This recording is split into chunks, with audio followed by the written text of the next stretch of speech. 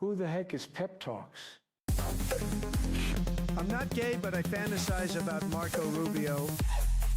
Pep Talks. Pep Talks.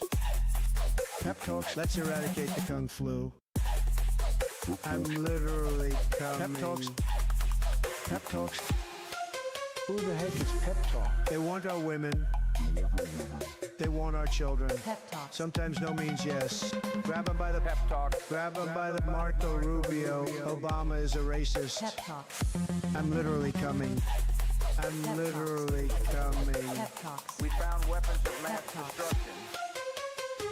My fellow Americans, it has been confirmed today from Pep Talks that we are indeed all high on politics. Good afternoon, everybody. Welcome to High on Politics on a Monday. We are live on at 420. Yeah, so I've been having some technical difficulties. I have no idea what is going on. For some reason, YouTube is only allowing one of the streams to go up at this current moment. Hoping that this is just a technical difficulty. Otherwise, I feel like I might have some choices to make in the near future. But for now, unfortunately, if you guys are on YouTube, it is vertical only. I know this is not ideal, but if you guys are looking for a horizontal stream, you guys can go over to Twitch. Now, I guess for today, Twitch is my horizontal stream. So, all right. Let's get to it, guys. I'll just say I had a good weekend. I had a nice little chill weekend. I needed it. It's been beautiful here. I have no idea what the hell happened with the weather. It is 62 degrees and sunny. The entire city decided, hey, you know what? We're going to get out. So it's kind of been nice to see everybody. I took some advice, I have to say. I went and I talked to my neighbors and like got to know them a little bit. You know what? That was nice. It was kind of like we both had the same exact reaction where it was just like, we should have done this a lot sooner. So that was kind of cool. Vertical only on YouTube. Gross. Meta, not now. I'll be honest. I do not need even the jokes on that one because I'm not pleased. I need to be careful here. I'm not sure what I can say. I'm going to just say that YouTube let us know that some things are changing, and I kind of feel like they were like this was a beta thing, and they wanted people to kind of decide which one they were going to stick with and then go with that. I have a feeling it might have been overwhelming their servers because they specifically said that they were going to, like, people that had two streams going at one time, that could affect them, and I was just like, oh god, I hope that doesn't affect me. Well, it seems like it is. So right now, oh hey, look, my chat just finally went from being completely blacked out to working. Woo! So that's an improvement. Also, get this, guys, I can actually see your chats on here for once, so I don't have to constantly go over to the little what I call the demon box, where it's just the vertical stream. So, actually, I don't even need this anymore. Cool. But, like I said, guys, welcome to the stream. Hit the like button as you guys file in here. And yes, this is going... I'm sorry if you guys are looking for a vertical stream tonight on YouTube. I am remiss to inform you that it is not going to happen. But like I said, thank you for joining me today. If you're a first-timer, I'm Pep. Nice to meet you. We're just starting up the show here. You're in the shower. How did you text me that? Text me. Oh my god, I'm so old. How did you text that? How did you type that in the shower? Do you have one of those like fancy like Tony Stark showers where it's got like the, you know, all the technology and all that crap? I really am just so... I turned 90. It snowed last night in Jersey. What? Really? That's insane. I thought it was just springtime in the entire country. So, I mean, I'm happy. Like, it's nice. I take my phone. Huh? What? What? Wait, what?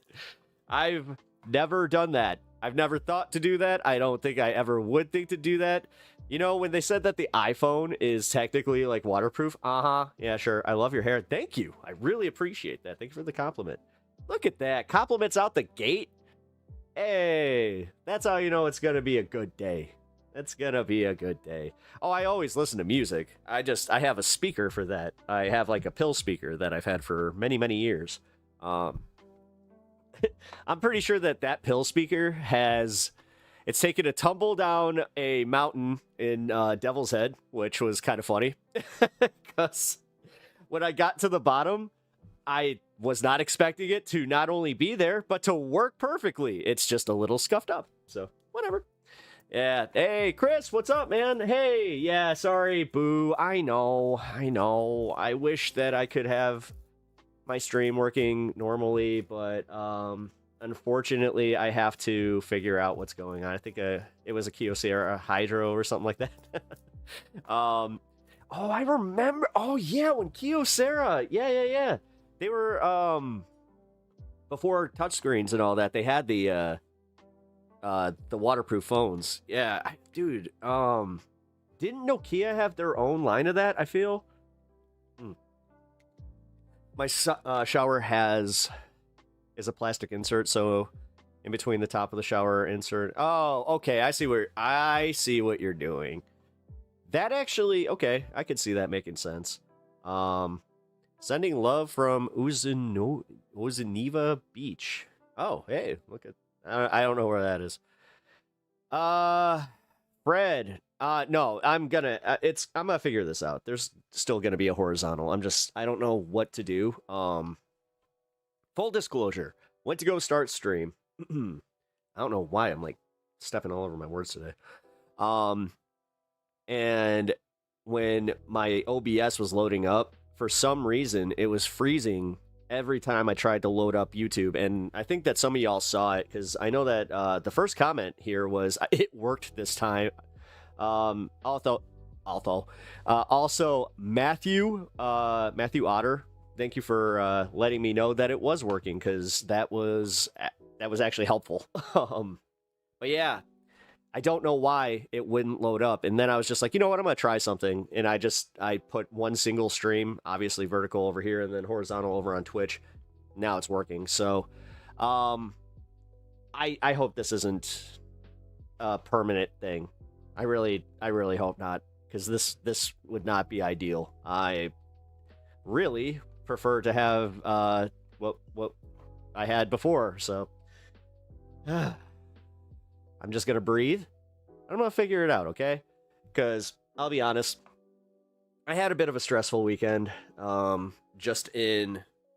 We got great news about my wife's health, but we also got some like awful news about some of the stuff that my insurance decided that they are leaving us on the hook with. Let's just put it this way. I went to negotiate some of this and it didn't work. And not only did it not work, then we got more bad news as far as just what is being covered, what is not being covered.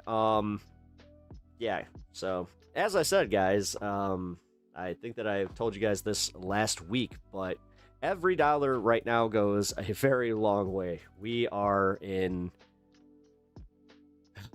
the medical hell that is the United States. It is insane. I hate it. I absolutely hate this. Like her doctor, he kind of broke down and just like apologized to us and said he's doing everything in his power, but it's insane. But the good news is that my wife's blood work came back a lot better than they were even expecting. So the prognosis is great. We find out if she's going in for radiation sooner, because she was slated for radiation in the middle of March, but now it looks like she's gonna get it at the beginning of March, which means that this is crazy how fucking fast like this has moved, because you guys don't understand this whole thing was supposed to last an entire year, and we're I think 6 months in now, and we're getting to the point where it's like, oh shit, we're already talking surgery, which man, congratulations about the unicorn, but the insurance assets. I'm sorry, bro. Yeah, dude, I can't even begin to tell you how. And the thing is, they have gone out of their way to find the worst of the worst as far as their customer service representatives. The ones that just do not care. Because they hear it all day, every day, where they're just like, oh, yeah, you know what? Yeah, your wife's got cancer, bud. And you're like, yeah, we know. It's just like, yeah, dude. And you're not going to help us with this? Like, what is this? Like, how could people just, I don't understand how people can be so passive and cruel sometimes, but, it is nice. Pep, I don't know if the doctors told you but apparently there's a huge surge of young people with colorectal cancer, and as far as I've heard, no one knows why. Yep. Yeah, I think I'm not sure if you guys were watching on Friday, but when I found out about James Van Der Beek dying, I hope you guys know I'm not, like, I wasn't a Van Der Beek fan, or, like, I wasn't, like, a massive Dawson's Creek fan or anything like that, but I knew that he had colorectal cancer, and he was in recovery, and oh, thank you for the $2, Chris. I appreciate that. Sending positive Chris energy. but save us €2. Sending positive energy. Nazar amulet emoji. You know what? It goes a long way as far as, like, sending the positive energy, because I'm not sure if she, like, just feels it, but man, it's definitely there. Because, oh, there you are. It's not to say. Where were you? What were you doing? Couldn't be bothered? Yeah. But the nice part is we have awesome doctors, jeez, dude, that are working with us, and we have an awesome nurse advocate. Unfortunately, we're caught up in this weird, like, cycle where we have to essentially just wait it out. Because, like, they even said, do not, like, start paying these bills, because you're going to have to negotiate them, but you can't negotiate it bill by bill. You have to essentially wait for everything to get there and then just go pay it. Did you hear about this GoFundMe because 2 years made them go broke? Yeah. No, I'm man, this is a heavy subject to talk about, like, right off the bat, but I'm going to just say, guys, like, knowing that guy, you know, multi-millionaire actor, went through the same cancer. Yeah, no, it weighs heavy on me. It weighs really, really heavy on me. And it weighs super heavy on me, like I was saying. The fact that, fuck, I'm trying not to write down. His wife came out and said that, like, the week before they were talking recovery. So I don't know, guys. Like, that one really started getting to me, because my wife has the exact same form of cancer. So, but well, not exact same. That is key. She has stage 2. He had stage 3. So there was a little bit of a difference there, but I don't know, guys. Like, cancer really fucks with you. Just when your partner gets cancer, like, sorry, guys. I'm gonna kind of try to move on a little bit. When I get my disability check, I will donate to your fund. Oh, thanks, Mitch. I really appreciate that. I appreciate every bit of support, guys. Even, like, I know that this is, almost sounds lame, but, you know, just when you guys do, like, the liking and just all that shit, like, and even that, Sylvie, thank you for the hug. Like, that stuff doesn't go unnoticed, and I know that it seems like it can feel empty. Like, I kind of went through this when my mom died, but yeah, no, it really does matter. And honestly, have you ever listened to a band called The Story So Far? I think so. I feel, is that, like, I don't know, one of those mid 2000s emo rock bands? I don't know. Or is that, I don't know, man. I'll be honest, I'm not familiar, so, but I think I have. That was, it's pretty useless. No, but like I was saying, guys, the the good news is we have pretty spot on. That's what I thought. Okay, no, then I think I've heard him. We have a really positive outlook on this, and she has finally been able to feel like herself, which I have to say, man, is awesome. It's awesome to see her be herself. She gets really tired though, like very quickly, dude.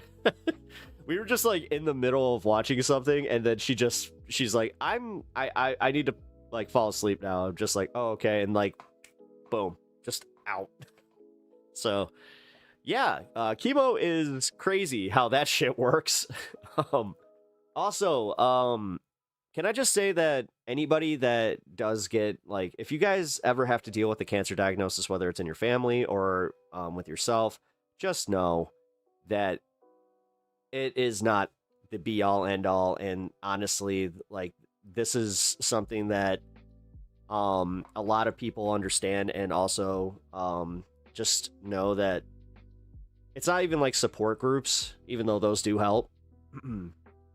It's crazy how much solidarity there is. Like in this clinic, I will say, like, there's a lot of hope that comes from that kind of stuff. You know, when you see people going through the worst of their lives, and then still maintaining positive attitudes, still laughing, still, you know, it's cool. So, but I'm gonna just wrap this up by saying, fuck cancer and fuck the American healthcare system. So, hola, don't count the days, make them count. Rowdy, I always appreciate your positivity there, brother.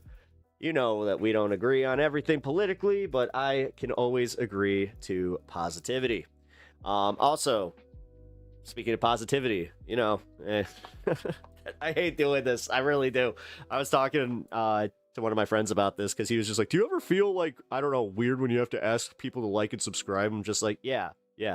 There's the douchey way to do it, though, and then there is the way where I just, I explain it to you guys, where it's just like, no, this really is important. For some reason, YouTube made this extremely important to how their algorithm works. So if you guys want to see my stuff out there, it really, really helps. Also, yeah, like I was saying, I had a really nice weekend. I was able to recharge. That's why it sucks that my week started this way. I will say,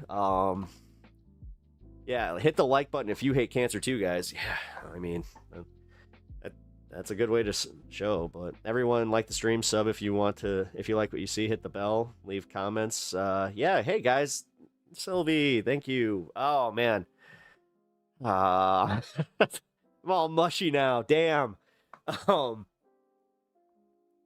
Yeah, like I said, that James Vanderbeek stuff really got me. I spent a lot of time this weekend thinking about that, thinking about his family, and when I read his wife's whole eulogy, that was a lot. But you know, rest in peace, James Vanderbeek. That it gone too soon. You know, 48 years old. Like I said, not even a huge fan. I think that the thing that I recognized him mostly for was when he was in Jay and Silent Bob. Strike Back, where he was playing Jay. Who James Vanderbeek, he died of colorectal cancer. He was 48 years old. He was an actor. You know, you might not know who he was because he wasn't like, you know, but who? Oh, did you? You figured it out, didn't you? Yeah, but yeah, my wife has the same type of cancer, so I'm just kind of it really got into my head. The Rules of Attraction classic. Oh yeah, Rules of Attraction. He was in that. That's right. Yeah, he was like the. I don't want to spoil it, but yeah. Oh God.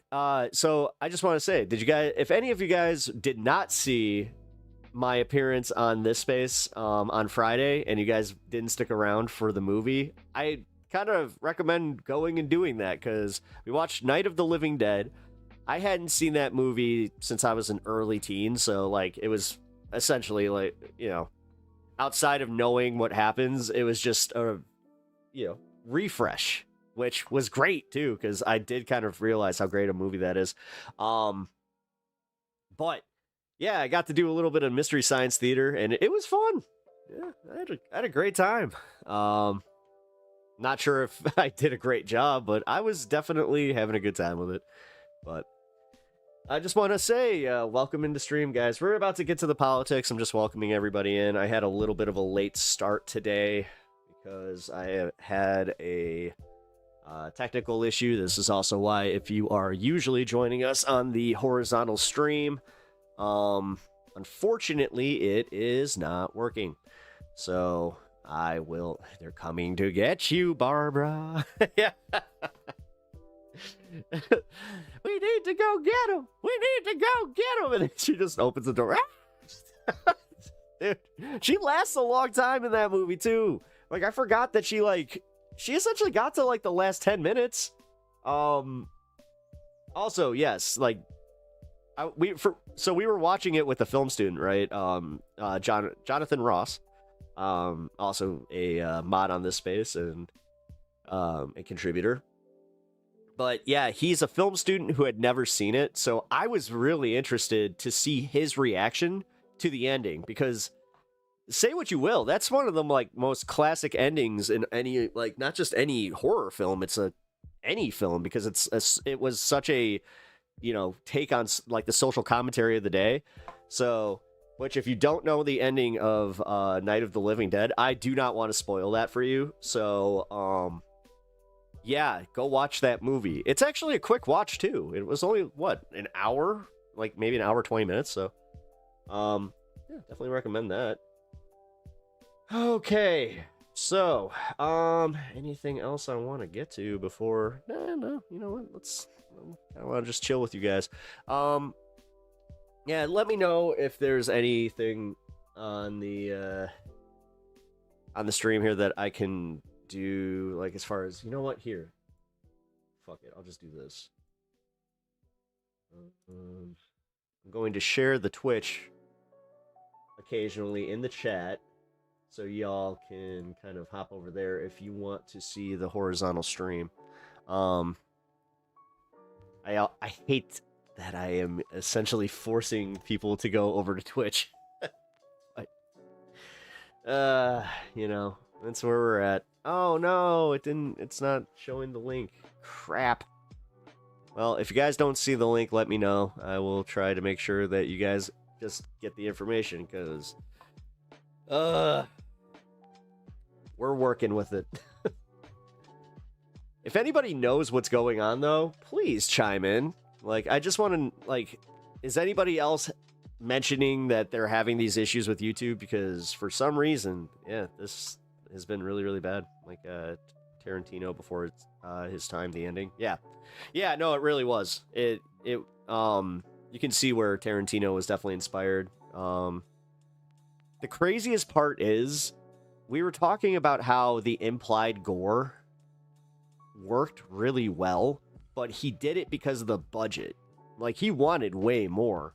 And I don't know, man, like, implied gore scenes are just, they're way more effective in my opinion. Like, it made it legitimately kind of scary. There were moments, even watching it like as kind of a joke, that I was kind of like, oh shit, like, yeah, that is terrifying. Especially when they go out to the truck, and then they don't notice the gas line, which, you know, it's classic horror movie.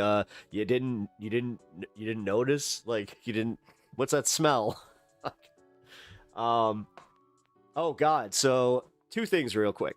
So, because I had a nice chill weekend, I was able to actually, like, watch some movies and get to a backlog of stuff. Predator Badlands, great movie. I really, really enjoyed it.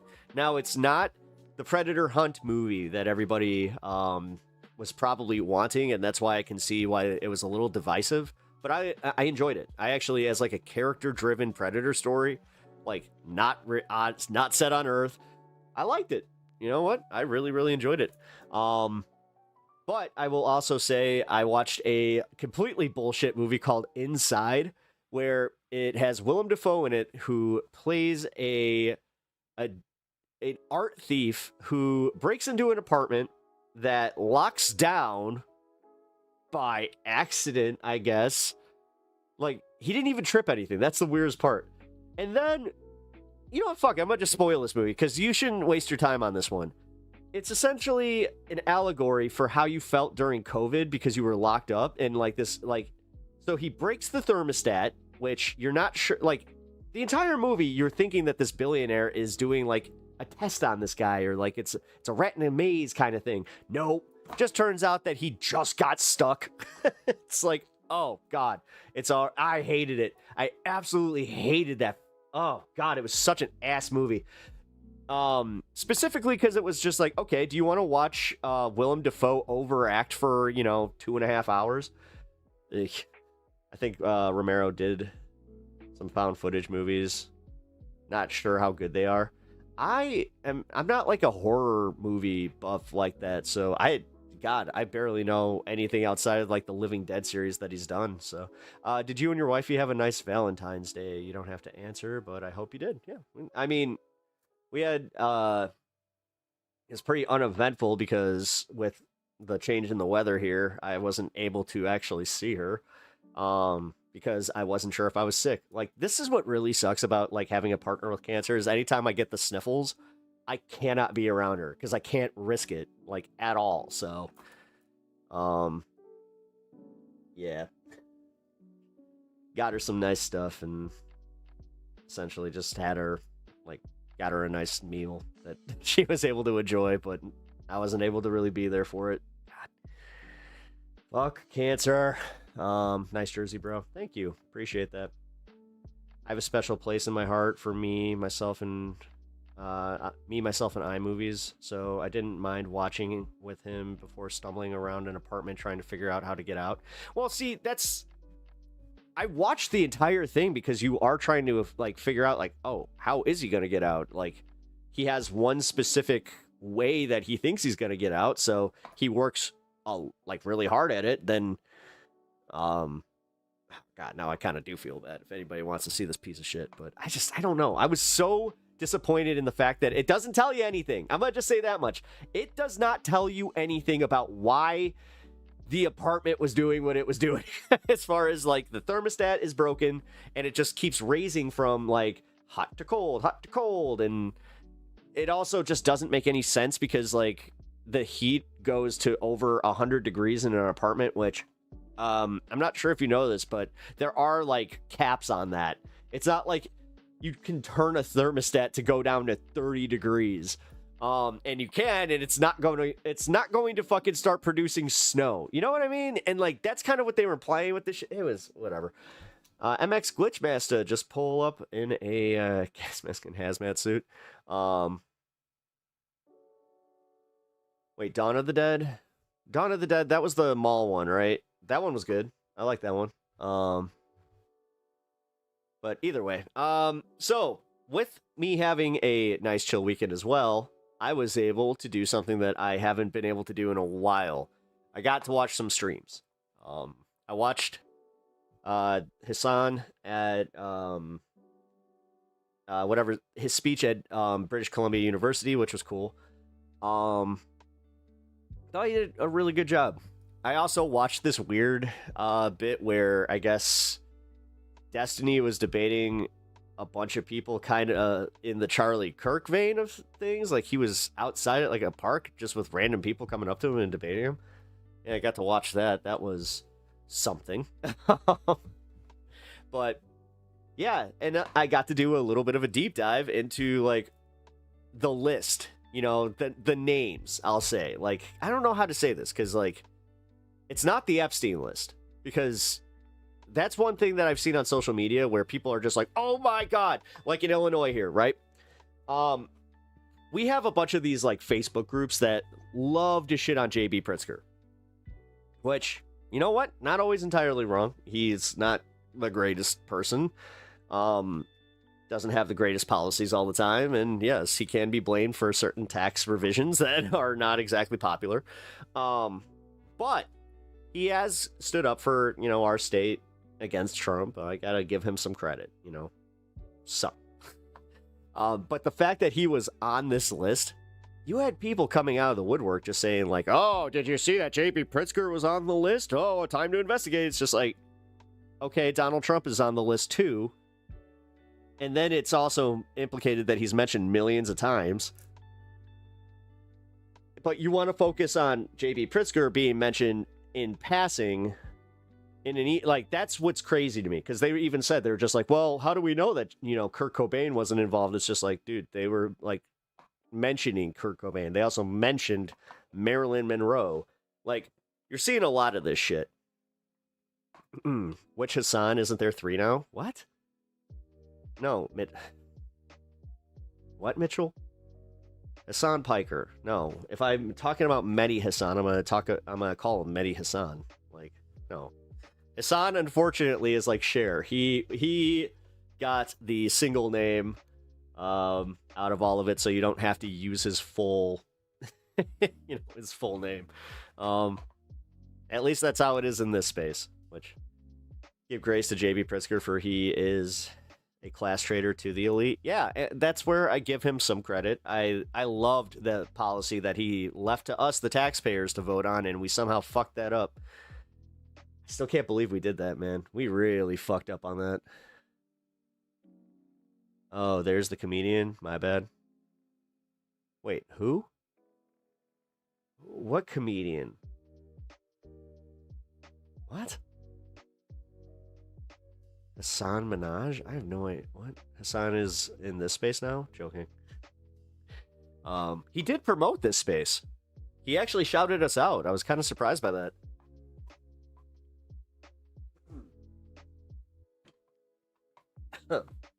Excuse me. You know what? Let's put this on.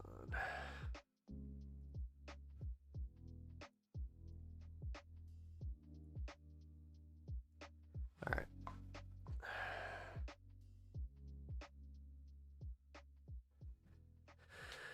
Okay. Yeah, we actually got a few people to finally shout us out. And then Letterhack and Alex were both on Leftist Mafia, which, I'm going to be honest, I mean, a little, wasn't salty. I was more so just like, oh, that would have been nice to go on Leftist Mafia. I mean, Dragon Slayer, what's up, man? How we doing? I'm okay. I'm doing as best as I can in this world we're living in, with all the fun stuff that has been thrown my way, our way, like, God. But you do the best you can, right? It doesn't do you any good to just sit and stew in whatever you're going through, you know?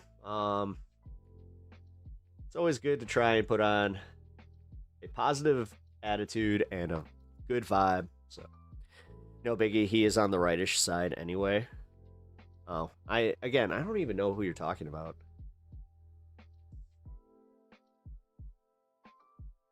I mean, fine. That's a little subjective. I'll just say this too. For anybody that was a little confused about my sign out on Friday when I said I was going to be at a protest, I thought I was going to be, until I realized that I am a dummy. I misread the email. Yeah, it was for the protests on the 28th coming up, in March, by the way. And yeah, that sucked. So, I may or may not have shown up somewhere, thinking that, yeah. Well, yeah, Amanda, No Kings 28th, yep, that's the one. I mixed that up because I thought they were doing just a protest like this, because this was today. This was the general strike over in Minnesota, which, you know, I gotta say, pretty cool. Seems like it's actually gaining some traction too, because, I mean, there are a lot of people at this, and they're saying that it did shut down the economy in Minneapolis to the point where, you know, people who don't really follow politics are starting to take notice. Also, with DCHS, the Department of Homeland Security or whatever, not being funded right now, we are seeing some interesting situations with these guys realizing that they're not being paid, which, dude, they're finding ways to leak this shit to the media more and more that they are not happy. But yeah, I think that this is going to be interesting. All right, let's see. Now everybody repeat with.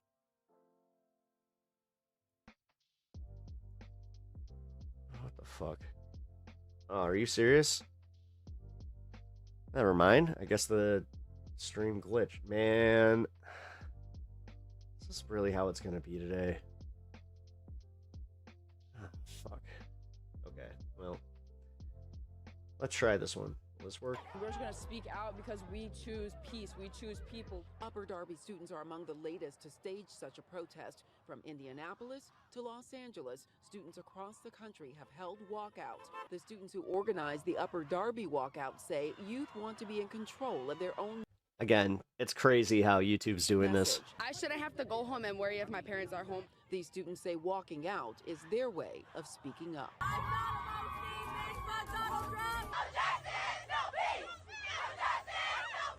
The children of America are not fooled by the Trump administration. And in the face of inaction by our government... I just kind of found this channel. I'm not sure if you guys are fans of the Happy Pancake, but interesting coverage. They are forcing people to listen. Hello, ladies, men, and non-binary friends. Welcome back.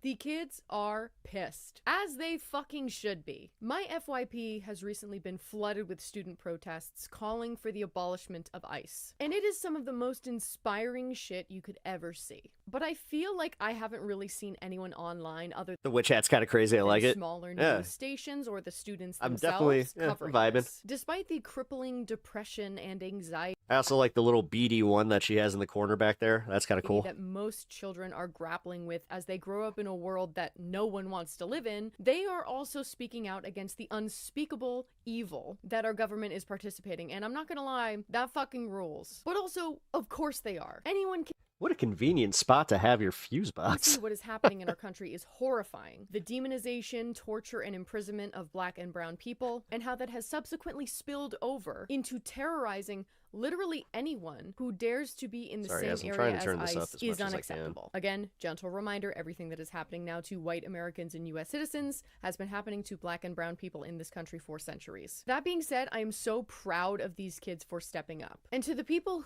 who are trying to bring them down or discount what they're doing, we'll get to you in a second. Are you prepared to fight against fascism in any and all forms? All right, just so you guys know, like if I have to it's more important end stream like quickly, now than ever to I'm getting some strengthen error our bodies. messages. And you so- can do that with today's sponsor, Trainwell. Trainwell reached out, and my entire fitness journey has been speaking out against ICE, and I love to see it. You know I love to see it. But it is devastating that it has come to the point where literal children are being forced to stand up against this tyrannical and cruel government. I have been at school. Honestly, you know how like they explain the Groyper movement and how like there's like a bunch of these disenfranchised, disaffected fucking 18-year-olds that came out during this last election cycle. Well, For the past month, for past couple months actually, just remember in 2028 that most of these kids are going to be able to vote. with friends who are Mexican, Latino,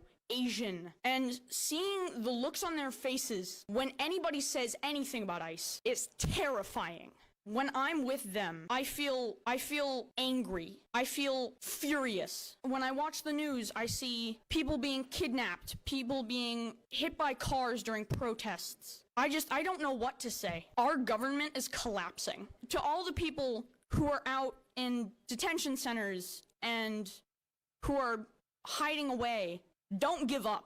Don't give in. And don't let the bastards grind you down. I should not live like this as a 16-year-old. I shouldn't be scared. I should be focusing on school, and I can't even focus on school. I'm scared that everyone that I love, I'm not going to be able to see them again, because even though that they're U.S. citizens, they don't care about us. They treat us like dogs. They treat us like animals. I've said this before and I'll say it again. The institution of ICE is younger than me. This is not a pillar of our democracy. This is not something that has been necessary or needed for America to function. And during the entirety of its existence, it has done nothing to lower crime rates or protect Americans. Because guess what? The vast majority of violent crimes in this country are committed by who? Who? Oh, right. White men. ICE has only been used to terrorize, control, torture, and sow fear among all Americans. ICE has been supported by Republicans and Democrats. And the entire fucking thing needs to be thrown out. And these kids are done waiting. They are so sick of this shit. I mean, Chuck Schumer and all these guys are still playing this game of, well, we can't throw the baby out with the bathwater. Like we all are, and they are organizing school walkouts as a part of a national protest against ICE and the Trump administration. We have schools across the country spanning from New Hampshire to Texas to California and everywhere in between calling for the abolishment of ICE. I'm standing up for the We whites did rights it of again. people who are afraid to go outside, who don't know if their families are going to be home when they get home. I don't mind getting suspended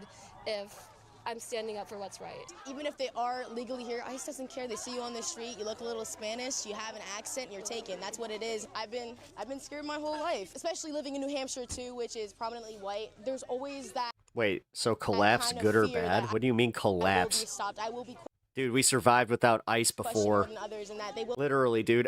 take action because they feel as though I'm a threat because of what I look like. I have been in the I national was in high school when district fucking since ICE was, made. kindergarten. I started We off were at just Ledge fine. Street Elementary, where I'm interning now with the kids there, and I think that really solidified my decision to do this. These tiny 6 and 7 year olds are scared for their parents. No kid should be scared of that. When we saw that they were raiding high schools, raiding elementary schools, I felt I mean, MAGA can ignore this stuff to their detriment. so ashamed to consider myself an American.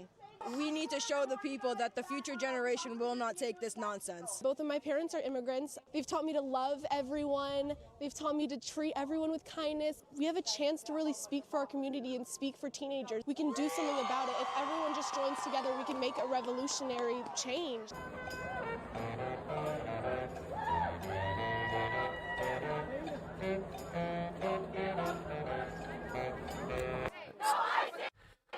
Already better than some of the protests I've seen. Nice.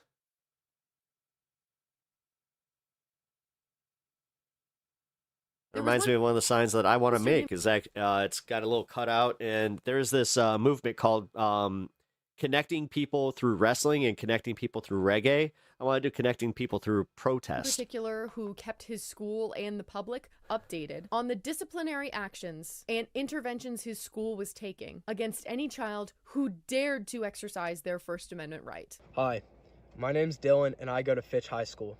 At 5 p.m. this Tuesday, the principal of Fitch released an email stating that we want to make sure everyone is aware that any student that leaves school grounds during the school day will be subject to receiving disciplinary consequences for leaving school grounds without permission. All they care about is themselves. They don't care about our message or the safety of our community. If they You guys remember the days where your principal would say some shit and you're just like, uh-huh. care about us, they would have already released an ICE plan considering That's bad, okay. many students. Now you that got MAGA out there that are just like, or yeah, have you immigrant obey your parents. principles. Fitch says they care about us, but they're ignorant to a threat that targets people. We mean the people, not the actual like feelings like that you us have. students, and instead of fighting for our message, they're going against us and our safety. In the email, they also said that they're allowing us to hold an assembly on school grounds, but that defeats the whole entire point of this protest. Nobody will care about some random high school having an assembly. This protest isn't just about us, it's about stopping ICE. All they want is their normal everyday business to be fine, while we're supposed to act normal with mass armed federal agents literally killing civilians and terrorizing our neighborhoods. Cooking. Don't let Fitch's admin take away your rights and safety. And despite pushback from authority, they still went through with their protest. Like I Nice. said at the start of this video, I haven't really seen anybody covering this beyond local news stations or independent news organizations. Yep. And there are some exceptions, but I think there is a tactical reason for this, especially in more conservative and centrist media, which dominates the biggest media corporations in this country. The idea that kids, again, literal children, are the most vocal about this, more than many adults at this point, and people in our government. The fact that it's kids will likely upset people. Knowing that our country has devolved so heavily, that children, who should be focusing on their studies and like baseball practice and shit, are now being tasked with bringing awareness to the atrocities being enacted here. TLDR, it's a bad fucking look. And while youth advocacy and youth protests are not new by any means, it does show the severity of the situation that we find ourselves in as a country. Many of these students are... The thing is, we've also seen enough like in between generations that didn't get active on things, like during the Bush administration. There enough people just ignored that shit So we just stayed in that war for 20 plus years. They're fearing for their lives personally or the lives of their classmates, or they are simply standing up because this isn't right. And it's not really surprising considering all the stories of ICE breaking into schools and kidnapping children or camping out at The problem is, Rowdy, it's about numbers. You have enough people, you have enough students walking out that they can't really do much. I hate to say this. What, 6 people, 6 kids are going to go and do their Bible thumping thing? Like, you do understand that the anti-abortion protests, like, you do understand why they are easy to ignore, right? Schools trying to kidnap their parents at dismissal times. Not only is this cruel and traumatizing for the children directly involved, but also the children who have to witness it. On Thursday, Roosevelt High Principal Christian Ledesma said, "I am actively watching my own children process this trauma alongside their classmates. I saw the terror in young faces as armed agents showed up on the school lawn. No child should have to wonder if their school is safe, if their family will be intact when they get home, if simply going to class might be losing a parent forever. The gospel is clear. I was a stranger and you welcomed me." Matthew 25:35. Thank you. We are called to care. They hate scripture. They absolutely hate scripture. Like, actually, Rowdy, they love scripture when it's like, oh, we can't abortion. It's just like, that's not really in the Bible, right? There's actually more examples of God committing, his holy abortions. Quote, least of these. We are commanded. Oh shit, I need to be careful with that word. To love I just our realized neighbors, that. to seek justice. For some reason, you can't say that on YouTube. And show mercy. If you have any Trump-loving Bible thumpers in your family or community, feel free to whip that one out for them. We have members reporting ICE terrorizing students in St. Paul, Bloomington, Columbia Heights, Burnsville, Fridley, Richfield, West St. Paul, Osseo, and Apple Valley. We have seen ICE agents in Roseville circling school property, just waiting for families to pick up their children. 142 kids didn't come to school yesterday. We're just a tiny elementary. The ICE agents, one did pull into the parking lot, and they know they can't, so they were asked to leave. But they stand on the other side of the street. Our schools are in neighborhoods. So we know they're there, the teachers know they're there, and they are circling. Since arriving, ICE has been a dangerous and out of control force, putting every Minnesotan in danger. A mother was murdered. An elementary The fact that wasn't enough, was still floors me. And then we have the other side of this, where this same government is covering up the Epstein files. Like, it's comical how bad they are at doing so, grown men, and how obvious it is that they are doing so. Use pepper spray. And also how they're paying for shit like this. On terrified high school Like, we got students. Fred here in chat. On school property. Not feeling safe in the... How much did they have to pay to program you, Fred? One place. I'm not even sure if you're a bot or not. I just mean, like, how much, like... that children have away from... I feel like they're paying you guys at this point. For every paid protester accusation, I feel like they're giving you a check. Home is unacceptable. And the same outrage that people rightfully have for lack of gun regulations that have led to school shooters and children dying in their own schools is the same outrage that needs to be held for these ICE raids happening. Now, I've seen some critiques online that are straight up dumb. And it's always the same exact talking point, which means it's coming from somewhere, probably a YouTuber or one news outlet that's covering this. But the comment that I keep seeing everywhere is, these kids are just using this to get out of school. Of course they're going to walk out. This is a conservative talking point with no actual proof and relies on you dismissing it so you don't look into it any further. Many of these kids that are protesting and, again, exercising their First Amendment right are being threatened with suspension or expulsion. Some schools literally barred the doors and blocked the exits to keep students from leaving, which is illegal, by the way. Oh, weird. Weird how they committed the exact crime that they want to lock Mehdi Hassan up for. Odd.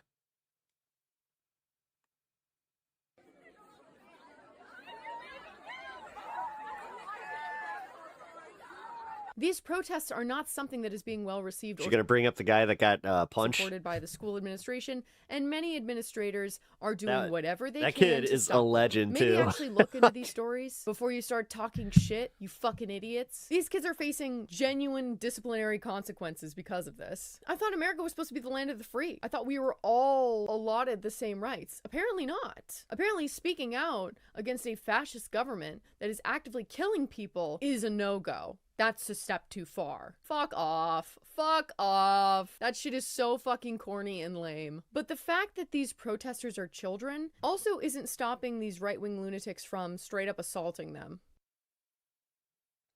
Yeah. Great look.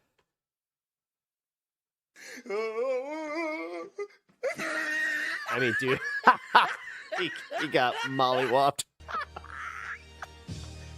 Get her, Jay. Now, when I first saw this, when this was first released, it was cut in such a way that you couldn't see the start of the altercation. But upon further investigation, when you look at the full video, of course it was a right-wing agitator, because isn't it fucking always? This is a man that got out of his car, wanted to pick a fight with teenage girls, and got his fucking ass beat. That troglodyte that got his butt beat by a group of teenagers has been booked in the county jail. Chad Michael Watts, a 45- His name was Chad. year-old from Kyle, Texas, is now facing assault charges after he went after student protesters, and then that doesn't fit the story that well. A viral video showed Chad in a screaming match with a teenage girl before he slammed her to the ground and started hitting her. Shortly after, the rest of the students present swarmed him and beat him up. Of course, now, the it's a kids Chad. were part of a peaceful school walkout protesting this administration's mass deportation operations. They were holding signs and chanting, and then Chad, after seeing a crowd of teenagers protesting, he decided to try and play tough guy and attack them. What followed after is a butt whooping he'll probably never forget. I love that these kids aren't fucking around. They will not be bullied. They won't be fucking pushed around. They're done. And I live for that. I live for that fucking energy. Let's take a look at another one, shall we? Leave us alone! Leave us alone! Yet these are the same conditions happening on our streets today! The politicians, lawmakers, and supporters of these acts try and push that our nation must be one side versus another! Oh, I know what to do! Do not interact with... Do not interact. Do not interact. Do not interact. Do not interact. And no one...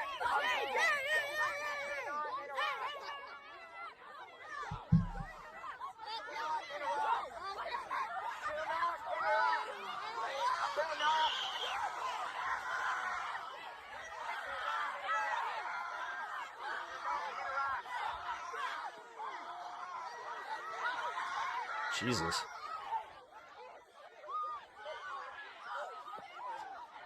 That shit used to happen in my high school. You didn't even need protests for this shit to happen.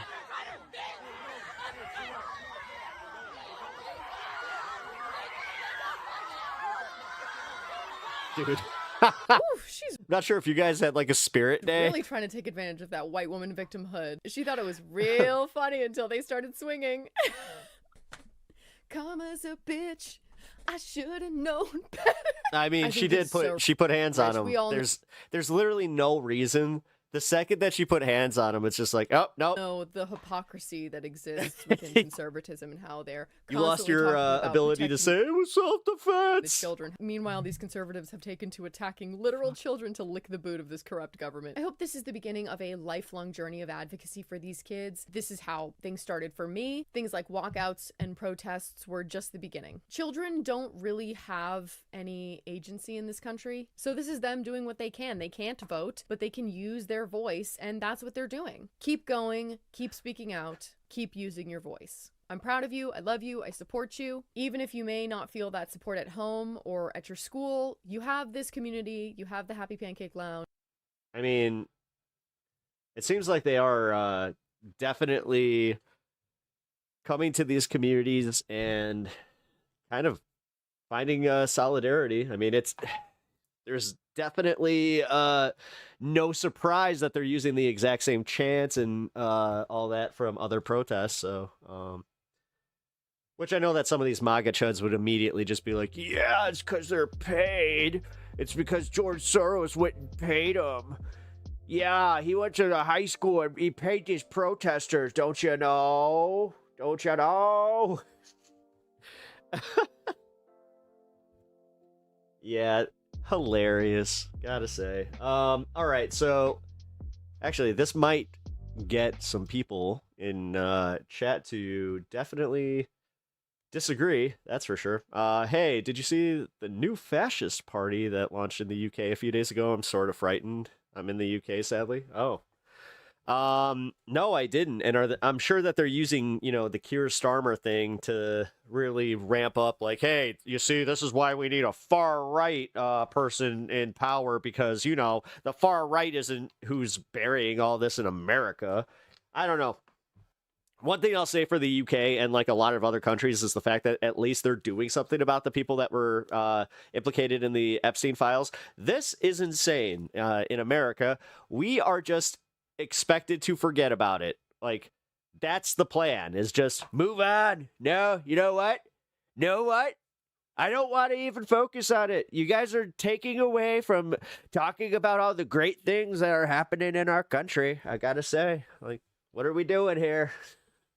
So AOC was in Munich. I saw some of it.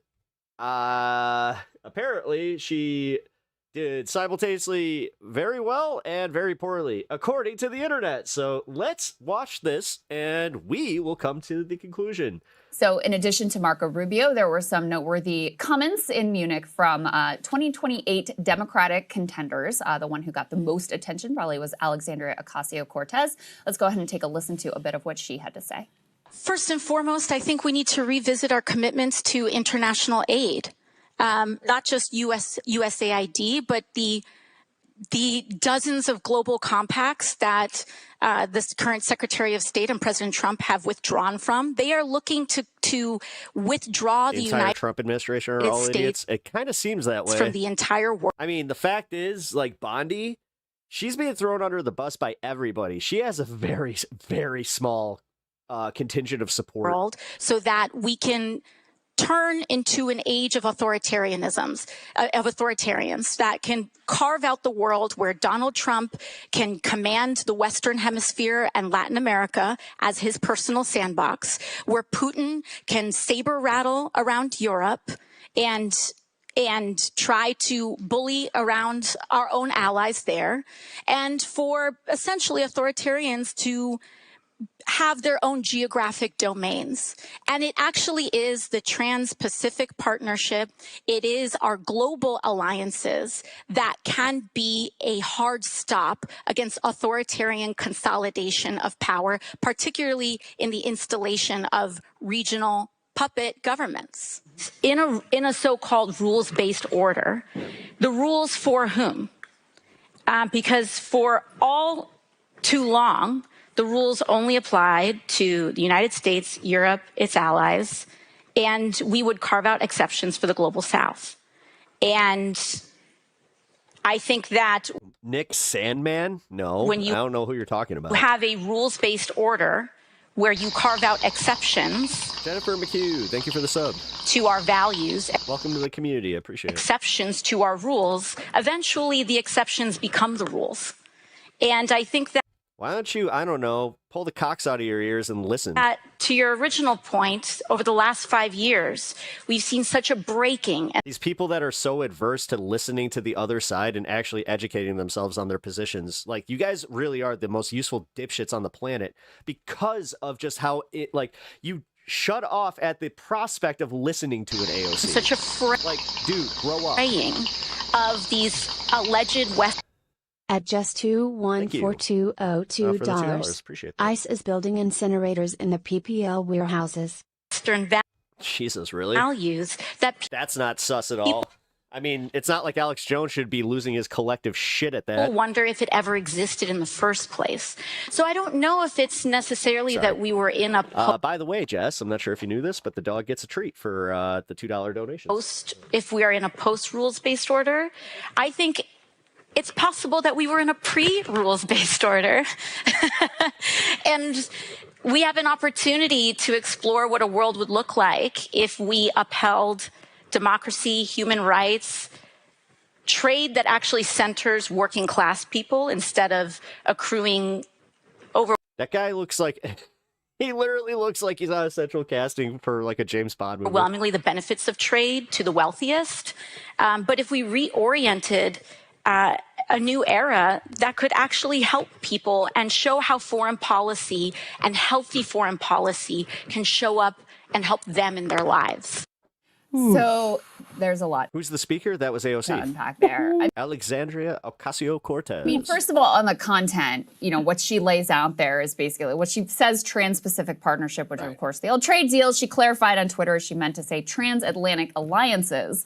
But what she's describing there is effectively like a neocon that approach. Is the neocon of like, worldview. We need to spread democracy around the world, and we're going to use our strength and our partnerships in this alliance to make sure that, you know, we're standing up to authoritarians all over the world. And so, you know, I don't agree with that foreign policy direction. I'm largely ideologically aligned with AOC on many domestic policy issues, but this is straight out of like standard Democratic Party establishment blob playbook. So there's that. There's the substance of it that I object to. And then I watched. I mean, it's technically better than what we have with Trump, though. Her entire commentary here. Is it perfect? No. Here, I watched all the, you know, the panels she did, et cetera. And I will just say on a presentation, from a presentation perspective, she's so clearly very uncomfortable. She's out of her element. You know what happened here. Her staff is like, if you want to be in position to run for president, you need to do this. You need to build out like your foreign policy chops. So we're going to send you to this conference. And it did not go well. It has the feel to me of someone who, you know, hasn't fully fleshed out their own worldview. So they've received briefings. They've got, you know, a binder of prep materials, and they're trying to memorize the notes of what that said versus being nimble enough in their ideology to respond to the questions that are being. All right, I'm going to challenge this one. Democrats have not been for the working people for decades. While I agree to some of it, that's just not true, though, because they're the ones that have increased, you know, union protections and things like that. So stop being asked. And that's how this is what I mean, guys. Like, you're so locked into just trying to be an asshole, like for your cause, like whether you're on the left or right, that like doing that shit, just ignoring blatant fucking facts. you make a slip up. Like, I don't want to read too. Like, you may not like Biden, but he did do something that was really good for what the, you know, auto workers much into, but that's how you make up a slip up, like saying Trans-Pacific Partnership rather than Transatlantic Alliance, because rather than our. And then you expect me or like anybody on the left to start fucking glazing Trump's nuts anytime he does something. Articulating your world. Like, please. You're trying to remember what you memorized. Less government's not working out, man. So she was. Less government means less protections, which means more room for fraud, which I thought that you guys wanted to actually tackle. Like, I thought you can't care about all this fraud and then simultaneously get rid of the agencies that oversee that type of fraud. Very shaky. And then get excited when ICE, who aren't even fucking fraud investigators, go into a fucking like, you guys are fucking stupid. She was totally out of her element. Get forensic accounting. You know what? You should be, instead of going rah rah ICE, you should be going rah rah IRS. Go get these fraudsters. But nope. Daddy Trump said he doesn't like the IRS, so you guys don't want to fucking put any thought into that. Very uncomfortable up there the whole time. I'll give you the TPP line wouldn't matter if it wasn't clearly indicative of a bigger problem. So let me read this exchange on Taiwan. He has a point. Question about the United States should send troops to defend Taiwan. AOC roughly stalled for 20 seconds before delivering this response. I think that this is such a, I think that this is a this is, of course, a very long-standing policy of the United States. What are we doing here? Yeah. It's like, I don't want to say yes. I don't want to say no. Now, listen, Donald Trump also got elected by being a bumbling moron, all right? Yeah. So, like, on foreign policy. So let's say where the bar is. Yeah. This was my greatest fear about Trump, is that he... Yeah, but this was also her first test. He would. Which, again, 2 years, like, make popular. Trust me, that was nowhere near as bad as some of the shit that Kamala did, okay? Again. Like, for everybody that wants to bash this... And the diminishing... Look, there was, I think, a real reckoning after Biden and a lot of the support for Ukraine, where people... IRS doesn't prosecute medical billing fraud? Dude, I'll tell you what, I don't care who goes after the insurance agencies doing that shit. They need, whoever it is, they got my support. Been pulled from in front of their eyes. I'll tell you right now, that's one of the biggest problems in America. First, everyone's like, oh, I'll pay more gas. I think that anybody in my audience that's ever gotten a medical bill and actually looked at the itemization on it and like it broke your brain because you were just like, they charged me how much for a bandage? They charged me how much for a fucking glass of water?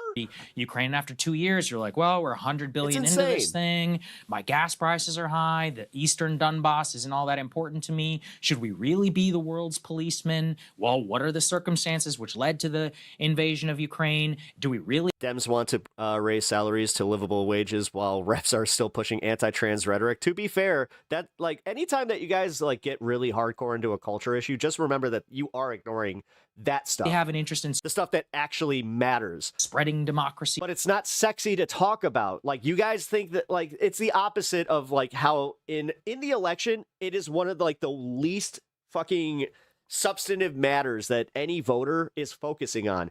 But on the way to the election, it's the one that gets like the clicks. It's the one that gets, you know, it's the entertainment aspect to it. It's the same way as like people genuinely do care about infrastructure until, I mean, like when you ask them, like, do you care about infrastructure spending? They'll be like, yeah, you know what? I want some infrastructure spending. I want better roads. I want all this stuff. I want to see where my taxes go, but simultaneously ignore everything else leading up to that shit. Around the world. Like I said, they'd rather focus on the culture war issues. It's what's our track record? I guess it's like fucking comfort food. On spreading democracy around the world. Trump being so ham-handed, in my opinion, has actually made this type of politics more popular than ever before, purely by being oppositional. But what true leftists have always understood is that there is an actual critique of NATO and all of this, which in some cases is aligned with Trump. Now, that doesn't mean you buy into it wholesale. You have much more of an internationalist humanitarian vision. See many of our debates on Gaza now for it. Wait. Now you get it? It's because, no, it's not. Rowdy, you're just wrong about that. It's because insurance companies can charge whatever the fuck they want and they can pad their profits. Tell me, you can have that opinion when there isn't an insurance company that is posting record profits year after year. For example, where it can be different. Then you can tell me about the fucking takers, but until then, shut the fuck up. You are literally contributing to the idea of, nope, we got to focus on immigrants. We got to focus on the people that don't have insurance. But that doesn't mean that the critique. When, again, most of the people that don't carry insurance are a bunch of white fucking libertarians. Specifically around restraint and the acknowledgement of U.S. power being overextended. Bad for them, bad for us. No, you're literally doing the thing. You're trying to pivot it into a culture war issue that you can fucking feel good about because you understand that you're focusing on the wrong shit. It's bad for everybody involved. God she damn, has dude. clearly just not thought about it. Half the time that I ask anybody from the right wing, well, when's the last time that a fucking trans person really affected your fucking day personally? Very much. They never have an answer. And this is the biggest danger for foreign policy. You didn't have to, dude. You're dog whistling. I've seen this time and time again. You know, George W. He heard it all the way from here. Bush, for example. He was a lot like this. And I mean, this sounds crazy. I like you, Rowdy, but goddamn, you're not exactly subtle. Crazy to say. He was the Texas governor, which is a fake job. And I'm telling you that as someone who's born from Texas. The Texas governor literally doesn't do anything. He did nothing. His entire foreign policy worldview was colored in by his father. He ran. It's pitiful how many of you licked the boot on your neck, on being a restrainer. Actually, in the year 2000, you can go and read, we're not going to be the world's policeman, etc. 9/11 happens. What happened? The entire apparatus which was in his chain are the people who took over and he became convinced to be a neocon. This is the problem for AOC. She just clearly, this is your brain on New York Times. Like, that's how I would describe it. She has not thought very deeply around your the brain on New York question. Times. Let's compare her just smash the pan to a Ro Khanna. I mean, good Lord, it's a or smash the egg. Polar Smash opposite. the egg with the pan. I mean, he probably is the only. You know what I'm talking about. Only one who has a defined vision, which was updated. Also, I think from Gaza, he said, "Okay, very clearly, we have to see this." He's pro-Ukraine, which I have my own issues with, but he's somebody who has thought about these questions, has thought independently, has read a lot. I don't think he would confuse TPP. I think on the Taiwan question, he would probably be able to give a decent enough answer where it's like, well, we're going to make sure that doesn't happen. We have to balance great power competition and all of that. Again, why does this matter? At the end of the day, what does this conference actually do to anything? With China? Like I said, it was a testing ground. It's not just about command of the facts. This is honestly why they were comfortable sending her to this. What's your actual worldview? To me, this seems very colored in by the Democratic Party establishment. And this is a big danger for everybody because if anything is the truth, I hate to agree with him, but it's true. What we have learned over the years is that when you vote for president in our current imperial system, you are going to get maybe 2% domestically of what you want, but 100% is in the control of the president for foreign policy. It's probably the most important question that we have to answer. And look, I mean, it's been a miserable failure here under Donald Trump, even though I thought there were a lot of promising signs, people who had spoke very much more. I mean, dude, we literally got moved out of our fucking leadership post at NATO, but cool. Particularly than AOC. World influence. Ended up not having all that much influence or being co-opted. But so I'm not saying that even just speaking coherently will lead to necessarily. You think we are the boot? Really wow, you're doing that Tim Pool thing where you really, unless you're working for ICE, my man, you ain't no boot. But we should really think deeply about this. But you're sitting there cheering it on. If we're going to, when we elect a new president. I absolutely agree. And I kind of reject, I mean, I was going to say, I don't know how much it matters electorally, but I kind of reject this view that Americans don't really vote on foreign policy. I don't think that's true. Angels of chaos. So, I mean, we saw numerous elections that turned on the question of where were you on the Iraq War. Trump, I think, benefited very much from at least positioning himself as an Iraq War critic. Whether he was one from the jump or not is another matter. And you know, in the previous election, the choice between Trump and Kamala Harris, we, in our own focus group, talked to people who I was personally, as someone who thought that Gaza mattered a lot, I was personally surprised by how many people cited war and Gaza specifically as a reason why they voted for Trump or didn't vote at all. And, you know, you can say they were foolish. I certainly think there were plenty of reasons to believe that it would not go well with him as president, but they were looking at what was being done under a Biden-Harris administration. We're like, we do not support this. So it is also an area where, look, we've never had a woman president. We've never had a Latina president. You have to ask people to imagine you in that role. And part of that is being able to, handle yourself in these settings. This is where Crystal come across as very confident in your assertions.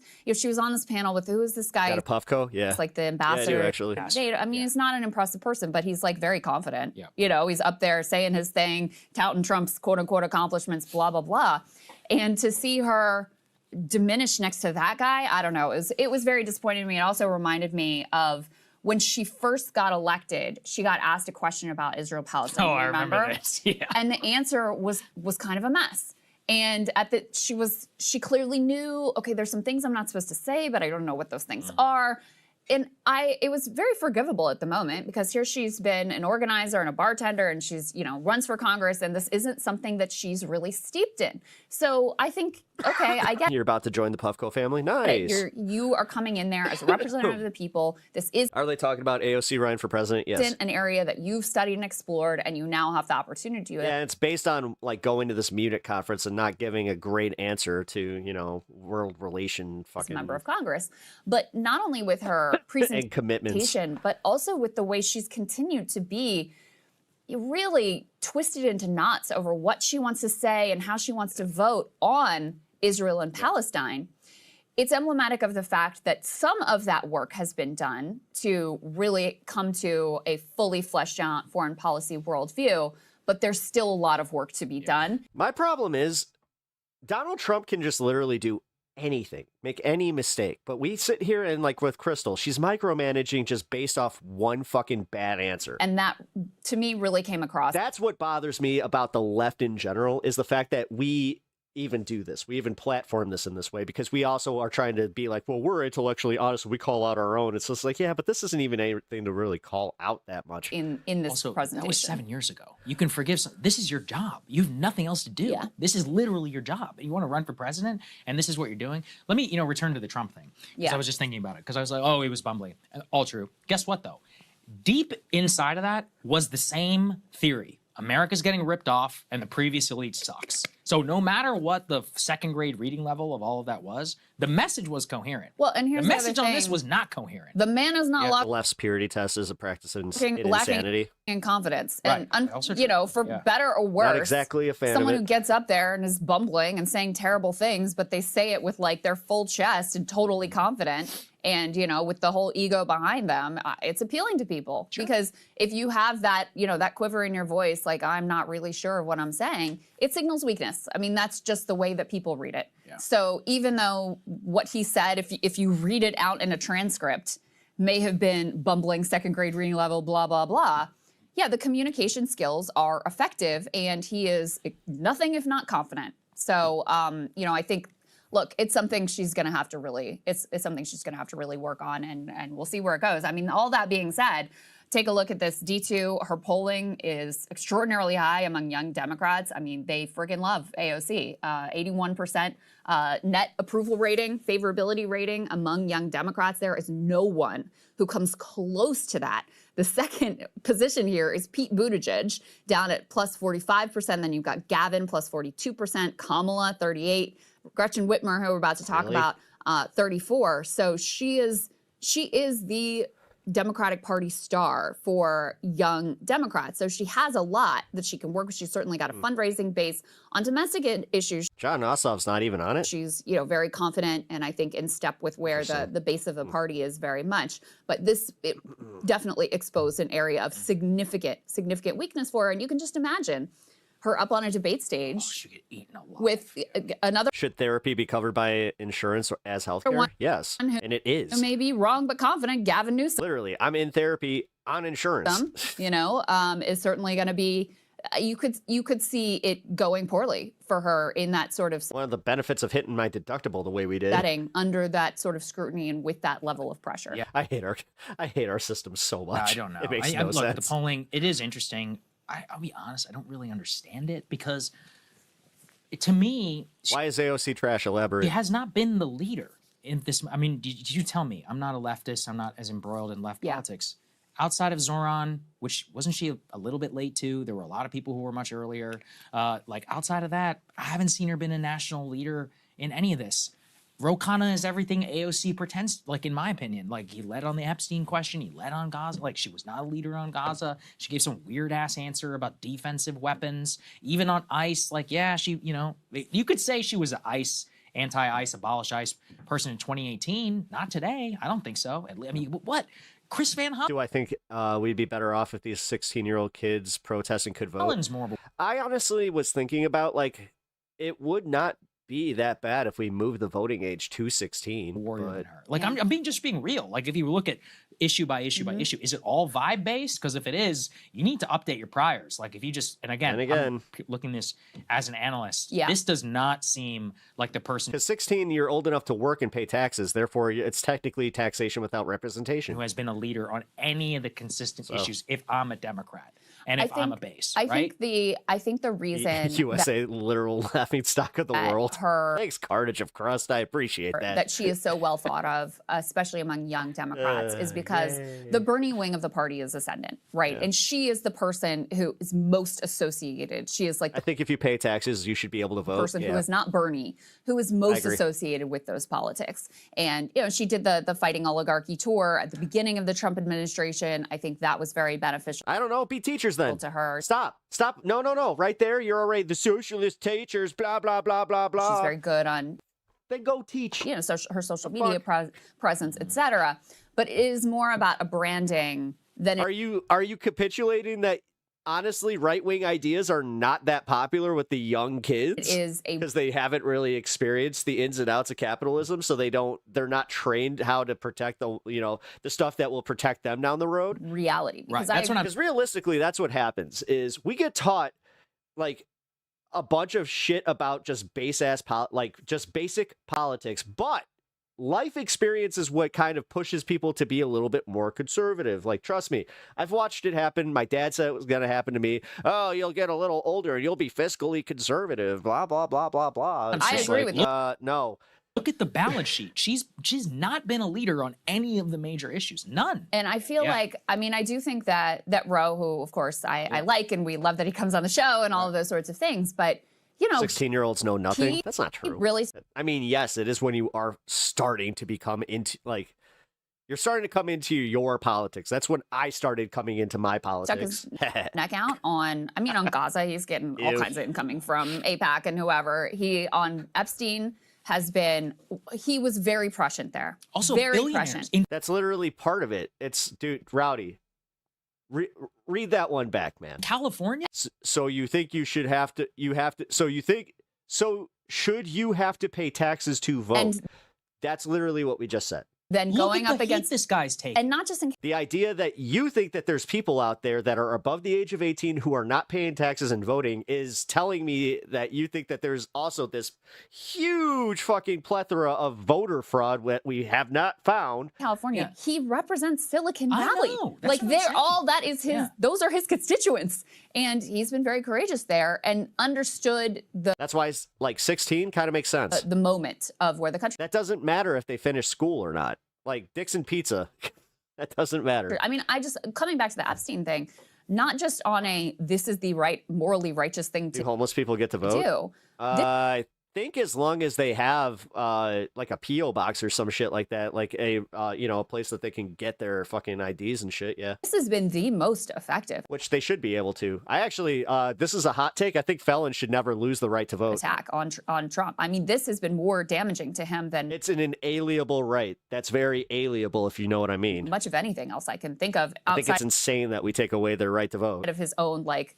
terrible economic policies. But in terms of actually creating friction in the MAGA base and separating the podcast bros from the Trump administration, nothing has been more successful. So he has had a very successful instinct there. And I don't feel like Well, if that frontal lobe argument was true, then no one would get to vote until they're in their, mid-20s? I think it's like 23, 24 is when the frontal lobe is fully, finally developed. AOC has been sort of leading the charge. Did you know that there's, I saw this study, it was a CTE study, and in, like American football specifically, and like the fact that so many kids in youth football, they actually they don't get to that point On any of these key because they already have too many concussions. issues in this moment. And she's not confident. great. She won't even come on this show. I'm not going to see her on Flagrant anytime soon. I'm not seeing her on Sean Ryan anytime soon. Pap, how does it feel to have the whole chat straw manning you?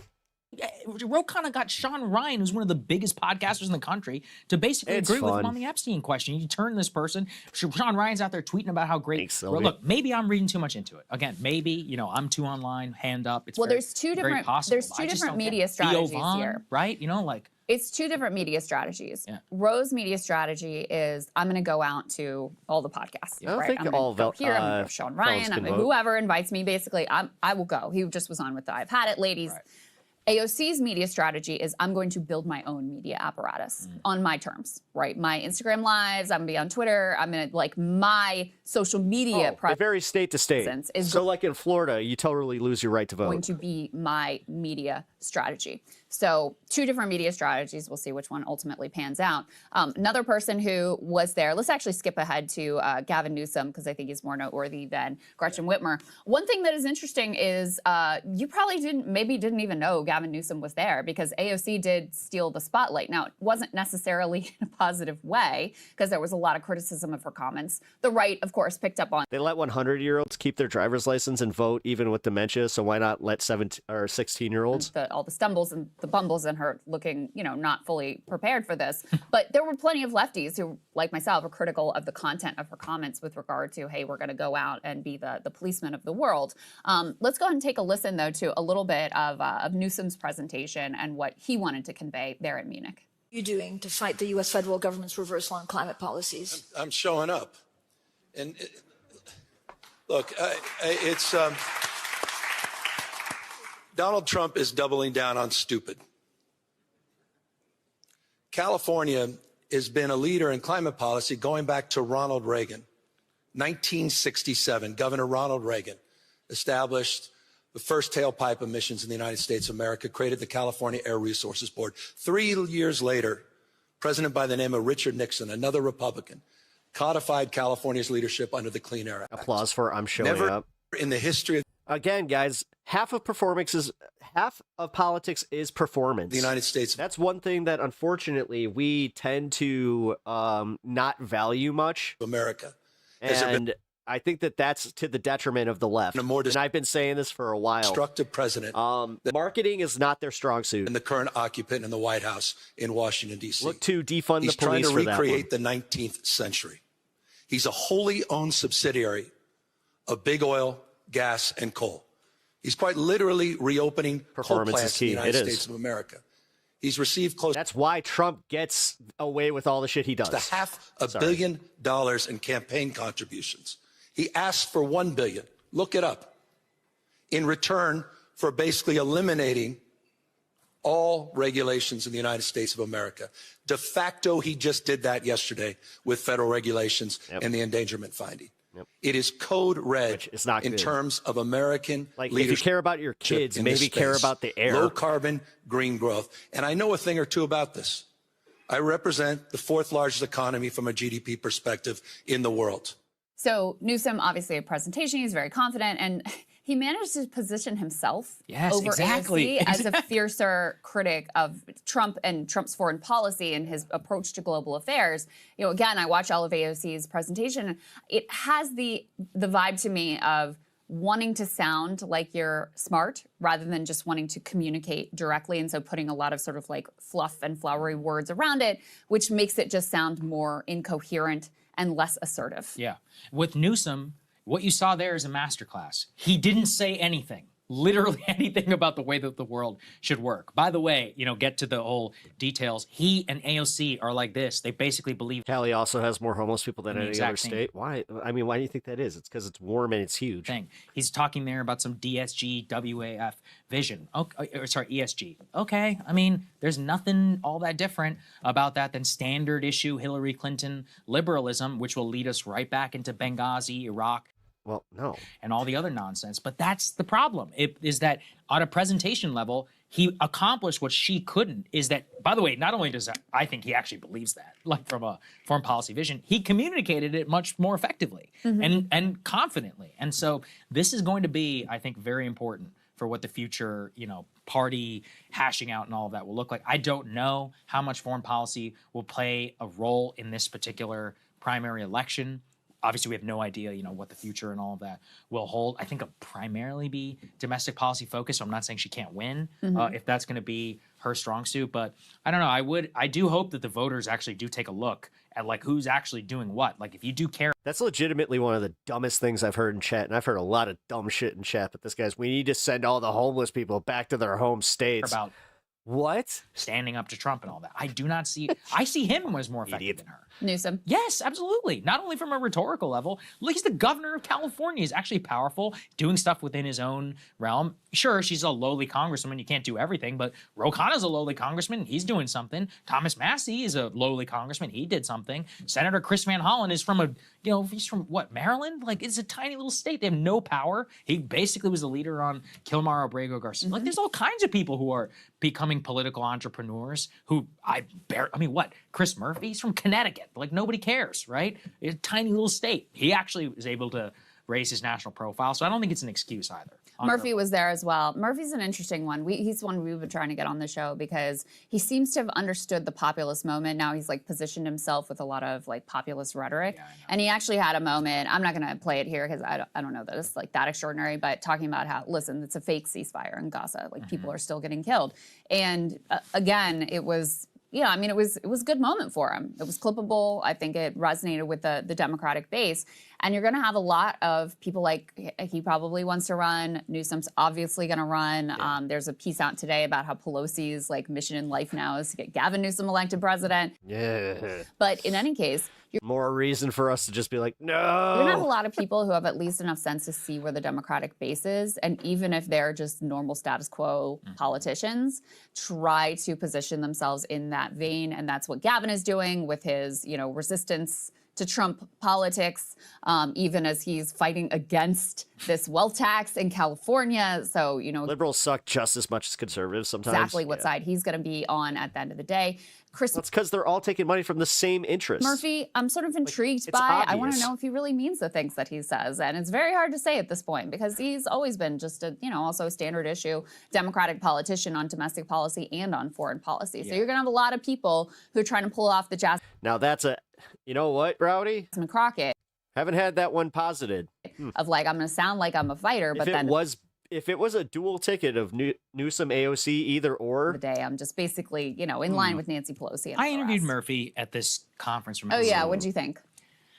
This is against our own interest because we've been trying to book him, but he still has been unresponsive, so I'll be honest. I found he's a very calculating guy, right? So like he did this thing where I asked him about what does a future coalition, you're going to have to make up, you're going to have to compromise on some of your values, right? If you want to win, that's how the Republicans won. That's how if you want to win the popular vote. So what do you do? And he was like, well, I've learned that we may have to compromise, but he didn't say anything except on guns. He's like, well, guns was a very important. I'm like, dude, guns is not like a major cleavage issue today, right? That seemed like a very selected one where, maybe a cleavage I'd be willing to work with somebody who disagreed with me on guns. I mean, I didn't have enough time to follow up on abortion or any of these other real litmus test, questions. But that kind of showed me that he's trying to read the room. He's trying to pick the most, the most non-controversial issue where he can claim he's compromising. Whenever I've asked him directly on tariffs, he was just like, tariffs are a tool, but he had no coherent vision.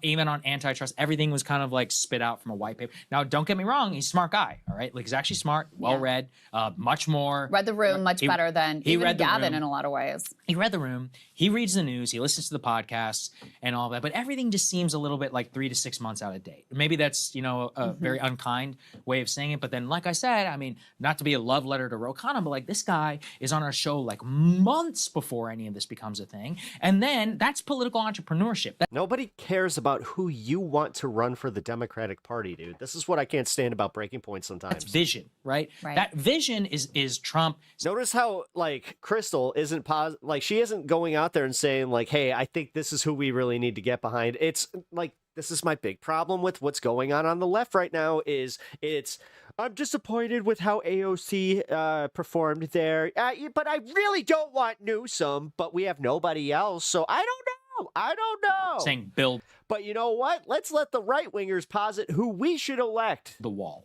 Vision is kind of picking up on Epstein. Are we going to play politics, or are we just going to, I don't know, get mad at everything and just not do anything at all? Way before it becomes a thing. And that's because he's on these shows. Right, exactly. Yeah. That's entrepreneurship is picking something long before it becomes mainstream and then kind of picking it up and turning it into your own thing. And those are all these people I'm going to respect at a political level. Those are the founders as well. The true, the founders of what bullshit? New movements. Okay. You think about Reagan. Reagan was way. Dude, I don't spend a lot of time on Twitter. I try to keep my, mental health as a priority. But I will say that going on Twitter this weekend and watching all these right-wingers turning on Bondi was fucking awesome. Way out of his. You're way off base, dude. I gotta say, man, you're one of the few MAGAs that's still just lockstep behind the administration. Whenever it comes to not only the entertainment aspect of politics, but also getting rarer and rarer to see to see somebody of your ilk, going all in on his economic vision. I disagree with it, but he went all in 76, long before he wins 1980. Let's think about, Bernie, you could say. Bernie was a political entrepreneur. I mean, God, this guy was on Lou Dobbs' show railing against oligarchs and Fox Business in, 2008, 2009. Obama, 2002. It took balls to give the speech against the Iraq War. There was nothing in it for him. That's what these shows are trying to do to get you to give up. That's why sometimes I look at Breaking Points and it really does kind of he ends up get to president. So where I'm why am I even? You got to put yourself out there and actually do something risky. I haven't seen any of these guys. You have to move not to where things are today, but where you anticipate they're going. Right. And in any case, political strategists are some of the dumbest fucking people. She literally just used a sports analogy without even knowing it. You got to go to where the puck is going to be, not where it's been. That's literally a Wayne Gretzkyism. Interesting display of the 2028 contenders. Hey. And also it's basic, but this is why I've been so adamant about hey, I don't know, maybe use some of the fucking tactics that MAGA used to win. But nah, we can't think like that. It has been a significant week in the chase for truth. We're about to break truth and justice in the case of Jeffrey Epstein. A Trump cabinet official admitted to being on the pedophile's island after lying about it.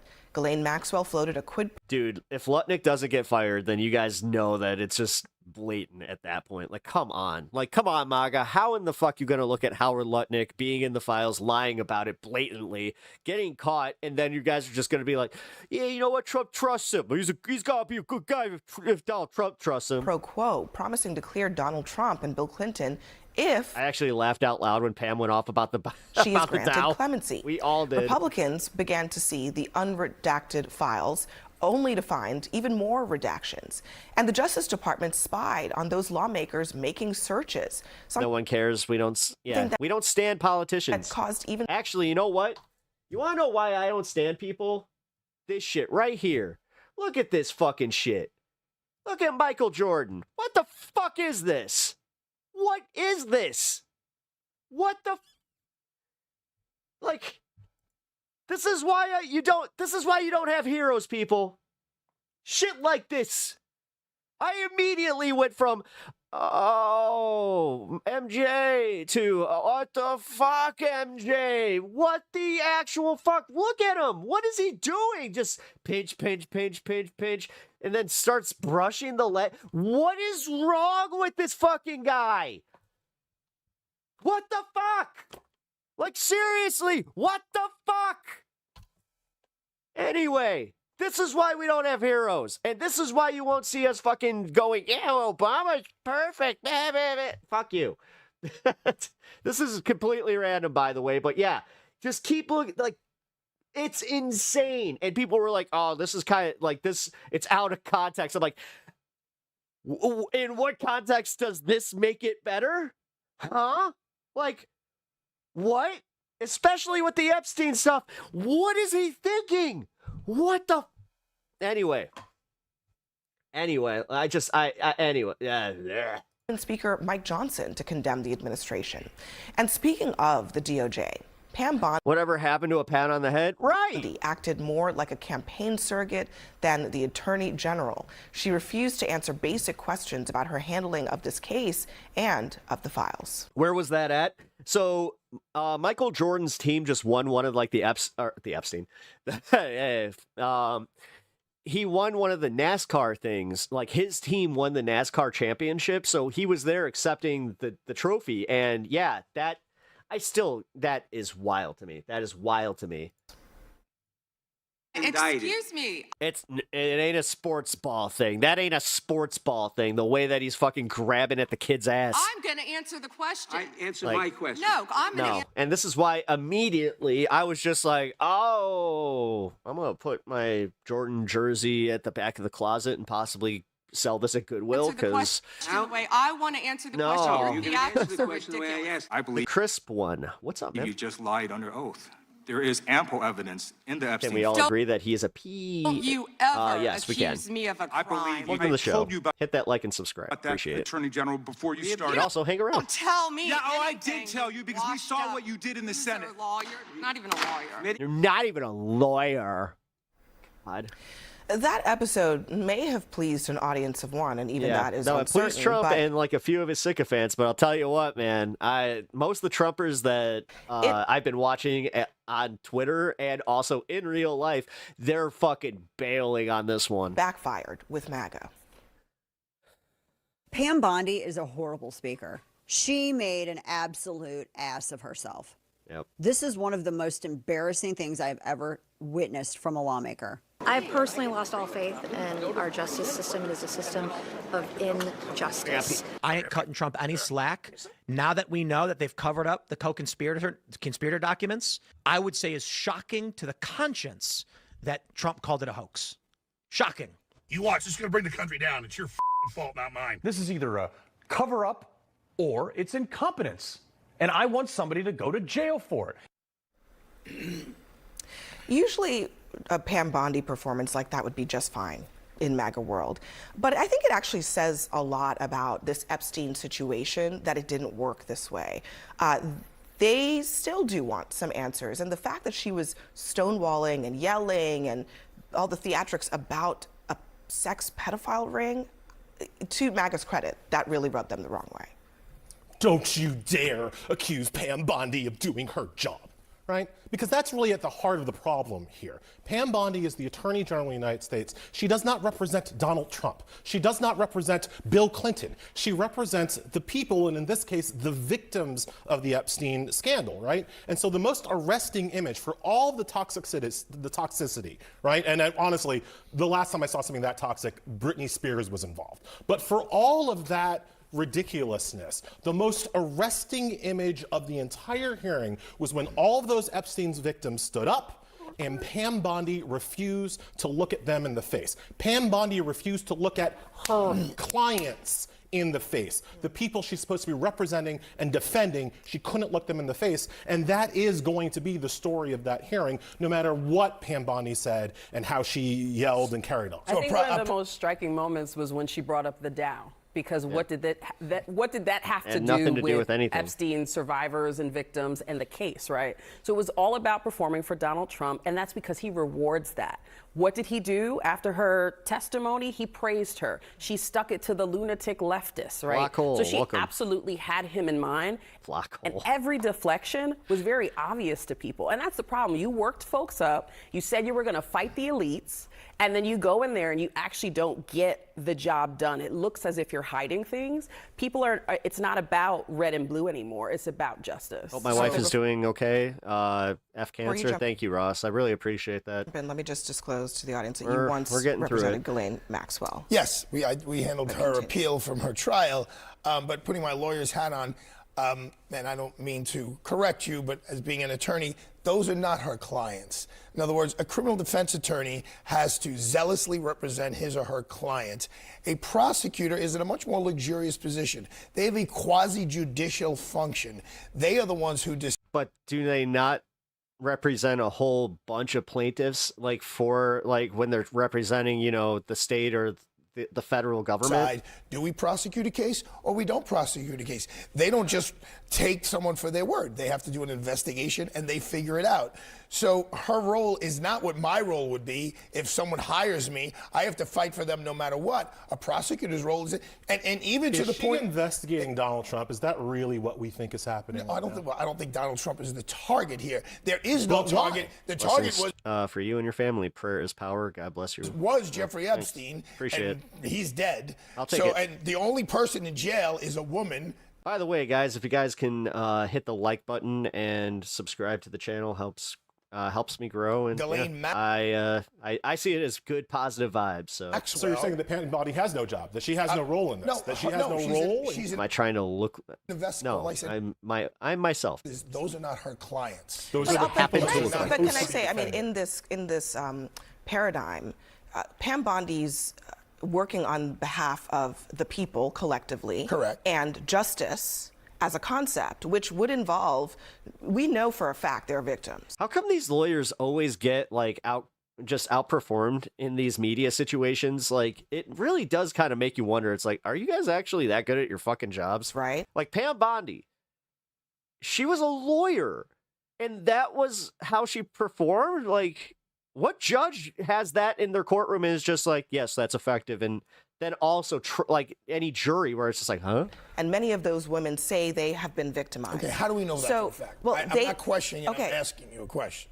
How do we know for a fact? Because you realize Jeffrey that Epstein and Ghislaine Maxwell were both prosecuted for victimizing. Thank you for the $5. I appreciate that. Thank you. My mother-in-law is currently dying from cancer. Fuck cancer and fuck ICE. Hell yeah, girls and women. Fuck ICE, but okay. Hey man, that is. And so. Okay.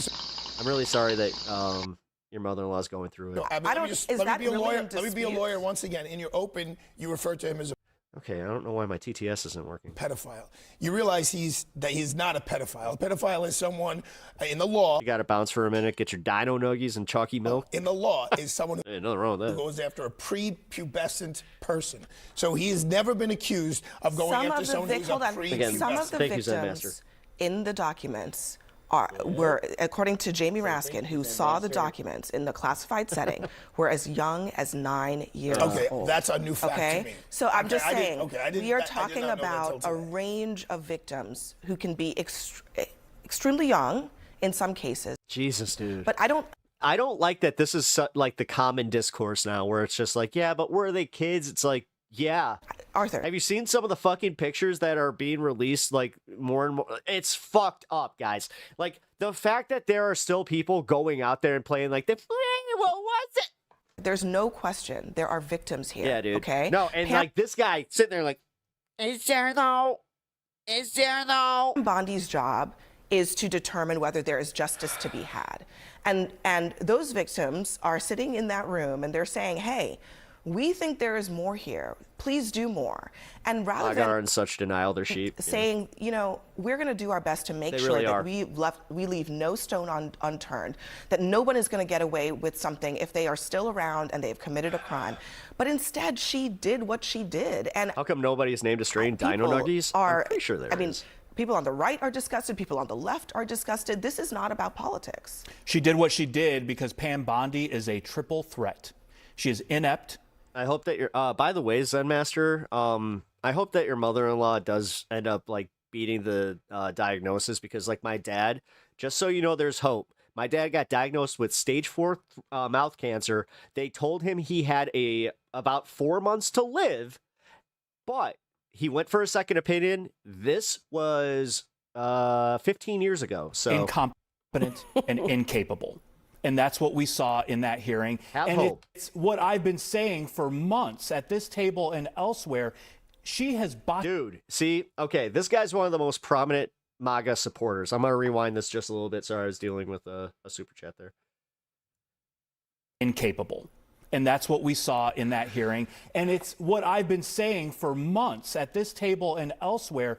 She has botched this. Bondi has botched this from the very beginning. They do not communicate well with the American people, even internally and externally, to say, hey, here's what we're redacting, here's why we're redacting it, here's when the next tranche of documents are going to come. You recall a couple weeks ago, I said this was just the beginning of our national nightmare, and it's proving to be true. Even he recognized it. This nightmare is going on, and it's not going to stop until President Trump swaps her out. You know what?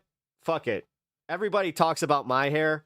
Holy hairline. What the fuck? Like he swapped Tom Homan in to Minnesota. He's got to get her out and someone in the job that knows what they're doing. But I do want to follow up to what you said. Did you once ask why the Biden administration didn't look those survivors in the face, even one time? And don't roll your eyes, because we don't just get to erase that. We're not going to play whataboutism over the Epstein files. It is a whataboutism. The person in charge right now is Pam. A good answer is the fact that this was literally the idea, was to get people to be arguing these things. Like the fact that Epstein is the one behind most of like the idea that we know about this shit. Again, the fact that they like Pizzagate obviously was steeped in some actual reality. And now that we have the files, it's fucking Bondi. That's actually even crazier. The fact that the guy went to this place and he was on to something, just wrong place. And they should be investigating it. Because again, he took it into a culture war issue, because he saw that it was like, oh, this is the indoctrination, and this is where they're kidnapping about them. Things that I think, while blatantly ignoring what they're doing. Merrick Garland should investigate. Like, did you know that Epstein's sister is one of like the main investors in the Amber Alert system? Odd. Or not Epstein, Ghislaine Maxwell, sorry. Don't want to get me started. I need to get that. I'm going to correct myself. It's Ghislaine Maxwell's sister. Who I think Merrick Garland should have in jail right now, because if Merrick Garland was doing a good job, Trump wouldn't have even been able to run for president. Incredibly skilled deflection. Right? I'm not deflecting. You are, because you want to answer the question. Did you wonder why the Biden... I'm having trouble believing anyone could be that into anything, let alone eating. Oh, really?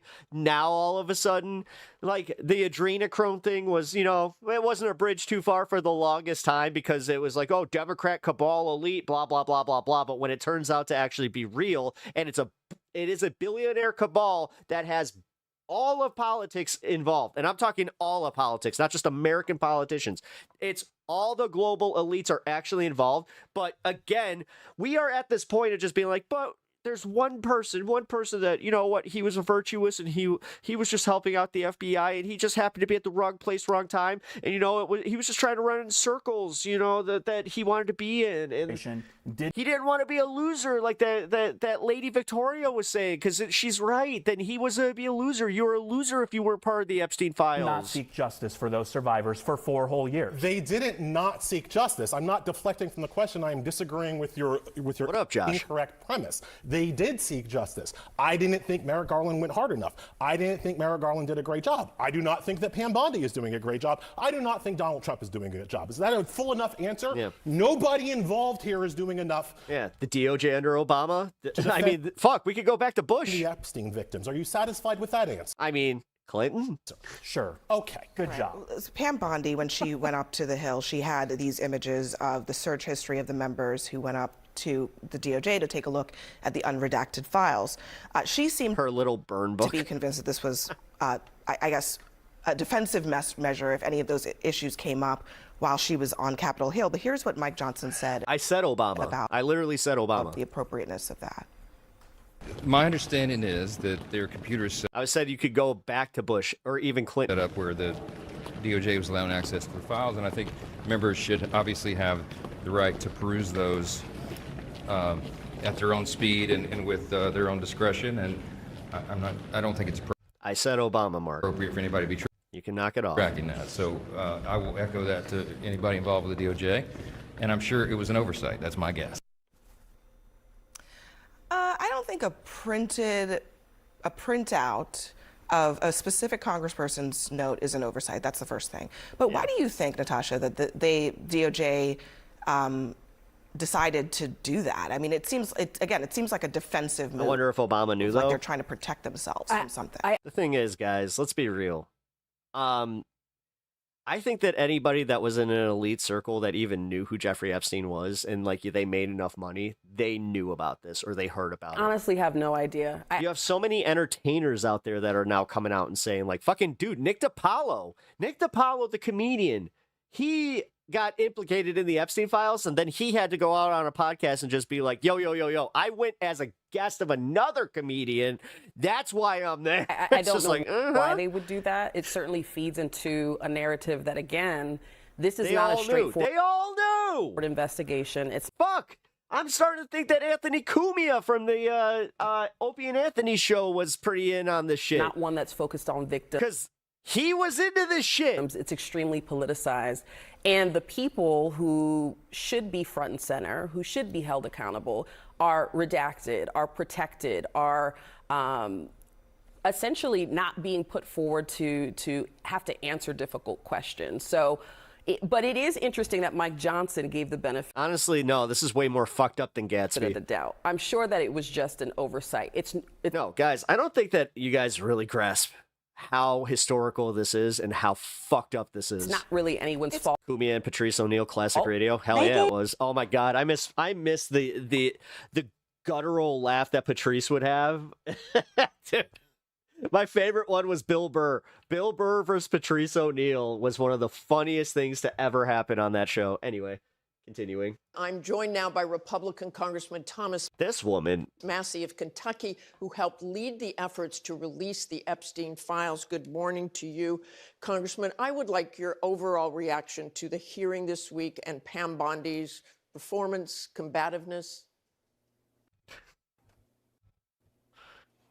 I don't think she did very well. She came with a book full of insults, one for each congressperson. She obviously had one for me. And, you know, I've been there when Merrick Garland is there. Obviously, politically, I don't agree with him, but he performed much better in terms of at least not. You posted Dark Matter 2525's comprehensive. I'll check it out. Unfortunately, we didn't get the answers we wanted about the Epstein Files Transparency Act from her. Did you get any of the answers you wanted? They said that if we indict people on the Epstein files, the government could collapse. No, but she did come off for. And then, you know what? Here, before, because we have that lined up here, and somebody just mentioned it here. They have no care to horrors and evil and the things that. So we have MTG saying some more. Jeffrey Epstein was. I have to be honest, guys. The fact that she quit and then she's doing this podcast cycle stuff, there's a part of me that really, this rubs me the wrong way. Doing, even to the point, like I read this morning that Dr. Oz invited Epstein to some Valentine's Day party he and his wife were having in 2016. By the way, listen to Julian Michaels in the background here. This is Dr. Oz that's currently serving in the Trump administration. Dr. Over Oz. Oh no, I here. love Dr. Exactly. But this is, and that was post. This is how I felt about that MJ video where I'm like, oh, That was after no, not MJ. Epstein had been convicted. Fuck. Convicted of pedophilia. So it's like, what? How do these people? And that's the hardest part. These are people that we may love, people that we have cheered for, people that I know I supported. And it's both sides of the aisle. Everybody has got to come to the horrible, nasty truth in our faces that they have all come together. And it was about making money. It was about influence. It was about power. And it is being part of the ruling world elites that have affected all of our lives. I know that, like, right now the mainstream media is really running interference on this one, but this could ruin MAGA. And if we as a country cannot swallow that down and hold our government accountable, Jillian, it's beyond. I think it's gone already, but it is past gone. If we cannot do that, seriously, if we can't say this, no, we've had it with every single one of you. But to be fair, Marjorie, in another time and place, you would have been on the other side of this defending it, just because, you know, it was what you're supposed to do. Script and engage with me about this production of documents, where she admitted that 40 minutes after I pointed out to the DOJ that they had over-redacted some of the documents, they did unredact those documents. So it's clear they've made mistakes in the... Oh, so you're telling me that when somebody's mentioned, you know, just casually, we got to investigate that. Like we're doing that with J.B. Pritzker here in Illinois, where they're just like, oh, we have to investigate J.B. Pritzker. His name was in this file that Pam Bondi gave us, even though Donald Trump's on it. The document production, at least she acknowledges that tacitly. And it's clear that their work is not done here yet. And I want to go to some of those unredacted files. You and Congressman Ro Khanna said names of some of the men who were redacted shouldn't have been redacted. They then sent that back to you, and 2 of them were not redacted. But on Friday, Deputy Attorney General Todd Blanche accused you and... Yeah, he is. He is literally on it, numbnuts. Like, I'm about to go through the list, and yeah, he's on it. He's in it 3 million fucking times, but no, he's not. No, he's not, liar. No. I'm just gonna go out here and stand up for my Trump daddy because, you know, Congressman, how much did he pay you to do it? Like, seriously, did you guys get like some fat government check or something to go out here and like stand up for this administration the way you guys do? Because it's fucking insane how much you guys are just lockstep. Of unmasking those people, saying they had nothing to do with Epstein or Maxwell. They were from an FBI lineup years ago. What's your response to that? Well, 3 hours before Todd Blanche himself unredacted those names, I told him in an X post, which I know he read because he reposted it, that those may be men in a lineup. And then I went on TV and said those may be men in a lineup. And it was actually the DOJ who released those names. Oh my God, you can view the files yourself. It's on a free site. Yeah, I know. Omitted the context that I provided, which is these may be... What do I think about Democrats in the files? They need to be locked up and investigated just as much as any Republican in the files. It's that easy. And in a lineup. Now, there were 2 men. The thing you will not find on this show is me fucking sitting here glazing somebody and being like, well, you know what? Even if they're mentioned, or even if they are, you know, we shouldn't go after them. What I will bring up is the disingenuous way in which they released this giant fucking list with fucking Kirk Cobain, Marilyn Monroe, anybody that had their name mentioned, because they're trying to muddy the waters so they can then go, well, so you're just mentioned in the files? Does that mean that you're actually implicated? Because that's what you're saying about Trump. Who needed to be named. Despite the fact that Trump is implicated. God, dude, did you see that there's a victim that's ready to name names, and it's in a way that's like, it's gonna fucking definitely make some waves if she doesn't conveniently, you know, disappear or, you know, do the thing like Virginia Giuffre. Already resigned. Black Hole, thank you for the sub. I appreciate that. Who's a sultan, resigned. If you guys are enjoying yourself, please consider subbing. A very large company because we released his name. And there's another man. I like to have nice. Like, I like to have discourse on my show here. So even if you do not agree with my politics, feel free Leslie to stick Wexner, around. I'll add him to the list with Jess Staley. If you're respectful. And Leon Black, who need to be investigated right now. They've appeared in... Have I ever heard of someone lying? So you're telling, so now you're doing the thing where all the victims are lying. All of them. All of it's lies against one. Are you that fucking stupid? Are you genuinely that fucking stupid? These files, Leslie... You can sit here and do the thing where you're just like, one thing against my opposition, must focus on it. Benghazi, but her emails... But this shit, you're just like, no, what the fuck? Wexner is the one. Emails aren't proof. Who, you know, Pam Like, Bondi bro. said, oh, he's appeared MAGA loves the gaslight. Oh, yeah, they do. thousands of times in these And then they wonder why they're lonely. documents. We're not covering up anything. But I pointed out to her, they redacted his name from the one document that says child sex trafficking co-conspirator. And my question is, who... MAGA's been saying Pam Bondi is terrible after a congressional hearing. Yeah, except for the ones that are so deep in their, like, in their little circles. Person at DOJ like, nah. That's why I'm convinced the only people that are standing up for Pam Bondi are bots. Like, now I see the difference, because I see a bunch of MAGA that are just like, yeah, you know what? I still like Trump, but fuck Pam Bondi. Redacted Leslie Wexner's name from a document titled Child Sex Trafficking with co-conspirator next to his name. And I want to say right now that Wexner denies, and they say he was not a co-conspirator. Wexner has a statement. The assistant U.S. attorney told Mr. Wexner's legal counsel in 2019 that Mr. Wexner was neither co-conspirator nor target in any respect. So we totally just should believe him. Wexner cooperated fully by providing How much did he donate to ABC News? background information on Epstein and was never You old-ass golden retriever looking bitch. contacted again. But I'd like to move on if we can. Yesterday, the DOJ sent Congress a letter explaining the reason for all these reactions. By the So way, you are not cheers. satisfied with that?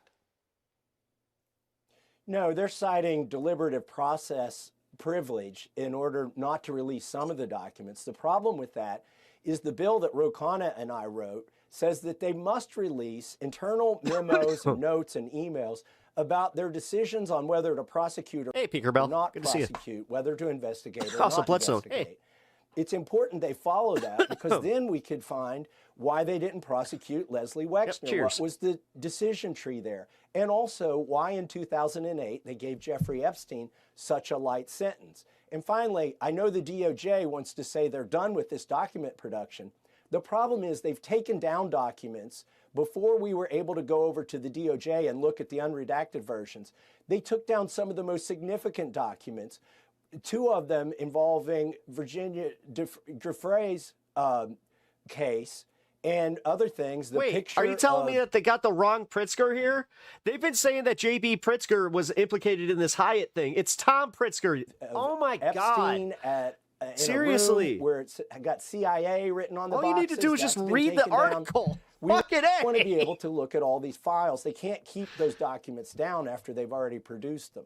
I want to talk to you about one of the moments in the hearing, and that is the Attorney General would not look. That's not nice to comment on somebody else's looks. Get fucked. Epstein survivors behind her. Did that surprise you? I literally have to deal with people talking about, oh, my hairline. Oh, Asmund Bronze. Oh, are you trans? Cry harder. I think that was kind of cold on her part. I think she was afraid to. And look, these survivors would love to have a meeting. It's not about Bill Clinton and it's not about Donald Trump. This Epstein file. What about Trump's looks? Act was about. What about my looks? Getting these survivors justice. Everybody loves my hair. Look, my hair. But it's called it's the so Department of Justice, majestic. not the Department of Transparency. And so what these survivors need, they need to see some of their own 302 forms, which haven't been released. And they also need to see some of the men that they've implicated prosecuted. Do you still have confidence in Pam Bondi as Attorney General? I don't think Bronze. Pam Bondi has confidence in Pam Bondi. She wasn't I'm not liberal. confident enough to engage in anything but name calling. Doesn't that bother you though? The fact that like he wins every time? Do you not see that you're like You miss the forest for the trees on this one. You blindly follow this guy, and you always think that the opposition is just blatantly wrong. And that means that you're ignoring everything about the Epstein files and everything about this. The hearing. And so, come on, no, man. I don't have confidence in her. She hasn't got any sort of accountability there at the DOJ. When I asked her specifically who redacted Leslie Wexner's name from the one document that mattered, she couldn't give me an answer. She wouldn't give me an answer. Yeah, but Brock. ultimately, it's her who is responsible for the document production, according to our law. The Attorney General, it's not... What's up, Tony? How's it going, man? Not Todd Blanche. It's not the people below them. You can assign tasks to people, but you can't assign It's time for your profiling question. What's that? responsibility. And just very quickly, if you will, you've supported most of what Donald Trump has done during his presidency. But because of your actions with these files, he is supporting your primary opponent and has waged very personal attacks on you. I know we just have a few seconds here, but I didn't think that you were trans, but now that you mention just your reaction to that. Whatever. Look, this is about the Epstein class, the people who are funding. The thing about making fun of me is I'm not a bitch, so I'm not going to just be like, oh my God. The attacks against me. They may or may not be implicated in It was these expected files, at this but there point. But the fact that somebody was just like, oh, you're a meanie bobini for bringing up that lady's look. Certainly rubbing shoulders with the people who are in these files. They're billionaires who are friends with these Okay, sorry, you're right. It was insulting because it was an affront to old golden retrievers. people. And that's what I'm up against in Washington, D.C. Donald Trump told us that even though, he had dinner with these kinds of people in New York City and West Palm Beach, that he would be transparent, but he's not. He's still in with the Epstein class. This is the Epstein administration. Yes, we condemn a lot of Dems. Any of the Dems that are in the files, we need them to get locked up just as much as the Republicans. So yes, it's that fucking easy. Also, I condemned fucking Obama's immigration tactics when he was in office. I condemned the bombing of Libya. Like, stop. And they're I also was not a fan of Biden. attacking me for trying to... No, it's almost like I'm a normal American that votes the lesser of two evils and doesn't get into just being like, this politician is a god. get these fucking weirdos. files released. And again, I'm going to say President Trump is not... This is the same shit I used to think of, like the old grandmas that like would non-stop talk about fucking Ronald Reagan. accused of anything criminal here. Thank you very much for joining us this morning, Congressman. We appreciate it. All right. So, real quick. All right. We're going to go through this. So, here's the list of names that was released. Section 3 of the Epstein list files, blah, blah, blah. Okay, here we go. God damn it. There we go.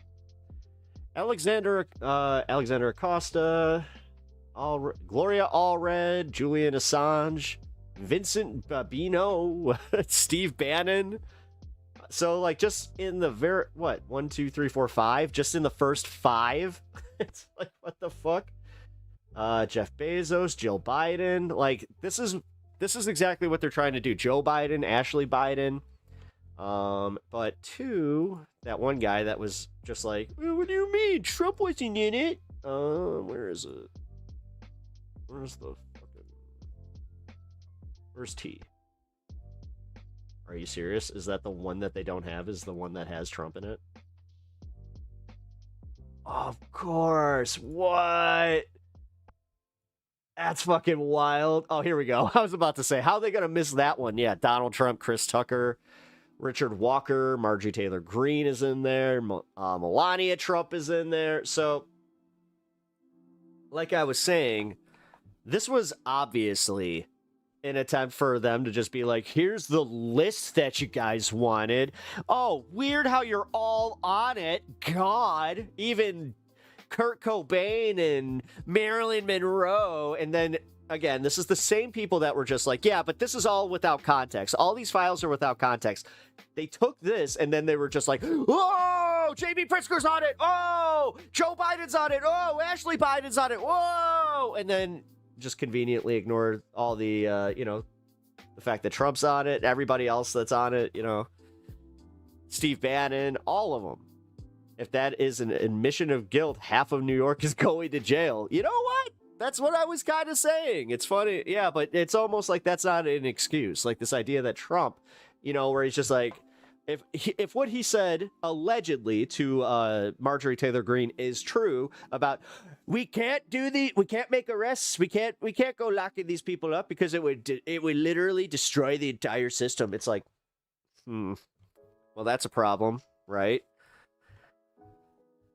I don't know why we aren't standing outside the damn White House, right? I mean, the fact that, there isn't mass protests, but you know what? That's why the National Guard, like, think about this, just like for a second. Like this whole idea that the National Guard's out there protecting the streets, but they also made it so you can't just protest. Like, at that point, then they're going to push back. And then they're also going to say, well, look at all these radical leftists. And then, sure as shit, MAGA's going to buy that shit. What do you think about the Republicans being the one releasing it? To me, the Democrats had it for 4 years. That it doesn't track because then they had it Donald Trump had it before that. You do understand that if you're going to adhere to that logic, then you actually have to be consistent with it. Donald Trump's DOJ didn't do anything with it the first time. Then you can go to Obama, but then you can go to Bush, because that's when we knew under Bush's presidency, that's when we knew without a shadow of a doubt that he was guilty of doing some pretty heinous shit. He was guilty of being a pedophile.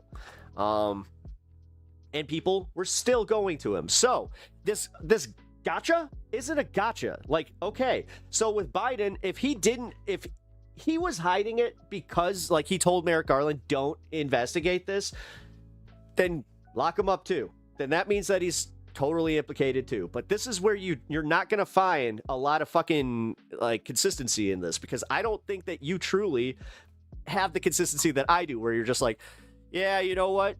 All these Democrats just happen to be implicated, and that's all real. But the one guy, Hunter Biden's not on the list of all people. Of all people, Hunter Biden is not there. Which, again, the Hunter Biden thing, I love the fact that we're sitting here and you got people that are just defending the idea that, Jeffrey Epstein was not technically a pedo, like a la Megyn Kelly and whoever that guy was on Joe Rogan. But then you have this shit where it's just like, oh, well, you know what? It's literally doing the age of consent fucking argument. Like, do you think that that's a good hill to fucking die on? Like, do you think that's a good argument to have? Okay. Gotta say. Well, I mean, it seems like everybody's on that fucking list, but that's where I'm saying this is... You guys bought into this. Like, the fact that this list came out and then you guys are like, the first thing you did is just like, yup, let's go muddy those fucking waters. Fucking Jesus Christ. I am absolutely disgusted by this country right now. Yeah, it's definitely not exactly easy to be proud of. Subscribed. I like your non-bias. I'm getting bias with everyone calling out Trump. Seems so political. Not about the victims. Yeah, it's not about the victims at all. They don't give a shit about the victims. Dude, they're literally blaming the victims. You got people now that are just like, yeah, you know what? These victims, like, really? Like, what the fuck? Like, now that's where we're turning to defend Trump again? Like, this is all about protecting Dems? How? How is this about protecting Dems when all they had to do was release the non-redacted files from the get-go, but Donald Trump is the only one that's consistently going, we're still talking about these files? What's going on? And then he says that we need to fucking move on. We need to move on from the files. I am biased. No, I'm a leftist, but I report on things with as much non-bias as I can. I try to adhere to journalistic standards that I learned in broadcasting, but then again, yeah, I don't have to. That's the funniest part. Dude flew within states. The plane could have been a flying island. Trump's name appears in the Epstein files more than the baby Jesus's name, or more than Jesus's name in the Bible. Yep. Oh, I mean, it's more than Harry Potter. Like, no, realistically, it's insane. It's insane. What did the Dems release? Yeah, nothing. They have you do understand that this is a bipartisan fucking agreement, right? Between Ro Khanna and Massey. Like, this is where you guys are shitheads. Like, you're not recognizing that you're the one protecting Lord and Savior Donald Trump. With you lost objectivity. You're sitting here telling us how we're the ones that are in the wrong while simultaneously burying your head. You know what, Chris? Fuck you. You know what you're not very good at? Trolling. Get fucked.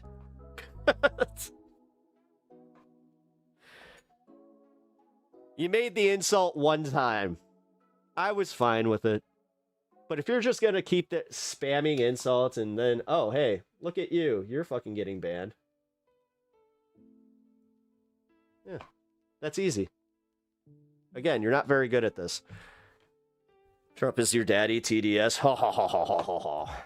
The only people that have TDS are, again, the ones with Trump daddy syndrome. I know. You guys are actually, like, my favorite part is that, like, most sensible right-wingers, which, I know, few and far between, but even they're starting to fucking just be like, nah, man. Nah. This is a bridge too far there, my guy.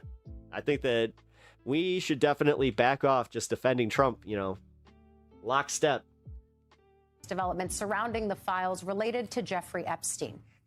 In a letter to Congress on Saturday, Attorney General Pam Bondi announced the Justice Department has released all of those files, claiming it had fulfilled its obligations under the Epstein Files Transparency Act. I love how they're just breaking the law and they're just like, we adhere to the law. Now just leave us alone. That's a little bit up for debate. God. The letter also outlined its justification for the redactions made in the released files, explaining they were limited to victim privacy, including personally identifiable information and medical detail. Back off on defending any of these people? Yeah. The fact that people are out here, you realize the only people that are defending this are MAGA defending Trump in this, right? I haven't defended any of these pedophiles. Republican Congressman Thomas Massey of Kentucky, who led the charge to pass the Epstein Files Transparency Act, along with Democratic Congressman Ro Khanna, was asked yesterday about this new reasoning from DOJ. Watch. Yesterday, the DOJ sent Congress a letter explaining the reason for all these reactions. So you are not satisfied with that? No, they're citing deliberative process privilege in order not to release some of the documents. The problem with that is the bill that Ro Khanna and I wrote says that they must release internal memos and notes and emails about their decisions on whether to prosecute or not. Love Massey. I mean, whether to investigate or not investigate. He's a man of principle. I'll give him that. I may disagree with a lot of his fucking policy decisions. Like the fact that he voted for the SAVE Act while going through this is insane. Okay. Do you still have confidence in Pam Bondi as Attorney General? I don't think Pam Bondi has confidence in Pam Bondi. She wasn't confident enough to engage in anything but name-calling in a hearing. And so, no, I don't have confidence in her. I'm not really sure he ever The shit will be studied. But that's also beside the point. Bondi's letter to Congress also. I will never understand the people that are shocked that we're living in history because that's just how time works. Included a list of more. I think that that's one of the things, like the privileges that came with growing up in the 90s was thinking that, oh, you know, things are just so boring. Than 300. You know, and then we had our first major historical event in 9/11 that made, like, that was the first time all of us, like, collectively went, holy shit, this is going down in the history books. But then it's like, oh, yeah, that's just kind of how history books work. Politically exposed people whose names appear in the files in a variety of contexts. They include Donald Trump, former president. I'm not against voter ID necessarily. I'm against what they're trying to do in disenfranchising anybody that, you know, you need your birth certificate, passport, blah, blah, blah. Bill Clinton and other politicians, business. It's literally a fucking poll tax, which if you read the Constitution, then you would understand that that is blatantly against the fucking Constitution. People and artists. And also, Eugene, the fact that voter fraud in itself is, I think that it's 0.0007% is in the total of how many times in like each election that they find, you know, active voter fraud. Like this idea that you guys have just bought hook, line, and sinker that a bunch of illegal immigrants are voting en masse in these elections, you're fucking stupid. Like, you do not understand that that's just blatantly false. But then, again, don't believe all the courts. Don't believe all the judges. Don't believe your lying ears, your lying eyes. Only believe the idol that you've chosen. It's fucking insane that you guys legitimately believe everything that guy says. This is the letter that we've been waiting for from. I have never been that into a person that I was just like, yep. The Attorney General. It is weeks and weeks late, but then again, so is the full release of the Epstein files. Because even as they if the Democrats wanted to hide the files so bad, why did they vote unanimously to release them? Yeah, weird. Say that they're being fully transparent. There are members of Congress looking at just distractions. Yeah, meanwhile, trans in sports isn't a distraction. Okay. The files literally saying, I see things that are missing. I still want more information about X, Y, or Z. But now the DOJ is basically saying, too bad? I mean, what happens next? They're saying they're done at the end of the day, right? That we have fulfilled our obligation. The problem is they weren't on time. They were very late, and they don't seem to have fulfilled the obligation of the law. When we talked to a bunch of Congress folks, I know you did too, just about like this idea of client-attorney privilege, right? They say that there's certain things that are redacted because of client-attorney privilege. Who's the client and who's the attorney? That also wasn't a reason why they could redact. Yeah, in the literal law. And some of the Yep. In fact, there are Trump supporters who put in mail-in ballots, also voted on Electric Day. Yes, or on Election Day. That's what they found. So when they did the audit of the Georgia election ballots, that's why they didn't make a big to-do about what they found, because they did investigate it very thoroughly and very quickly because they thought they were going to have something that could help them in this upcoming election. But it turns out that, oh, shucks, we found some voter fraud, all right. We found some dual ballots. Uh-oh. And guess what? They weren't for Dems. They were for Donald Trump himself. So it's almost like they didn't want to, admit that they would have a little egg on their face from catching a bunch of Trump supporters doing exactly what they were implicated, or they were trying to implicate the Democratic Party in. That they've done, they kind of explained why. But that's... it tracks. They were supposed to, according to lawmakers who wrote this is false. How? Prove it. The law. Prove it. Explain each redaction. Prove it. Right? Maybe that's coming soon. They found voter fraud in Alabama. Yes, they did. At some point. But with Pam Bondi saying. But now, how is it false? Prove that it's false. Finito. This is all they have, literally. No, we have fulfilled our obligation with this list of 300 folks. Beyonce's on there. There's, Marilyn Monroe is on there. There's a bunch of dead people on there. Elvis. People whose names were in. Well, then prove it wrong, and I will then retract my statement. But the onus of proof is now on you. That got picked up, and they threw it on this. You see how this works? It's kind of a, You don't like it, do you? Poking their eye at hypocrites. Yeah, they are. Congress, as she did this week. Yeah. I think what's really interesting here and concerning is that both the White House, the DOJ, have not really focused on the victims. Right? They have not taken that aspect of it seriously. We have talked to a lot of survivors on our show. I know you guys have as well. And every time they have felt that this DOJ, this administration, and administrations past have never done them. What is a woman? Well, you would know if you weren't an incel, but obviously you are. They have always ignored them. They have put them to the side, and that is only going to continue. What fucking lonely assholes. Happens next is more of this, I think. More of members of Congress begging for more information and not getting it. And this is also why I think it's so important that we've seen these parallel tracks, right? Yes, Congress is the initial genesis of this law that pushed for... Oh, someone's triggered. Mr. Darcy got triggered.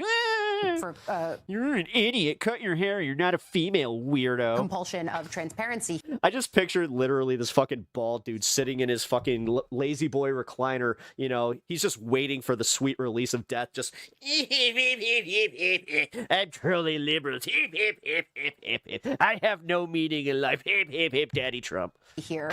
But that's just one side of this equation. The other side is that the House Oversight Committee is still doing their investigations. It's not moving as quickly as some people might like. There are questions about partisanship on the part of the Republican majority, who they're subpoenaing, why they're not rushing to subpoena, for example, key members of the administration like Howard Lutnick, who are mentioned in the files, who had some kind of a relationship with Epstein. Nothing to say of the president himself. That's even a bigger fish that they will have to at some point figure out how they square, getting Bill Clinton but not Donald Trump. I digress. These are all questions I ask. Oh, hit a little close to home there. James Comer on a pretty regular basis. Pretty sure that I hit the nail on the head. Definitely bald, definitely overweight, definitely over 60. But now does this tilt the Talith, thank you for the sub. Appreciate that. Focus to, okay, if DOJ is actually done, do you now have to just rely on the committee and the slow plotting work that they're doing? I have condemned the Democrats for their part in the Epstein files. They have to rely on the committee. I know that you must have just gotten here, but more important, they're going to have to. You make some strong assumptions without knowing anything that you're talking about, because to rely on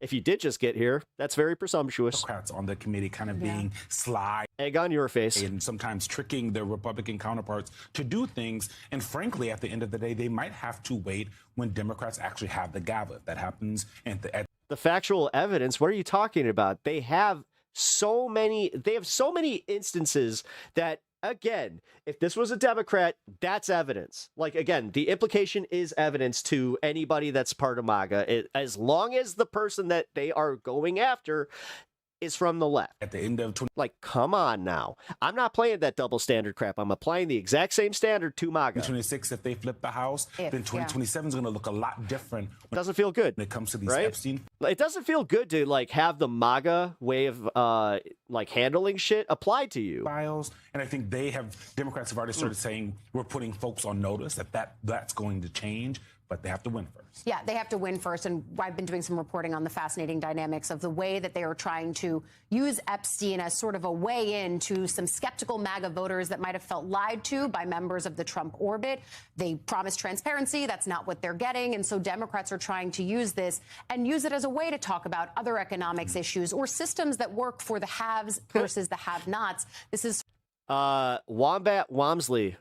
If you got something in the mail and Donald Trump told you to drink up, would you? Sort of a like if it had, you know, the Trump seal of approval on it, you know, with his little heart, the signature that is his freaking EKG meter. A larger underpinning that I think will be following. Oh my God, I'm watching news from some other source that might have its own bias, but I've also watched other fucking news sources with their other biases. So it's almost like you're getting more information. You dumb fucks. Over the course. You anti-intellectual cocksuckers. I am so fucking over the fact that you guys sit here pretending like you know better when you don't read anything outside of what the fucking algorithm fed you, which is usually your Facebook algorithm, you bunch of boomer fucks. Of the next few months on the road to the midterms.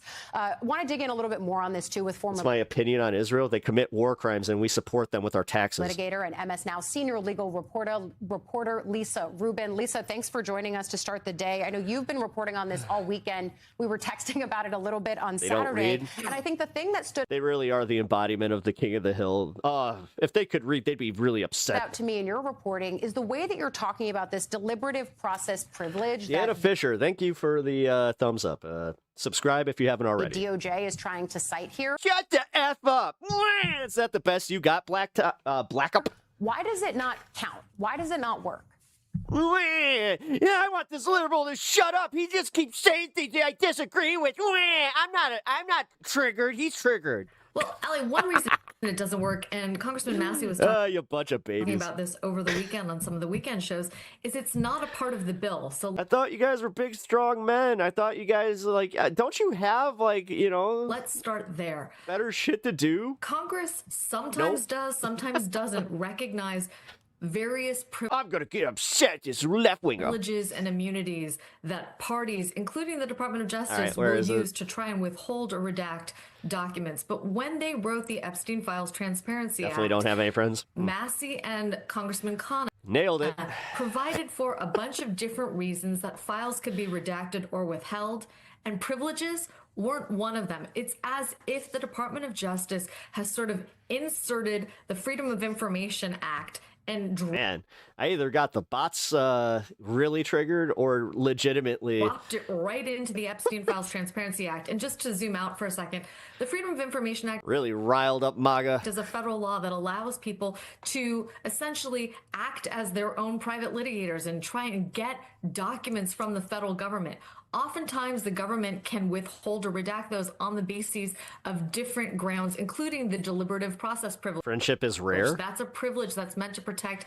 Listen, I'm a millennial who didn't, like, really move too far, so I've maintained my friendships. Internal deliberations. But nowhere in the Epstein Files Transparency Act is there a provision made to redact, much less withhold documents on those bases, Ali. And so is that enough for Congress to be able to make another run at this through DOJ? And what is the mechanism for that? Because we've had multiple moments. I mean, the fact that some, like, a MAGA chud came into my chat and was just like, watch your language. It's It's like, what? Including this one, where a law is on the books that seems to be ignored by the White House or they are angry. key members of the administration. And the next question is always, okay, so what do you do about it? What is the Why are all the orange clown? I don't know. I don't know, man. Mechanism. Like, they hate watch me a lot when it comes to full release of the Epstein files.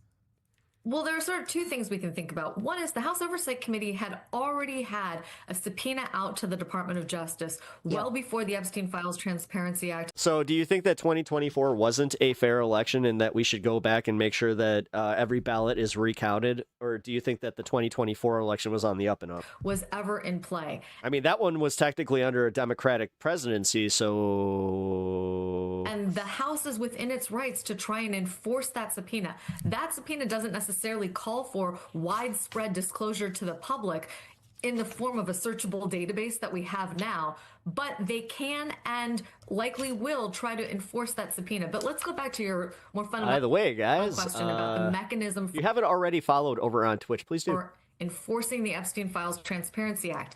It's a really sticky one, and there's a reason that members of Congress have tried to sort of go around it and get the judges who oversaw both Epstein and Ghislaine Maxwell's criminal trials to act as an enforcer here. You sound goofy AF. Thank you. Because written into the act is gosh, no enforcement mechanism. There's no way for the survivors, much less Congress itself, to try to go to court. Is that really the best you guys To have? enforce this, unless you guys spend a lot of time online in these spaces, and that's the best you guys can come up with. and until both bodies of Congress work harder, sort of in their totality, agree. Be more funny. That they're going to sue DOJ. It's going to be really hard for people like Massey and Khanna, or even their entire committee, to run to a court and ask for further enforcement and compliance with the act, Allie.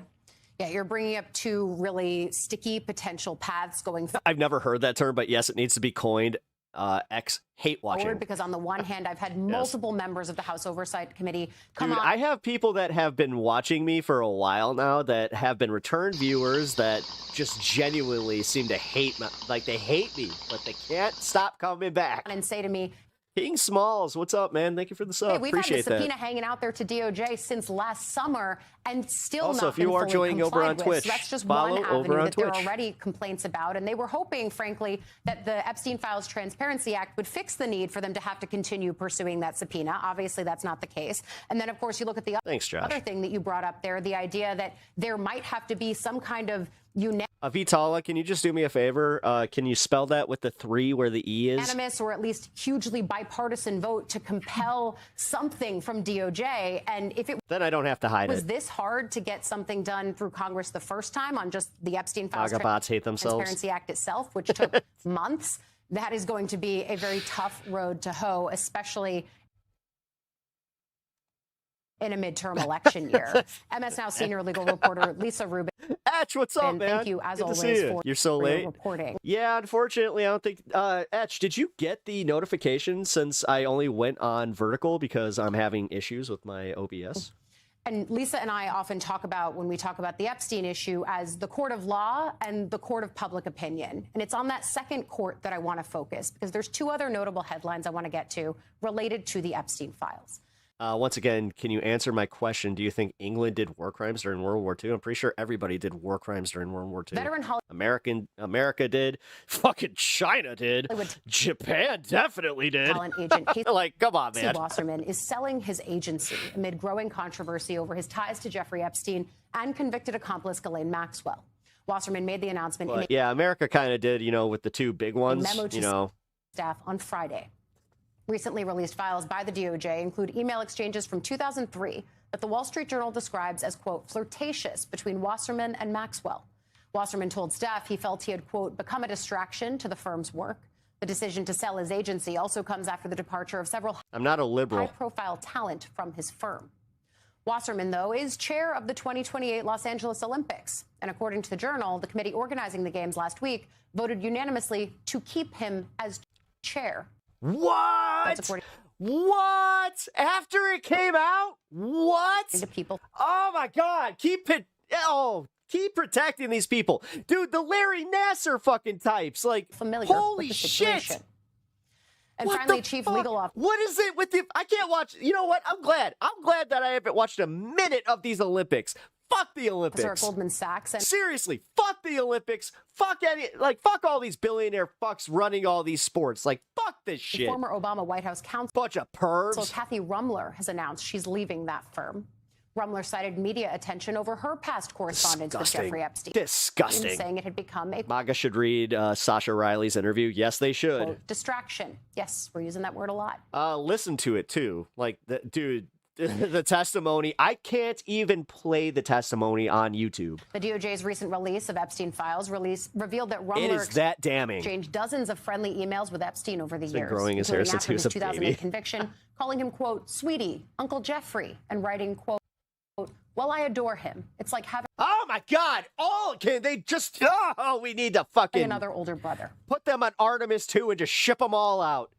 Emails also show Epstein's assistant... You sound like a truth seeker. I am. Confirming luxury gifts. I am, except if you mean by truth seeker, like conspiracy theorist, no. Rumler, including a designer bag. Rumler's spokesperson said the document... I stopped just short of that, but this is one of those times where it's like, yeah, but ignoring those conspiracies, yeah, I think that was part of it. I think legitimately part of the PSYOP was making all this seem so out there that we could never believe that it's actually happening. Documents are consistent with Rumler's longstanding explanation that she knew Epstein through shared legal clients while working as a criminal defense attorney.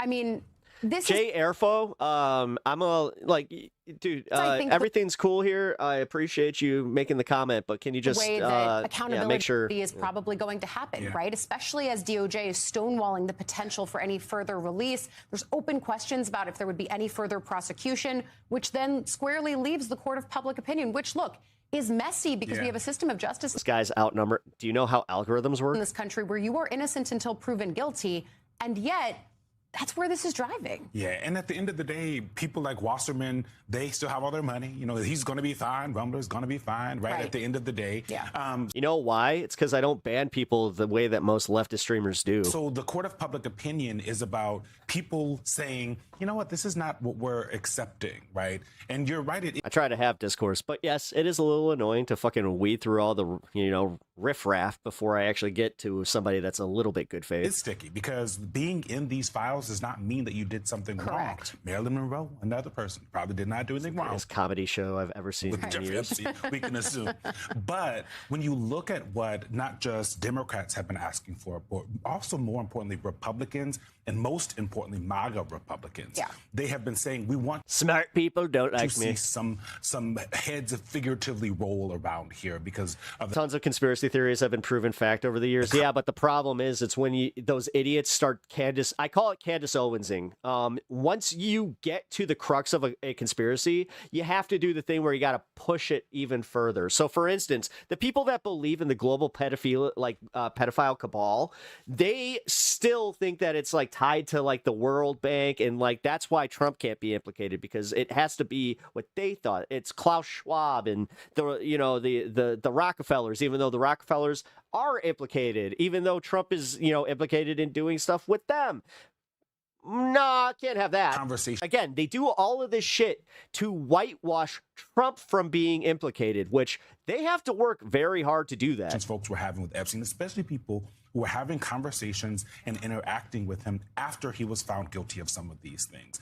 And when you look at Wasserman, it didn't happen because, all of a sudden he woke up. Chappell Roan, one of the most... Avitala, can you do me a favor and just tell me what was your favorite thing to happen in 2008? Famous people that was on his list of folks said, I'm leaving. Avitala, the winged wolf. Started leaving his firm. So he did become a distraction. But at the end... A winged wolf, kind of like the... from Beast Wars, I forgot its name. Air Razor, or what the survivors have been asking for, what members of Congress are asking for, are actual. Candace Owens. Well, Candace Owens is a prime example of what happens with conspiracy brain. Actually, Alex Jones too. Alex Jones, we're literally living through some of the shit that he was right about. It pains me to say, like, he nailed it. But because his friends are implicated, he's conveniently just stepping away from it, going, no, you know what? People in court.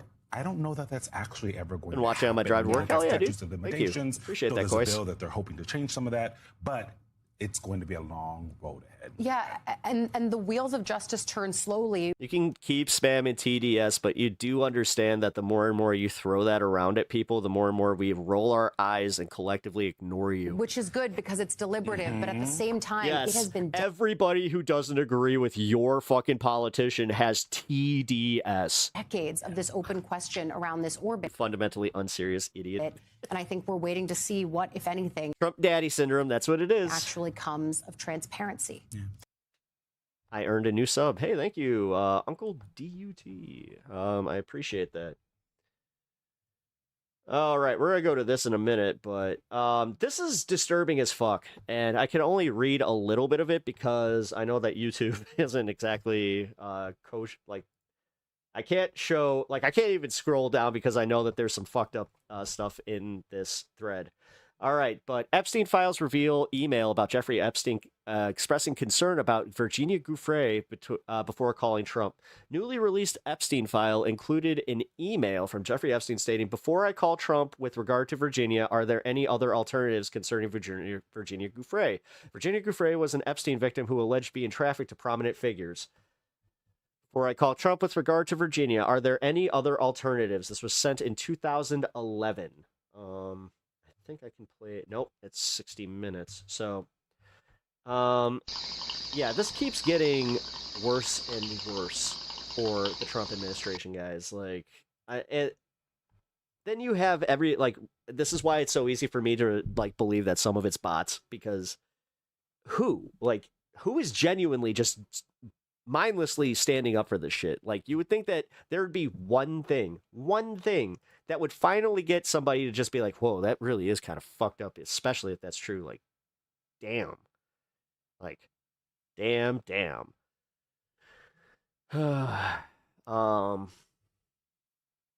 Okay, here, let's see.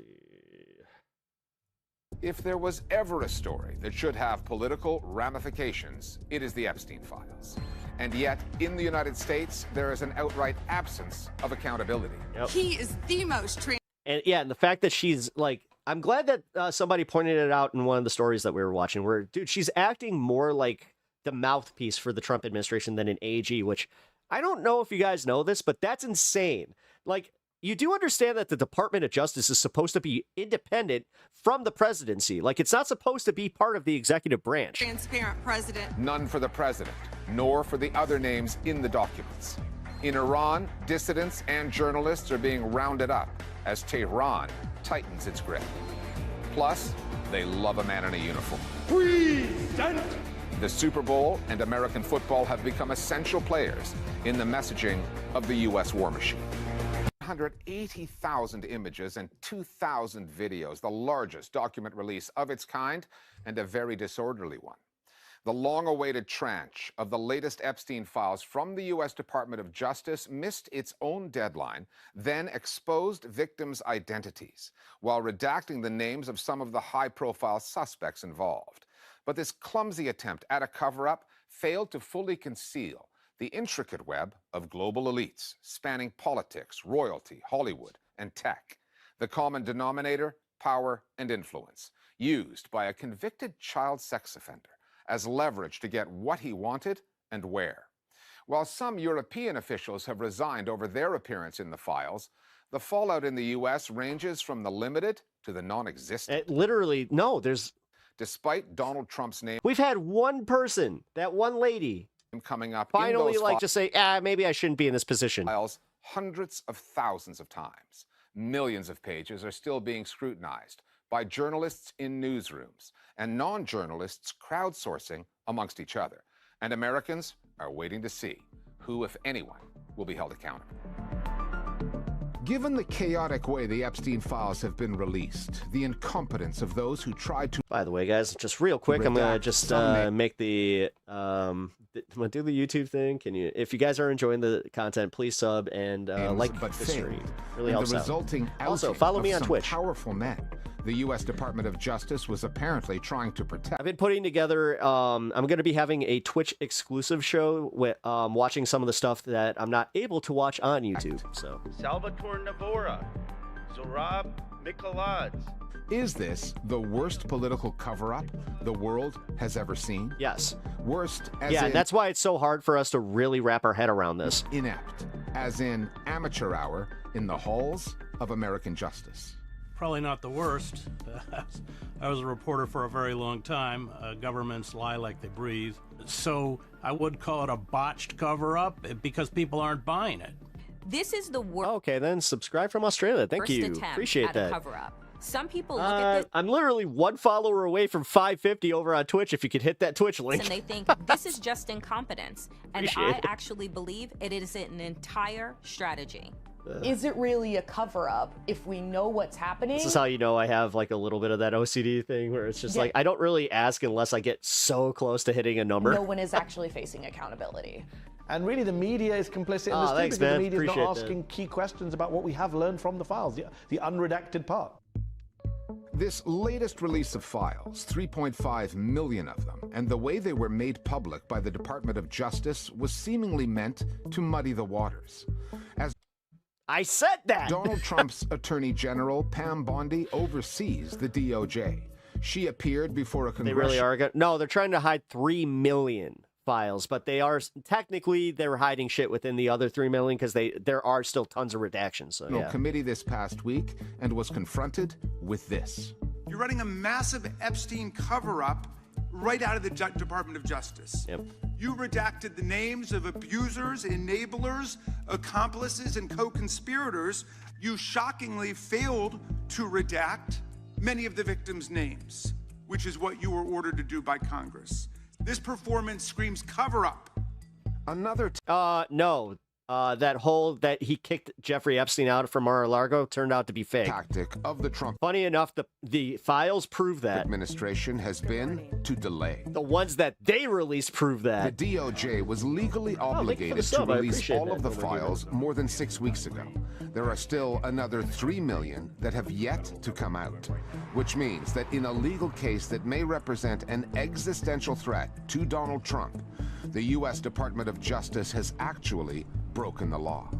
The DOJ is essentially Trump's personal law firm, which is not what the DOJ is supposed to do. The DOJ is supposed to be represent independent the interest of the American people. Yeah. And we've only scratched the surface. Do you have the documents? We all have the documents. It's on the fucking dude, it is on the Department of Justice's website. You can go look at all these.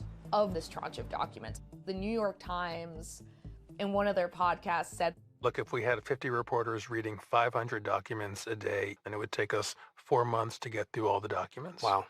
And that's not even doing actual analysis, but really just assessing what is available to the public. It is a calculated move to try and pin this entire syndicate on one man that is no longer living, Jeffrey Epstein. Which, convenient. And his accomplice, Ghislaine Maxwell, who is in prison. It's this idea that because these two monsters are now, one is locked away and one has died, that the Lauren Lilly, thank you for the sub. Entire apparatus has been brought down. It hasn't. This is a syndicate that was global, run by the most powerful people around the world. It Look at all the Russian bots freaking out. Did not just disappear. Somebody asked, they're just like, how do you feel being outnumbered in your own chat? It's just like... Reality is, we know that somebody picked up the mantle because you just don't walk away from a multi-billion-dollar industry, right? What stands out in the latest files, the emails pinging back and forth between Jeffrey Epstein and his alleged accomplices, are the coded, sordid references to sex, girls, and even suggestions of torture. Also emerging is more evidence on the details and the... Why do I single out Trump? Because he's the president right now. That's how that works. He's the one in power. He's the one hiding this. He's the one to focus on. The idea that you want us to focus on everything else but him tells me that you actually are trying to cover up for him because you know that he's probably done some fucked up shit. Network. It was a cross-party, cross-border, intercontinental... Good show. Thank you. Power. I really appreciate that, man. Involving politicians, billionaires, tech tycoons, royals, celebrities, academics, and journalists. And that... You talk any shit about my wife, that's an insta-ban. I don't give a shit about, like, what you were doing in chat before. Even after grow up. Epstein became a... Did you really just think that making fun of a dude's wife with cancer was gonna fucking really that was gonna pass? Like, guys, if you're MAGA in chat, are you okay with that? That's fucked up. Convicted sex offender. Like, Groiper shit, like, that's just like proving that you guys, like, some people in MAGA are truly subhuman. In 2008, yeah, ban that piece of shit. Yeah, just kept on growing. The files expose a world where prestige is everything. Where that's information weird. Yeah. is currency that can be leveraged. No, like, again, that's my favorite part. That's MAGA. Like, that's what I see as MAGA. And I'm glad that I'm seeing some of you disagree, and I know that you disagree with my politics, but that is just, it's so fucking blatant. And that's the thing where they're just like, the left are a bunch of demons, blah, blah, blah, blah. I don't see people saying shit like that. Bridged into profits, traded for influence. Thank you, Pinkerbell. Appreciate that. A network that for a time included Donald Trump, who Epstein once called his best friend, and whose name reportedly comes up in the files hundreds of thousands of times. The biggest takeaway is that we were lied to by the Trump administration. Kash Patel, Donald Trump's hand-picked leader of the FBI, former conspiracy... Dude, I don't know what liberals you deal with in your life that are still lamenting, like, I wish Joe Biden was our president. Theorist himself, who spent who in the fuck is saying that shit? Many years in opposition, talking about the Epstein files. Put on your big boy pants and let us know who the pedophiles are. As soon as he becomes head of the FBI... Oh, by the way, guys, just so you know, my wife, she got a new strain called Pink Runts. She stands by that one. So if you have that in your area, look it up. Says, no, there's nothing there. We've looked. And there was no trafficking. It was just Epstein. There's no evidence that he sent underage girls to anyone else. Well, that's not true. What we've not seen are the videos. When the FBI raided Epstein's mansion in New York, he had a safe the size of a closet. And we know that there were many, many recordings. That's not come to light. The mantra of everybody outed in the Epstein files is that they were ignorant of what Epstein was doing. Holy shit, those were the books? Oh yeah, there were no files. Yet we know from the email. I had only seen one image and it was like a compressed image. Like, dude, that was a whole shelf, and those are large binders. Email exchanges. Holy fuck. They were very well aware. No wonder they got 6 million pages. I mean, the nickname for his jet was the Lolita Express. I mean, you don't even have to have read Nabokov to figure out what that's about. Yep. Donald Trump's prominence in the files has got everyone's attention, but Americans are still waiting for a politician there, any politician, to take the fall. Contrast that to Europe, where major players in the UK and France have resigned over their links to Epstein. Heads have also rolled in Norway and Slovakia. Up until now, Watergate, back in the 1970s, was the most infamous political scandal. MAGA just learned how to get online a few years ago, so we're like 10 years ahead while being dragged down by the dumbest in the class. That's why I actually just saw this. There was a bunch of younger kids that were like moving away from TikTok, and they were just like, another platform that our fucking parents ruined by joining. It was just like history after Republican operative. Facebook used to be a fucking awesome place until the boomers showed up. Broke into a Democratic Party office to bug phones and photograph God, I miss those days. President Richard Nixon tried to cover up that crime.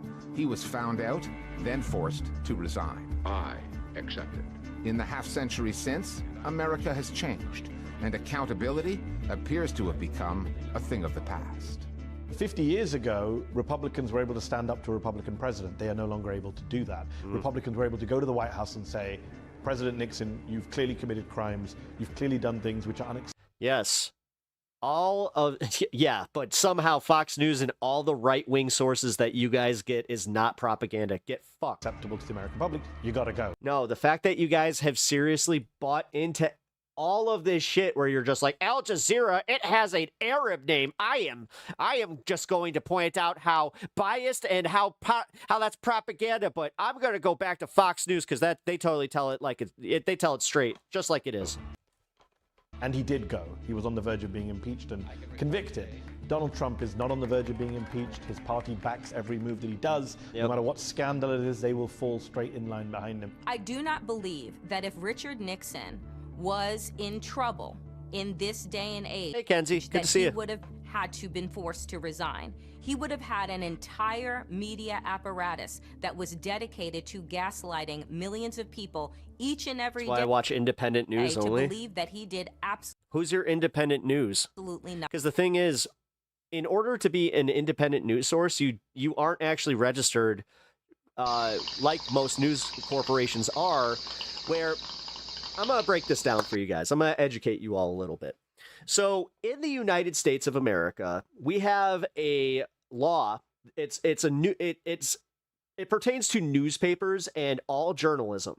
So all of these journalists, they are held to the standard of defamation, which they have to be able to prove that their story is corroborated within a shadow of a doubt. And if they are proven to be wrong, they have to issue a retraction immediately. Most of these independent sources don't have to do that. That's part of the problem. Nothing wrong. So ironically, you're actually calling fake news, like everything else, fake news, propaganda, bullshit, but you're also then only consuming things that are not up to journalistic standards, so they don't have to tell you the truth. And that's why the confirmation bias is so fucking prevalent there. This latest release serving as... You have to be careful with that, guys. If you're sitting there looking into your just one side and you're stuck in your bubble, that's a problem. Like, you guys are here. You guys, and I will, like, if you're not trolling and you're genuinely interested in what I'm saying and engaging here, I actually commend that, because it is nice. Like, this is what I do. Like, because I also do this, for a living, well, ish, that I get to kind of, like, I have to watch a bunch of people I don't agree with, but I also wouldn't just stay in my bubble because it's where I'm most comfortable. No, I have an objective I have a brain, an analytic brain, where I'm able to break some of this down. Vindication, though. I think that's what a lot of you guys might be missing in that. For the President of the United States. Where you want it just curated. Be out there trying to push, saying that somehow this has something to do with President Trump. That's a complete hoax. The rot inside of this country is so incredibly deep that pedophilia is no longer a bipartisan issue. Yep. And my concern is that whoever comes next is not going to be able to mend the deep fracture that has occurred. The UK has a handful of men, very powerful men, implicated in the scandal, and it's threatening the monarchy, the elected government. It is roiling financial and political institutions in France. I don't think that everybody else is wrong. Slovakia. I don't.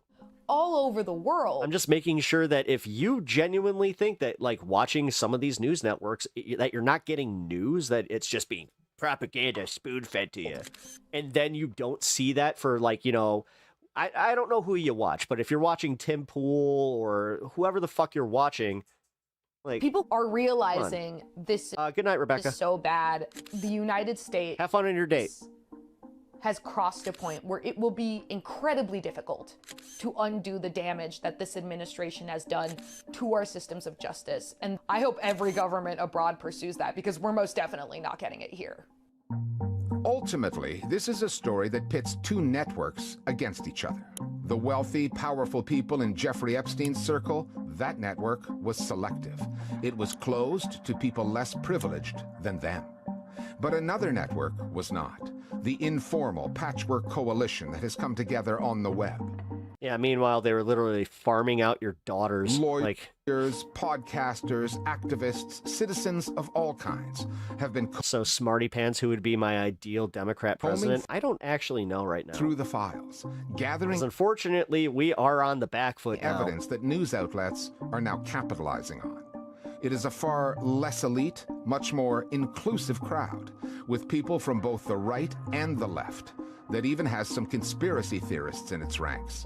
A network that has proven to be influential in its own way. Social media has been a force for good, clearly, when it comes to the release of the Epstein files. The great irony is that the biggest pressure for all this came from QAnon, this far-right conspiratorial network that said there was a cabal. Wait, Obama changed the law that made propaganda against American citizens illegal in 2012. It was made illegal in 1948. Of powerful media and political people who were covering up for a pedophile network. Sadly, QAnon were kind of right about that bit. They just pointed in the wrong direction. They claimed it was Do you know what year he signed that? the liberal left, and actually turns out it was the MAGA right. 2012. I worked for the New York Times, so I was kind of an honorary member of the elite. I certainly had close physical proximity to them and understood them. But most people don't get that close. Most people aren't allowed into that inner sanctum, and they're grasping in the dark. They don't actually understand the machinations of these circles, but their instincts have been right.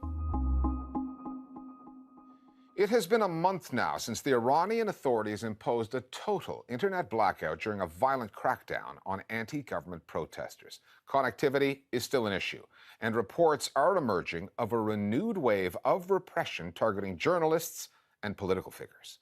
Tarek Nafa has been following the story. Sweeping communications restrictions in Iran have made it extraordinarily difficult for journalists there to do their jobs.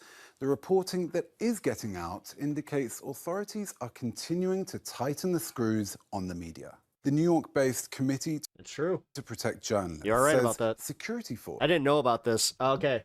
In 2012, Congress passed and President Barack Obama signed the National Defense Authorization Act, the NDAA, for the fiscal year of 2013, which contained a provision known as the Smith-Mundt Modernization Act of 2012. The legislation, which took effect in 2013, amended the United States Information and Educational Exchange Act of 1948, the Smith-Mundt Act, the original, to allow for the domestic dissemination of content produced by the United States State Department and the Broadcasting Board of the Governors, now the U.S. Agency for Global Media. Interesting. Forces have been raiding journalists' homes, seizing their devices. That's no bueno, because that definitely led to what we have now with Trump. And IDs, So, yeah, and blocking that sucks. bank Another- accounts. Just and another fucking major L for Obama. SIM cards. CPJ says these punitive measures are a clear attempt to blind the world to the reality on the ground. With journalists in Tehran reporting the possibility of a new wave of protests, prominent reformist politicians were also arrested by Iranian security and judicial authorities this week. According to state-affiliated news outlets, they face charges. Okay, I just wanted the front part of that. Oh, shit, where is it? Ah, here it is. Is in Washington, and MS Now legal analyst and former U.S. Attorney Barb McQuaid. Fallon, starting with you, the DOJ We need an independent president for real. had to submit this legally required I mean, if we could get an independent president that had no super PACs, like nothing, that'd be great. But realistically, like, we can't even get a Bernie Sanders who doesn't work with super PACs in there, and he still works along like a party line. to Congress. What was in it? Yeah, members of Congress are really upset about this report because not only is it very detail light, it's overdue. This report was supposed to be produced 15 days after that deadline to release all of the files. You'll remember that December was December 19th. They missed that deadline. Now, this did come 15 days after they did release all those documents at the end of January, but it's still late. It's very detailed light. It was supposed to include 3 major categories, the first being the categories of all files in this, including the categories of types of files that they withheld. It's also supposed to lay out the redactions and the legal basis for those redactions. And then it's supposed to include this list of government and politically facing people who are mentioned in the files. Now, for those first 2 categories, it's pretty light on the details. In the redactions category, it talks about how they withheld and redacted material related to ongoing investigations. Now, we still don't have any information into who or what those investigations may be into. But the part of this list that's getting the most buzz is that list of names. And there are 300 names of people who are mentioned in the Epstein files. And some of them are people who we've been talking about a lot. But some of them are people who just blatantly don't make sense. You see names like Janis Joplin, Elvis Presley, Marilyn Monroe. These are people who, in some cases, died before Epstein was even an adult, and had no direct ties with him, apparently. And so these names are all there, and members of Congress are really upset about this. You heard Ro Khanna saying that this long list of 300 names is an attempt. attempt to muddy the waters, because this includes people who could be predators, but also could just be mentioned in an email once here or there. And I want to be really clear about this list of names. None of these people who are not named Jeffrey Epstein or we should be trying to make our country better, but he sits at home watching propaganda machine. Maxwell have been criminally charged. So to that point, Barb, what? Oh my God, we're disseminating information together, but he's not doing enough. Go do something. So I go out to a protest. He should be at home. What happened here? Did the DOJ just do some kind of, disingenuous assholes? Word search and find a bunch of names and dump them into a document? What does politically exposed even mean here? Yeah, it's the language that we got in the statute was that no name should be withheld for political exposure, and that they should be You're a Ford tech? included. Oh man, I hope that what happened in our power plants, our car plants, doesn't happen to you, man. As we see all of these, news commentators, even Maureen Comey, who is one of the prosecutors. We had a Chrysler plant that was like everybody was really looking forward to, and then they found out that they brought a whole bunch of robots. And the case is named. Like, it really does feel like this effort to do exactly what Big Tobacco did back in the day when Mistox. When it was involved in litigation. Thank you for the, and that was to do such a huge document dump of all kinds of irrelevant things that it was very difficult to find the needle in the haystack. But I think that that's actually weird because the Satanists, listen, if you're trying to put one party on that one, oh boy, you're not paying attention to these files. Congress is not without recourse. They have the ability to call Todd Blanche as a witness. Perhaps they should even... The fact that you guys can't look at your own party objectively and you sit here defending their honor for reasons? What? Why do you need to defend these people's honor? What is it? Maureen Comey, who is the lead prosecutor on the Ghislaine... You don't see me doing that. Like, not once have I defended somebody, some Democrat, where I was just like, oh, we can't investigate that because that would be a bridge too far. Not once. But every single time, you guys have some reason that we should not look further into this and really just implicate, maybe just go, yeah, Trump's definitely implicated. Maxwell. No. It's all a witch hunt. It's all a witch hunt. Case and ask them about some of these decisions. Fuck. One of the things that remains redacted that I think is most... You genuinely think this man is a god. It's fucking disgusting. Most concerning is the reports of interview of the victims. Wow. Certainly their names should be removed and their personal information. But we have pages and pages. What's contained there? Are those reports about the conduct of some of these individuals? Because that, I think, is what is missing.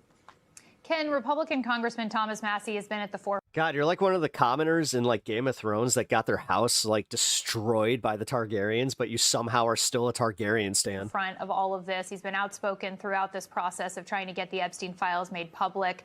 But yesterday, he leveled some of his harshest criticism of the DOJ, specifically Pam Bondi, that we've heard yet. Here he was on ABC. Do you still have confidence in Pam Bondi as Attorney General? This clip specifically went very viral, I gotta say. Third time we've seen it. I don't think Pam Bondi has confidence in Pam Bondi. No, she wasn't confident enough to engage in anything. I gotta say, guys, like the people that are like still standing behind Pam Bondi, you are not in very that's not the popular position even on your side. But name calling in a hearing. Yeah. And so, no, I don't have confidence in her. Donald Trump told us that even though, he had dinner with these kinds of people in New York City and West Palm Beach, that he would be transparent, but he's not. He's still in with the Epstein class. This is the Epstein administration. The Epstein administration. Ken, how's the DOJ responding? Well, they would label Thomas Massie as a conspiracy theorist, and Harmy Dillon, the Assistant Attorney General for Civil Rights, posted on X that Massie and his Democratic allies are essentially... Kyle, Michael, I have confidence that she's an evil piece of shit. ...putting political expediency and clicks over justice and due process and making fools of themselves in the process. And in fairness to them, if they did call Maureen Comey to the stand, to Barb's point, Maureen Comey would likely say what the FBI found, according to a document that has been released as part of this dump, which is that they found no evidence that Epstein was trafficking women to other men. You're so right. Thank you for keeping this going. Let us know who's in the files. So the charges that Massey and the Democrats are making, that there are people who should have been prosecuted, that this Justice Department is covering up for, we have not seen evidence to support that. And don't take this Justice Department's word for it. Take the Biden Justice Department. This is why Trump has been fiercely and deathly afraid of the emails. Yeah, they're the ones that presided over this investigation, and they concluded that there was no one else to be prosecuted. That's a separate question from whether people acted inappropriately and were morally compromised because they befriended Epstein after they knew he was a sex offender. But the idea, as Democrats have been saying and Massey has been saying, that there are other men who should have been prosecuted, we've not seen the evidence to support that. I mean, the fact that they only came out with 6 was sus as fuck. Yeah. Ariel. So, Barb, the Epstein Files Transparency Act... It's like they made the deal where they're just like, because notice how none of them were prominent politicians at all, like from either side. Says that the AG had to submit, quote, a list of all government officials and politically exposed persons named or referenced in the released materials. But they dropped those 300 names, as we've been discussing, with absolutely no context. Did the DOJ meet this obligation set out by lawmakers, or was it so nebulous that they've somehow met this requirement? Should Congress have written this law better? A little both, I think, but... Yeah, Congress should have instituted penalties because they were just like, yeah, this is a law, but there's no way to enforce it on you. And just because Congress wrote a law once doesn't mean it doesn't have the ability to go back and again, revise it again. One of the things that I think is missing from all of this is the deliberative process. Over 1 million? Come on, no, it's not. It's not even exaggerated. That's the sad part. The Justice Department, they have withheld those documents on the basis that those are protected by executive privilege. But of course, the Epstein Files Transparency Act was very explicit in the kinds of materials that could be redacted.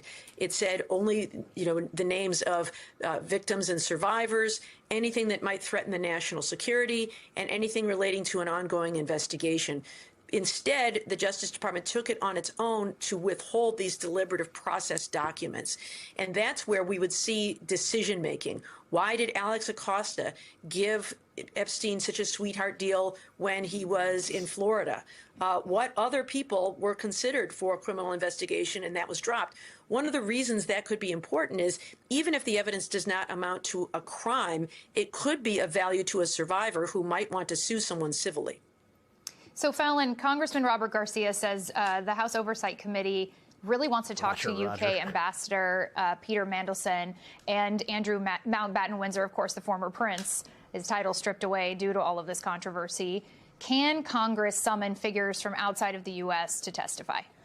How does that work? Long answer or short answer, no, they can't. This is very difficult. So Congress has... What's the evidence against the Democrats that you're bringing up here? It's really limited authority. I'm actually genuinely curious over what they can do. If you know it offhand, since you're very, very confident in it. They cannot... I'm assuming that you have it memorized. ...compel those people to come here and testify. In fact, they've already tried. Last fall, as you mentioned, Prince Andrew, they asked him to come and testify.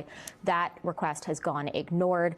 This is completely voluntary. So there's still a possibility that they could come testify, but they would have to be willing to come here and do that on their own volition. It seems highly unlikely that that will happen. Highly unlikely. Dude, could you imagine if this was all Biden? I'm gonna give you guys the context. Like, imagine that during the Biden administration that Jeffrey Epstein was being investigated, and then he just died mysteriously, and then all of these files come out and have his name in it as many times as they do. Are you telling me that you would be very fair here and just be like, you know what, that's not evidence. That's not evidence. Likely for sure. His name being implicated, that, you know what, that's just no. Or would you do the thing that you're doing right now where his name is in that list that was just released, but no context. And everybody's just like, yeah, but we need to investigate all these Democrats. It's just like, ruh-roh. Ken, do we... Oops, all Biden. It's always the same shit. Do you have any more insider information about the new Epstein investigation that the DOJ is apparently launching? Fucking two years in, and we're still like, but Biden. Or launched last year before the files came out? You know, Ariel, I've asked sources. The fact that they think that they're like very effective, like doing this shit, that's hilarious to me. At the Justice Department about this, and what I've gotten back is they don't believe that really anything is happening in that investigation. It really seems more like a political sop to sort of suggest to the public who is clamoring for some kind of action on this matter that they're doing something, that they're I hear Biden shit Trump's pants too. Investigating potential other criminality, when again, we've seen no evidence in these files of unprosecuted criminality, and the Justice Department really... It seems Twitch has a well-behaved chat. It is Princess Moose, or Mouse, thank you. Really doesn't seem to be conducting an actual investigation. Remember, they said it was about Democrats and Democratic misconduct. They don't even seem to be looking into that, Ariel.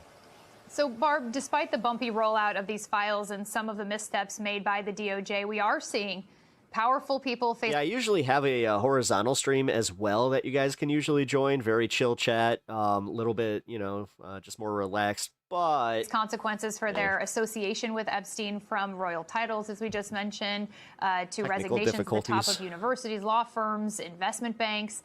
And I do want to remind most, if not all of these people have denied any wrongdoing, but the only criminal probes so far are the ones that we've seen initiated overseas. Are you surprised that we aren't... I'm this close to getting rid of my Joe Biden Bible. More investigative developments here, or as Ken mentioned, there isn't any window into criminality. God, the Trump Bible, that's a thing. That's a thing. Oh my God. At this point in those files. Yeah, you know, there have been some certainly very embarrassing disclosures made about email messages that people had with Jeffrey Epstein, certainly showing more than even poor judgment, in my view, acceptance of someone who is already known to be a convicted child predator. Yeah, can we stop with this one? Because again, the way that they're whitewashing this shit, where it's just like, oh yeah, it's just so weird that they're not actually, like, you know, they wouldn't disassociate. It's like, yeah, that's weird. That's a problem. And so for those reasons, I can understand. Coheed and Cannabis, what up, dude? Understand why organizations would no longer want to be associated with these individuals. But that is different from criminal conduct. I think that one of the things that we have not delved into is what's behind some of those redaction bars, and I think it would be useful to see some of those things. It does seem that in other countries there is perhaps a higher level of shame for some of these people. You know, we still have individuals in our cabinet, for example, who were having affiliations with Jeffrey Epstein. The fact that they said our government would collapse if we gave charges and convictions screams loudly of mass corruption. Even after. That's why I've been saying that they were technically right about the global cabal. Like, you nailed it. You just got the participants wrong. After his disclosure of being a known child predator. And it seems that there are people in the United States who don't have the same sort of shame, perhaps, that we see in other societies. They all hate Trump because Trump is the whistleblower. People recognize. That's really the most logical one is, yeah, he's such the whistleblower that he has also made it so it's this hard to even get to the fucking files. The fact that he was the one that was just, are we still talking about Jeffrey Epstein? He also tried to kill that investigation. The fact that he signed it into law was, he did it begrudgingly because I'm not sure if you guys know how this works. It was a veto-proof majority in both the Senate and the House. He could not veto that bill. He was going to have to fucking sign it into law regardless. That they no longer... Fucking A, this idea that he somehow was doing the virtuous thing. Fuck off. Longer have sort of... Seriously. He got forced into going and actually doing something. And then when it comes time to release him, he still doesn't do it. He still doesn't follow the law. He breaks the very law that he signed into law. The moral authority to lead in their organizations. Well, we know that some lawmakers Adam Miller's triggered. Have gone to the DOJ to see. Oh no! All these triggered boys coming into my chat. Those redaction bars, but it remains to be seen whether we, the public, will see it. Barb, the DOJ seems to have closed the book on this. Said that this. He called it a Democratic hoax. This is the end of. Yeah, how come it's not a Democratic hoax anymore? The Epstein files saga. Do you think it ends here? Where does it go from here? That law would have passed without him. Yes, that's how veto-proof majorities work. Well, in some ways, that's a helpful development for survivors because he was forced into the same position that everybody that was signing that was forced into. They didn't want to be on the record for voting against that. As long as that was political suicide. There's a pending criminal investigation. That is a basis for declining to disclose materials under the Freedom of Information Act. Mm-hmm. Now that if the book is indeed closed on criminal investigations, that could enable some of the survivors to use a FOIA request to obtain all. No, that Dem judge didn't block the release of the files, numbnuts. He blocked the release of Ghislaine Maxwell's grand jury testimony. You guys are so disingenuous. You think that you fucking know what you're talking about, but then you can't even offer context on what you were even talking about. Information. You guys need it to sound like it's something else. Ironic, huh? About it's almost like you're propagating some fake news there. Hey. Them or about the investigation.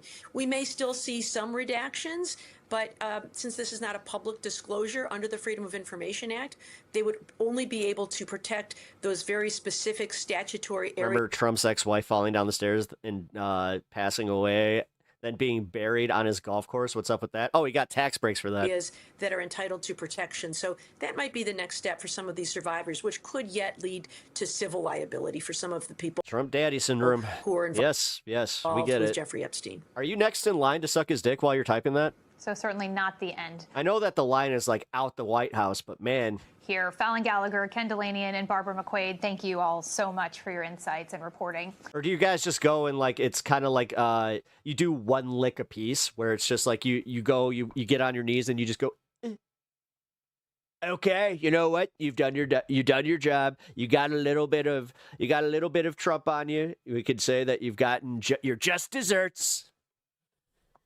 Ew. Oh man.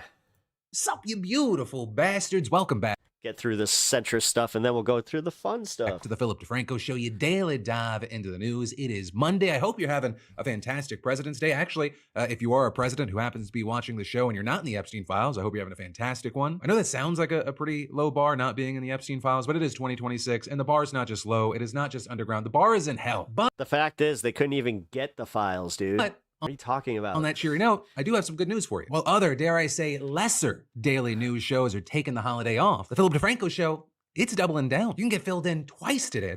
I think your mom calls it DPing. And it's because right after you finish this full Philip DeFranco Show, you can watch or listen to my brand new podcast, an interview with Adam Friedland. Some know him as one of the most interesting That's fucking great. interviewers over the past few years. Others know him as a bug. And even if you don't know him, I think you're going to love it. So I got a link in the description down below. But with all that said, we've got a lot to talk about today, starting with this. The Department of Homeland Security is subpoenaing Google, Meta, Reddit, and Discord. I'm out. You're boring, bro. Peace. Couldn't even get the right your. People who criticized ICE online, and the tech companies are complying. According to the New York Times, DHS has been quietly issuing subpoenas to tech platforms demanding names, emails, phone numbers, and other personal user data for accounts that either pointed to ICE agent locations or just criticized ICE online. And again, the platforms targeted were Google, Reddit, Discord, and Meta, which is Facebook and Instagram. And every platform, except Discord, has complied with at least some of the requests. And this is happening while ICE is simultaneously using facial recognition technology on protesters in Minneapolis and Chicago, using a Palantir-built database to identify what Democrat hid the files so I can start going after them? Real-time locations for people that they're pursuing and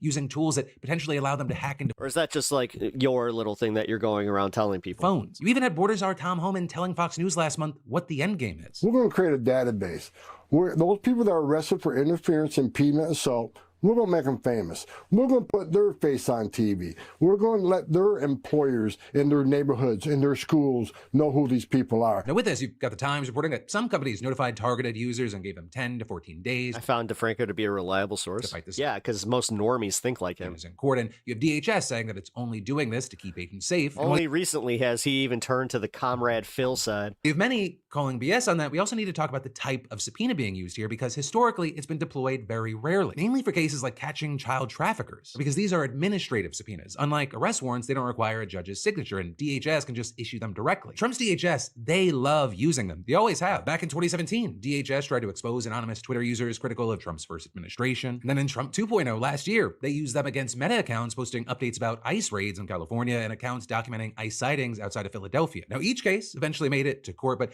DHS withdrew all of them before any rulings were made. And while that might sound confusing, you had the ACLU explaining why, right? A judge's order stopping the practice could end the tactic entirely, right? But if DHS pulls a subpoena before that happens, they can just keep going. And as one ACLU lawyer explained, not everyone who gets subpoenaed will sue, saying the pressure is on the end user, the private individual, to go to court. Obviously, with this whole situation, there's been pushback, and one of the ways we've seen that play out is you had Representative Ro Khanna, who represents Silicon Valley, saying, tech must not bend the knee to a surveillance state. Google, Meta, and other companies should refuse to comply with administrative subpoenas that target anonymous speech critical of ICE as a blatant violation of the First Amendment. But the problem problem with that is, as we've seen, tech now loves bending the knee to MAGA. One of the big examples we've seen is Meta CEO Mark Zuckerberg. He's been cozying up to Trump. He killed fact-checking on his platforms, and he justified it by echoing Trump's talking points, saying that Meta's content moderation resulted in censorship. He also famously donated to Trump's second inauguration. Amazon and Google did as well. And combined, they donated more than double what they donated during Biden and Trump's first inauguration. Then, of course, you've got TikTok, which is owned by Oracle, run by Larry Ellison, a Trump ally. And then Twitter, you know, Trump and Elon, they might fight here and there, but Elon... But again, tell me about how all the other media is controlled. Is still very much aligned with the MAGA camp. Also, with this whole situation, we need to go back to Discord because you have people connecting these anti-ICE subpoenas to Discord's announcement last week that it's rolling out new age verification features beginning in March. Right? Because those features include using a government-issued ID. Now, Discord, they try to assure users that uploading IDs is actually optional and that they only look at age and then immediately delete the information. But whether you deep dive or... Yeah, that's why they're all that information got leaked, and specifically the IDs got leaked when they tried this in the UK. You just skim. Because it all was deleted. You see people are not buying that. And that's including tons of notable creators sounding the alarms. You know, there was a time where all this like surveillance state talk felt like outlandish conspiracy theories, but like I said, it's hard to ignore it when it's so in our face these days. And it's so obvious because it's a conspiracy theory. Actually, that's from the conspiracy theory show that was on I think True TV is shitting on this. Instead of like defending their users, like the people that put them in this position to begin with, it's like they're turning in their surveillance state homework early. This is despicable. And getting everyone more and more comfortable with mass surveillance and no privacy, turning over your information and data is something that tons of companies are doing everything in their power to do. They just found a convenient excuse to try and paint it as something good, like protecting kids from bad people on Discord. And this is valuable information to tie to your ID and your online presence. We're attaching IDs to everything bears with it, we think, serious risks of, one, exposure, as in just vulnerabilities to different types of attacks, extortion, blackmail, but also future suppression of speech, such as via corporations. Now that guy actually has like the same length of hair as me. And or governments. Right now, we are at a pivotal point that unless you speak against this shit, and if you let it happen, if you don't raise awareness to it now, the world will look very different in the next 5, maybe 10 years. Right, and reports actually indicate that in the UK, some users have been alerted that they're part of an experiment with Persona, an age verification vendor whose investors include Peter Thiel, the co-founder of Palantir, the company...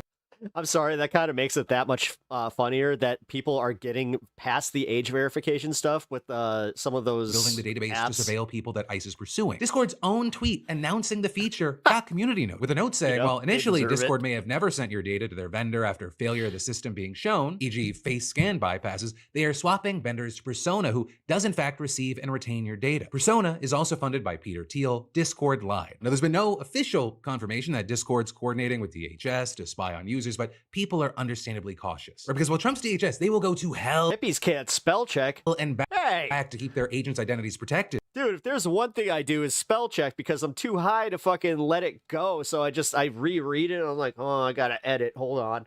The average American? Dude, I edit text messages. You might be shit out of luck, especially if you're not on their side. That. Though also we have to talk about on the note of DHS, they officially shut down Saturday morning after Congress failed to pass a the whole Discord thing is absurd. Yeah, it is. Funding deal, though. Dude, they're about to lose most of their user base. Let's be real. I will say the agency isn't going dark. Rather, the shutdown is more selective than that. Because Senate Democrats blocked a spending bill that would have funded DHS through the fiscal year, with them arguing that it didn't include new restrictions on federal immigration agents. And you've got Democrats calling for what they say are simple common sense reforms, mandating search warrants, requiring agents to wear identification, prohibiting officers from wearing masks, and establishing universal use of force standards, with party leadership also rejecting a last-minute White House counter bare minimum, but I'm happy with it. Offer like wasn't made public, with Senate Minority Leader Chuck Schumer condemning it as not serious, plain and simple. Now, Republicans have blamed Democrats for the funding lapse, accusing them of making unreasonable demands and failing. Can they just fucking do the thing where they don't wear masks and act like normal law enforcement? That'd be nice. You know, cops don't have to worry about getting doxxed. Had enough time for negotiations. You've also had others countering that it was pretty obvious that this was needed after the killing of Alex Preddy. But that was a key pivotal moment that changed things. Now again, this shutdown, it only affects DHS, right? The rest of the government, it's already been funded through the end of the fiscal year. And really this partial shutdown became inevitable after the Senate failed to break the 60-vote filibuster on Thursday, with every boxes owned by a lefty. Rupert Murdoch is not a lefty, my man. Democrat voting He is a fucking billionaire from Australia that is all about controlling everything. Against the bill, except Trust me. John Fetterman, who's basically become a dino, Democrat in name only. And actually, unlike with other funding showdowns, there was no last We got the better one.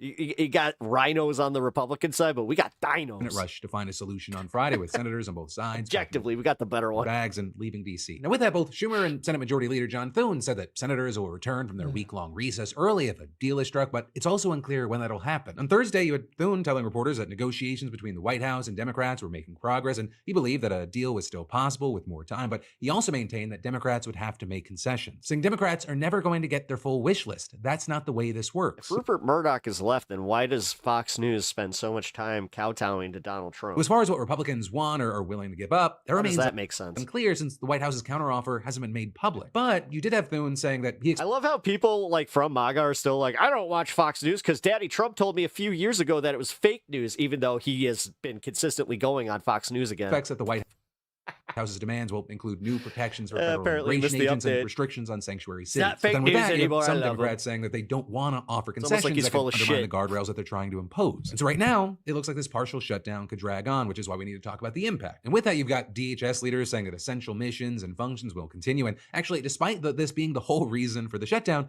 ICE and CBP will hardly be affected because Republicans gave the agency billions of dollars in the big, beautiful bill. Their operations will barely be impacted. It's actually the other agencies under DHS that are going to be hit the hardest: TSA, FEMA, and the Coast Guard. And so this is affecting 13% of the federal workforce directly. And while DHS hasn't publicly released an updated shutdown plan, its last plan, which is from September, it indicates that 91... Finn Von Smith. Okay, guys, be safe. Have a nice evening. Catch you on the next one at Pep Mods Insane People. Finn, I appreciate that. Thank you. ...of employees would continue... real quick, if you guys have not already, hit the like button.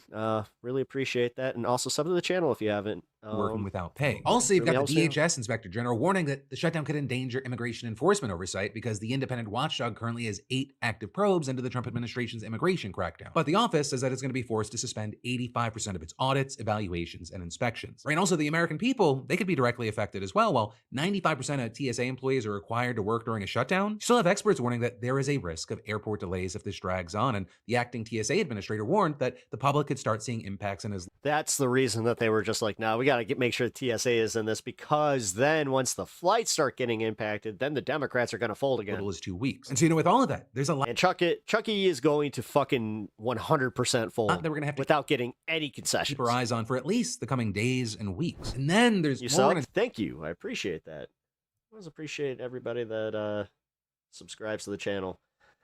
As a smaller channel, it really helps me out. I can tell you that right now. I mean, there's a reason that you see all these bigger YouTubers do it, but for people like me, yeah, just know that you're doing the Lord's work. Or the devil's work, depending on who you are. This message is sponsored by ZocDoc. But then, next up today, we've got to talk about how there is a secret civil war happening inside of the Department of Homeland Security. And it involves an alleged affair, a fired pilot over a missing blanket, a guy dodging federal ethics rules by not swiping his badge, and a cabinet secretary apparently more focused on her TV airtime than running the department. Because according to a bombshell... This is the shit that I love, is like when it gets messy. Ooh, now Wall we're Street just Journal like, report all based right, on spill 24 current and former officials. There's a deep and very real internal conflict at DHS between two I haven't heard that factions. one before. Side, you apparently have border czar Tom Homan and acting ICE director Todd Lyons, who favor a more traditional, targeted enforcement approach focused on actual criminals. And then on the other side, you have DHS Secretary Kristi Noem and her top advisor, Corey Lewandowski, who prefer flashy, attention-grabbing operations, the kind of made for great TV, but the critics argue terrorize migrants indiscriminately and ultimately undermine the mission. And you had multiple officials telling the Journal that Noem has repeatedly been warned that these tactics would discredit the department, but she didn't listen. And White House officials have reportedly grown frustrated that Noem and Lewandowski have rejected guidance on events, messaging, and basic agency management. You had several senior officials describing DHS as the single biggest headache of Trump's second term. But also, to understand how we got here, you need to understand these two. Lewandowski is reportedly part of... What up, Twitch? How you doing over there? The reason that Noem became DHS secretary in the first place, despite having minimal experience in immigration enforcement. He quietly lobbied for her to get the post, took her to events with Republican power brokers, introduced her as a rising star, tried to get her picked as Trump's VP, and when that didn't work, he pushed for Homeland Security instead, where he reportedly saw DHS as a launch pad for a potential Noem 2028 presidential run. And then also, there is the personal side. The Daily Mail, they published photos of Lewandowski carrying a duffel bag and going back and forth between his apartment and Noam's apartment across the street. When people started asking questions, Noam moved into a government-owned waterfront house on a military base in Washington, citing security concerns. But reportedly, wouldn't you know it, Lewandowski spends time there too. Also, you got sources saying they've been traveling together on a luxury 737 MAX jet with a private cabin, and within the department, it's widely considered an open secret that they're in a relationship. Now with that, to be clear, both Noam and Lewandowski are married, and they both denied that there's an affair. Apparently, even Trump doesn't buy that denial. When Lewandowski Trump's just like, yeah, you know what? I've seen him. They're totally fucking. He asked to formally serve as Noam's chief of staff. Trump said no, reportedly citing the alleged romance. And he's apparently continued to bring it up. I got the vibes. I'm telling you what. So instead of chief of staff, Lewandowski took the title of special government.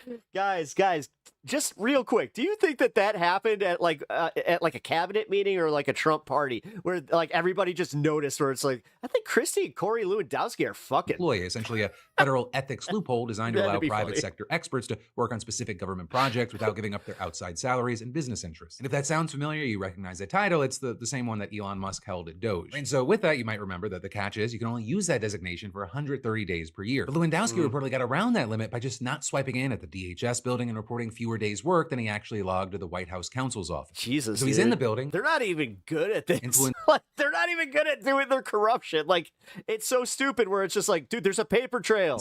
What are you doing? But technically not there. And actually with all this, we should talk about the moment that perfectly encapsulate how these two operate, because it's genuinely unbelievable. When Noam's plane had a maintenance issue, she had to switch to a backup aircraft, and her blanket, yes, her personal blanket, was not transferred to the new plane. I know, horrifying. So Lewandowski's response was to fire the pilot on the spot and then tell them to take a commercial flight home when they landed. But then Noam and Lewandowski realized they had no one to fly them back, and so they reinstated the pilot. But then also beyond the drama, the journal's reporting on actual governance failures. It's significant. Georgia's what the Republican seriously? Governor Brian Kemp's office had to personally call top DHS agents. You're fired. Where's the blanket? You have fun on commercial, bitch.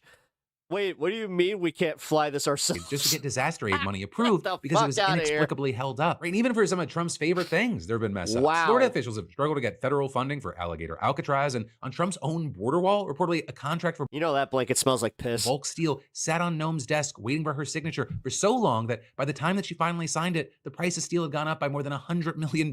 Meanwhile, multiple officials told the Journal that contracts and grants under Lewandowski's influence are being awarded in an opaque and arbitrary manner. Some are also being held up without explanation, and high-level staff have reportedly been instructed to meet with specific DJX companies for services that other contractors previously handled. Remember, as a special government employee, Lewandowski still has private sector ties. Just so you know, the horizontal stream is still up on Twitch. Well, so also being involved in handing out those contracts. And then through all of this, Noam's apparently been waging an internal war against Tom Homan for TV airtime and public visibility. You had sources saying that she would berate staff if she saw Homan on TV. She kept track of his screen time to make sure that she was appearing more than him, and on at least one occasion, she asked aides to ensure that she drew a bigger crowd than Homan at a conference. And then when the Minnesota situation blew up and there was pressure mounting for her firing, Lewandowski reportedly messaged Trump's pollster Tony Fabrizio asking him to cut an ad in Noam's defense. Well, Fabrizio apparently just ignored him, and Trump resisted calls to fire her. He did replace Noam and Lewandowski's ally Greg Bovino with Homan, Noam's long-term rival, essentially inserting her biggest internal op into when they said that, like, Donald Trump with the whole, reality TV president thing, I didn't think that we would legitimately have reality TV happening in every fucking department. More prominent role. Right, in case you like the Pete Hegseth thing where he used the laser that was so powerful that he had to shut down El Paso. Reminder of why this matters. To shoot down a balloon. DHS is one of the most powerful departments in the federal government, and it sits at the center of the lately things, man. You know what? They've grown on me too. When I have to go back and do my editing, I actually use my phone. That it's being run by two people, allegedly circumventing ethics laws, managing by intimidation, holding up disaster funding, costing taxpayers over $100 million just through negligence, and measuring success by TV screen time rather than actual outcomes. That's what I fucking knew it. It was based on their metrics with I was on Fox News, for this interview, and that's all they care about. That's why she goes all around the country standing behind a podium but doesn't actually do anything. Not just gossip. That has real world consequences for real world people. The fact that this reporting is coming from 24 current and former officials, not anonymous political opponents, that suggests that the dysfunction is so severe that people inside of the administration are feeling compelled to speak out. But then next up today, this sounds fake, but it is real. What is it? The Trump administration has spent at least $40 million of your taxpayer dollars to deport around 300 people to countries they're not even from. Oh, get the fuck out of here. And you know how many MAGA people actually care about this? And that includes those run by None. some of the world's most corrupt and dangerous regimes. Because we've talked a lot about the nearly 250 You're the only one with TDS there, Neil. Venezuelans that were sent to El Salvador. Trump daddy syndrome. And held in a brutal prison known for human Saying that Trump's my daddy. I don't fucking... rights abuse. But did you I actually also know that the White House paid nearly $5 million. I'm critical for that. Right? They also paid Equatorial Guinea $7.5 million. And I don't understand this whole like weird sexualization too of like you guys really love him, don't you? Like I've been saying this a lot, but god damn it, you guys are gay for some Trump. Amount that reportedly exceeds all U.S. assistance provided to the country over the previous 8 years combined. Perhaps you should name these streams the Burn Report. To accept 29 people. Trump also paid Eswatini $5.1 million to take in 15 people. It paid Rwanda $7.5 million. Trump is losing in the court of public opinion. They will never acknowledge that. An estimated $600,000 in flight costs to accept just 7 people. And to just do the math for you, that works out. That's insane. Out to about $1.1 million per person. And also, notably, some countries have apparently been paid in more creative ways. South Sudan, for example, they reportedly requested sanctions relief on government officials as well as America. Guys, I thought that MAGA cared about fraud. Why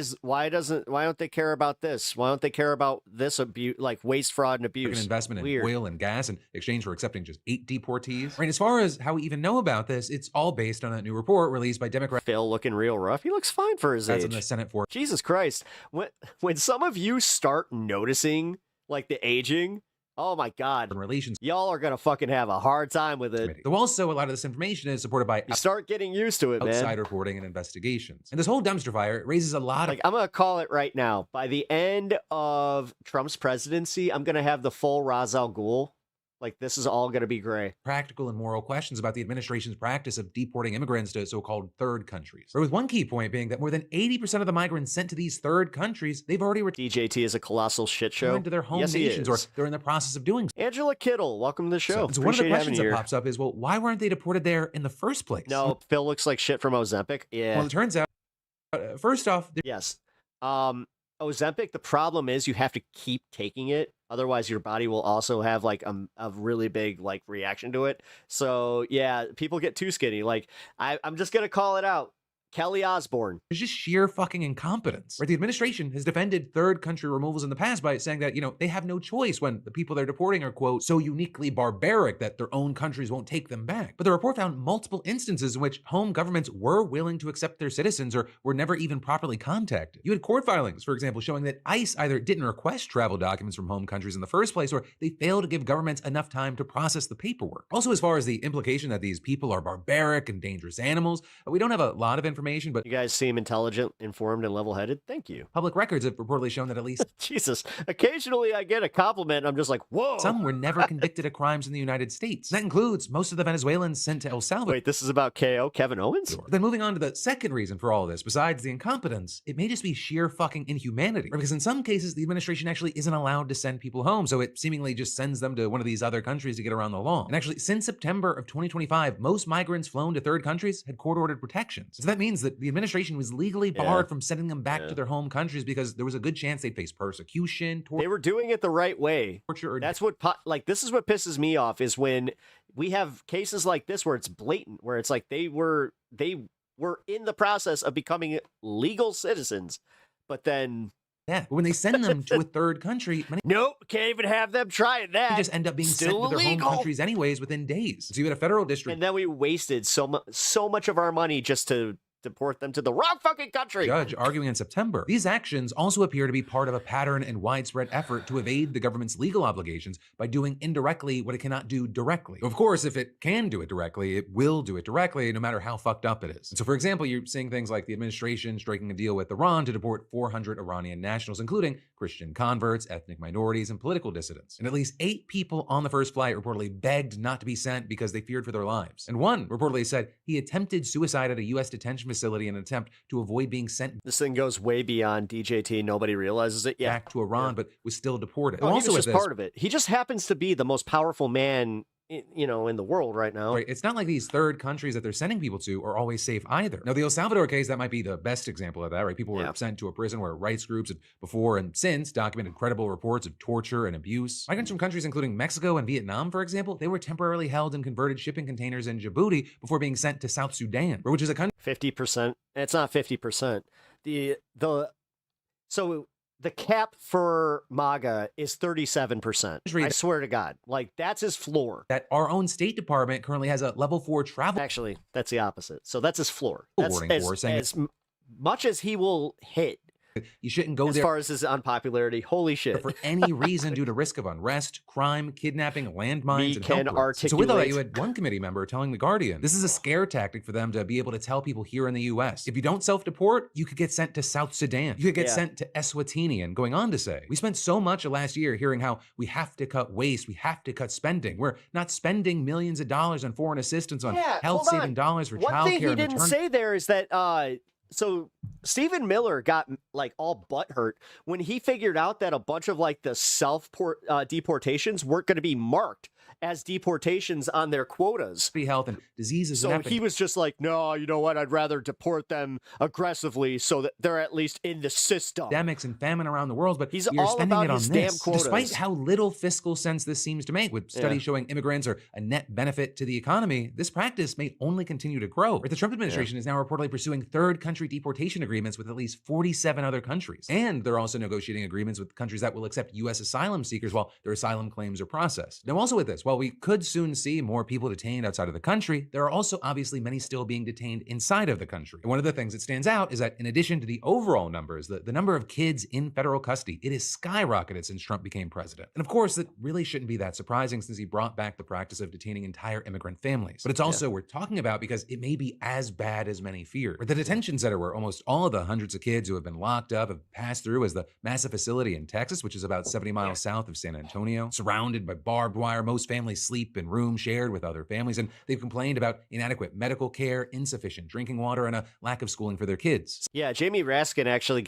he did a surprise visit, and they couldn't turn him away. He said that the conditions were absolutely horrible. Some kids have also become suicidal and had panic attacks, according to families and their lawyers. And in total, about 3,500 adults and kids, they've passed through this place since Trump reopened it last year. Many of these children who were sent there, they've reportedly been That's fucking hilarious. living in the United States and attending American I've never heard that one. That one's good. Schools, sometimes for years. And while with that, technically they go to schools at the detention facility. I fucking love apparently making fun of Stephen Miller is so much fun. The education's lacking. Or for example, a Huey 16-year-old German's just a banger. Let's just come on. That's hilarious. New York Times that they have high school rectal polyp. The person that found out that he looks like a rectal polyp. Students coloring in the American flag. You've got a lawyer representing detained children saying you can make all sorts of improvements, but it's still going to be a prison. You can improve education, and they should, but it will still be a place with sick, sad children. Now, with all that, you've also had the DHS defending conditions and the quality of the education at the facility, while also saying being in detention is a choice. And there you have the agency referring to the fact that the administration is reportedly offering $2,600 and a free flight. All right.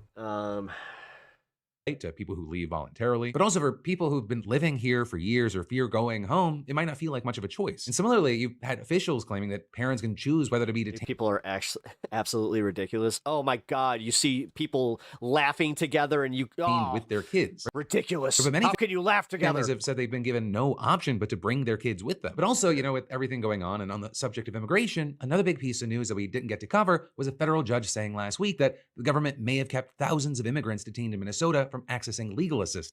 Yeah, the same thing happened at Broadview. Here, follow Philly D. Here's the video for you guys if you were enjoying that and want to finish it. There you go. All right, let's get to this. What a freeze frame from Mr. Mockler. So this is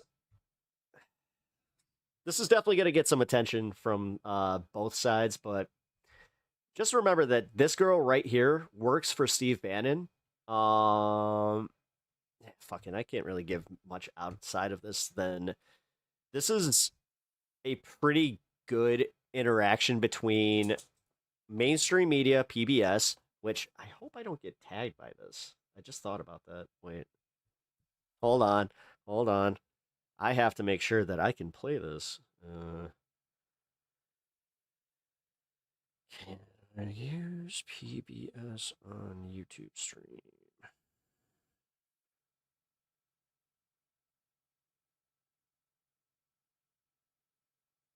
Wait, that's not what I meant. As a streamer.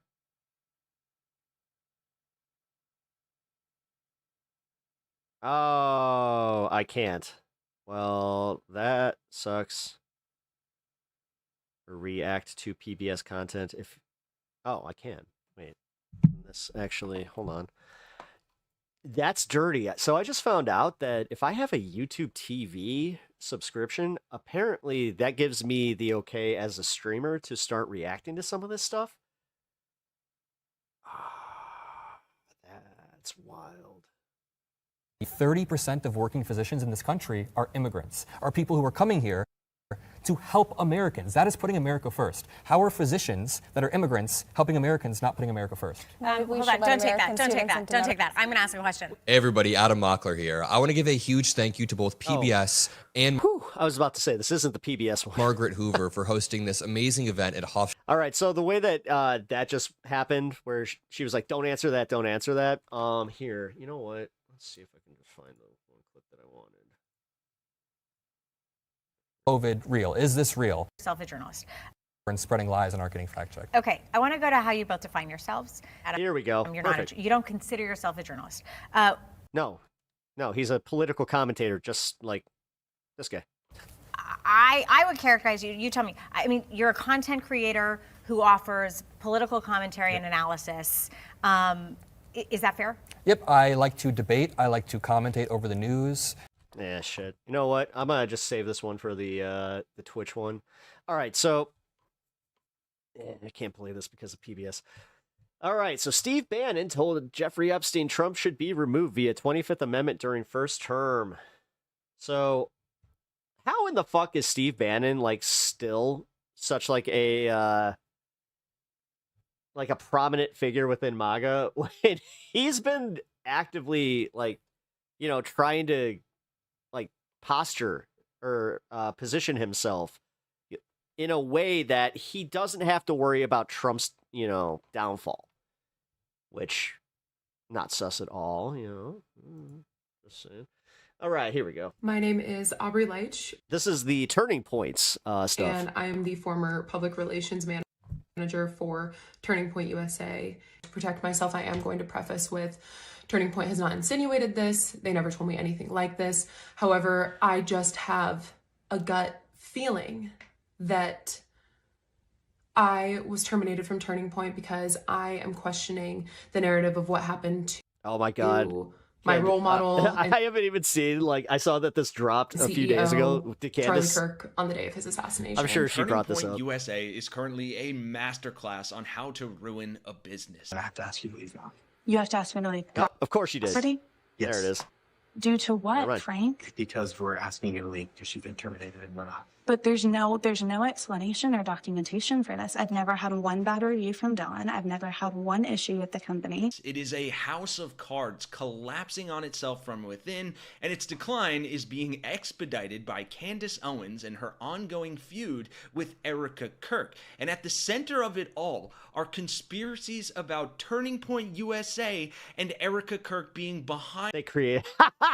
Oh my God! I love the fucking smile 3. Charlie Kirk's assassination. Straight to jail, straight to jail. Straight to jail. For questioning at least Erica. What? Fucking A. What the actual... so much to get into here. Dude. So make sure you like and subscribe if you I was gone for 2 days. enjoy and want more of these stories that the 2 mainstream media days. just doesn't seem to touch. And let's just dive right into this. So this has What? all been simmering for a while. We covered the feud on the Okay, so I'll be honest. This landed on my radar from somebody sending this to me. I was already kind of into like some of the stuff that was popping up, like via shorts and stuff like that. I didn't know it was this bad. Channel previously in another video, but it has reached yet another boiling point today because the Bulwark dropped this report titled "Candace Owens Gets Inside TPUSA's Head. Her Nutty Theories About the Killing of Charlie Kirk Have Won Over Some of His Organization's."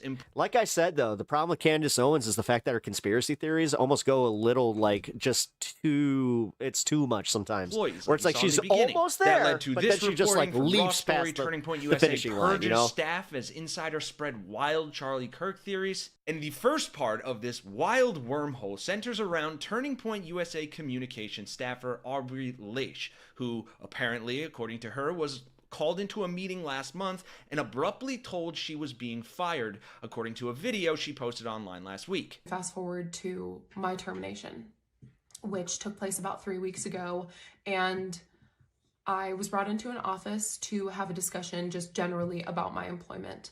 It was myself, Andrew Colvett, and Marina Muniz, who is the CMO of Turning Point USA, who I used to work for when I was just full-time with Turning Point prior to joining the ATK company. They pulled me into a room and they sat me down and told me that there were 2 instances they wanted to talk to me about. That full video will be linked down below if you want to check it out, as well as all the sources here. But essentially, in her telling, she said she was fired over a convoluted story about an Uber ride that essentially went like this. Which was an Uber ride that took place allegedly in the months of either October or November of 2025. And what was told to me was that a Turning Point executive got into an Uber one day and they randomly just kind of started talking about Turning Point. And the executive asked the driver, what do you think about Turning Point? And the driver proceeded to tell the Turning Point executive, well, it's just really sad. I've heard the organization's really going downhill. There's not Damn, really so she like, it was literally like a third-party implication? And nobody likes Erica. Huh. And the Turning Point executive proceeded to ask this Uber driver, well, who told you that? And the Uber driver told the Turning Point executive that Princess Mouse, thank you for the follow. His daughter was good friends with a girl that worked at Turning Point Appreciate that. way back when in high school. They had spoken about Turning Point since Charlie's assassination, and that, you know, this was told to him by his daughter. And the Turning Point executive, of course, asked, well, what's the employee's name? And the Uber driver allegedly said, Aubrey. Aubrey who? Aubrey Leish. And the story was presented to me as one of the reasons for my termination. But Leish wasn't buying it, then offering up her explanation of what she thinks happened. So I've known Erica for quite some time. Yeah, this is and weird. My thoughts... just think about that for a second. A random Uber driver. This isn't like somebody that was hired on by TPUSA as a driver. Like that would make more sense if this was like a company driver, but a random Uber driver just remembered her name like that. I don't buy it. Of her and nobody liking her, especially not align whatsoever with that timeline. CIA Uber driver. November. So that was one of Turning Point's reasons for letting me go. So unlike my peers, I actually was given reason. However, there's another thing I kind of want to dive into. Yeah, this is weird. Protect myself, I am going to preface with Turning Point has not insinuated this. They never told me anything like this. However, I just have a gut feeling that I was terminated from Turning Point because I am questioning the narrative of what happened to my role model and CEO, Charlie Kirk, on the day of his assassination. So they're going around purging anybody that is questioning this. Like, what is being told to us in the mainstream media just really obviously they don't have very strong NDAs. doesn't add up Because she would not be out here doing this if they to did. me. And I'm really hopeful that one day it will. But as it stands right now, it just doesn't. Yeah. And so I've been here in the background talking with people, expressing how I truly feel, because as an American citizen, I have the right to my freedom of speech and my freedom of thought. And I have a lot of concerns and a lot of questions about what took place that day and the events leading up to that day. It is from my own experience that you can't question the narrative and work at Turning Point. Leish is just one of several Turning Point staffers who has been fired. Thank you for the 1K jewels. I really appreciate that. What's being dubbed a purge of employees. And while it's not clear how many have been let go, Owens has played audio on her show of another staffer who claimed to have been fired without explanation. I never spoke to this employee once, never anything at all. Period. Not one of my sources. That's surprising, nothing. though. Like, I would bet that she's gonna be on the show soon. So this can't be related to me. I don't think it's related to me. Take note. This girl does not have S-sidal tendencies. Let's take a Oh my God, she's gonna Thomas Massey this shit, which is wild. It's wild. Thomas Massey went on Twitter and said, "I am not S-sidal. I am not. I practice trigger discipline." Listen, anyways, because they're all convinced they're just paranoid and firing a bunch of people. Take a listen. I mean, Frank, this is kind of wild. I understand where you're coming from. I know, and I know best to be here, and so it's crazy. Yeah. I mean, I'm not really content leaving for the day without further documentation, explanation, anything. I understand, but it's time to go. We're just gonna say today's the last day,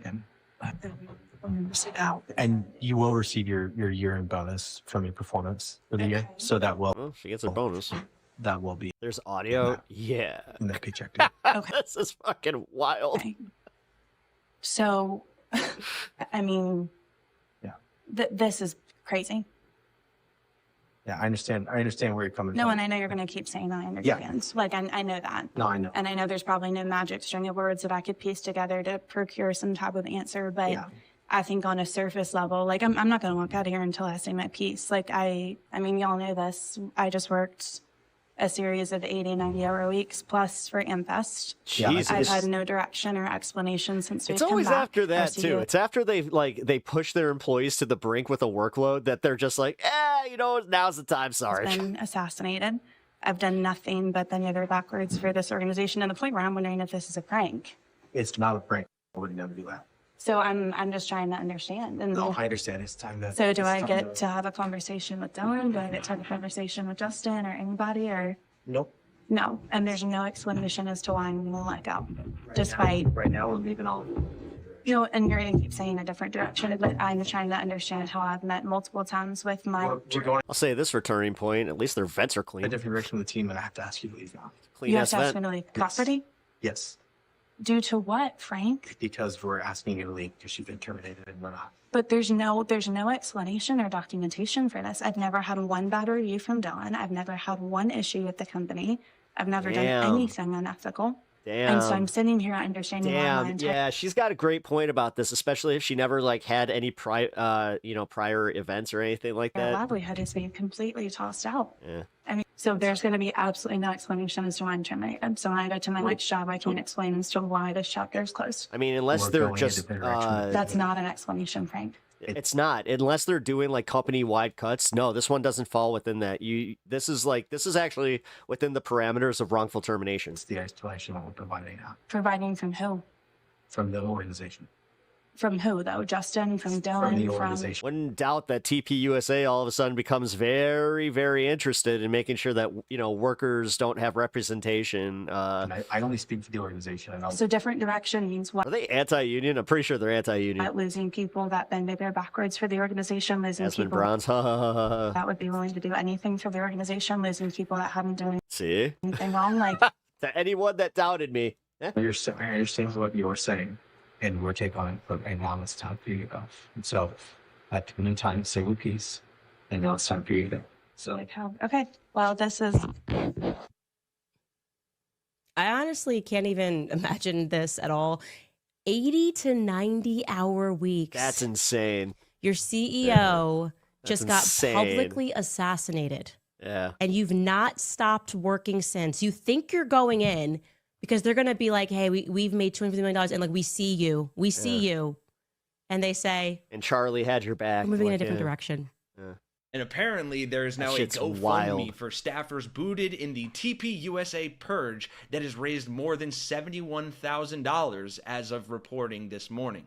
The Bulwark points out that it's hard to say if these firings are being driven by the very sensible disapproval of staff talking about their company killing its founder, or paranoia about Owens having credible information about internal TPUSA activities, or both. But clearly, someone within the organization is leaking to Owens. Just this year, the highly controversial podcaster posted videos of Erica Kirk on internal video chats in the wake of Kirk's assassination. This is somebody that has like deep access that were interpreted on the online right. Oh, do you think it? Oh, wait. She's the only one to really get fired. Do you think that they thought she was the mole? Insufficiently mournful. Ooh. And it just gets crazier. Owens already received a cease and desist order from TPUSA in January for spreading conspiracy theories about Kirk's death, but she seems undeterred by it. Just wait.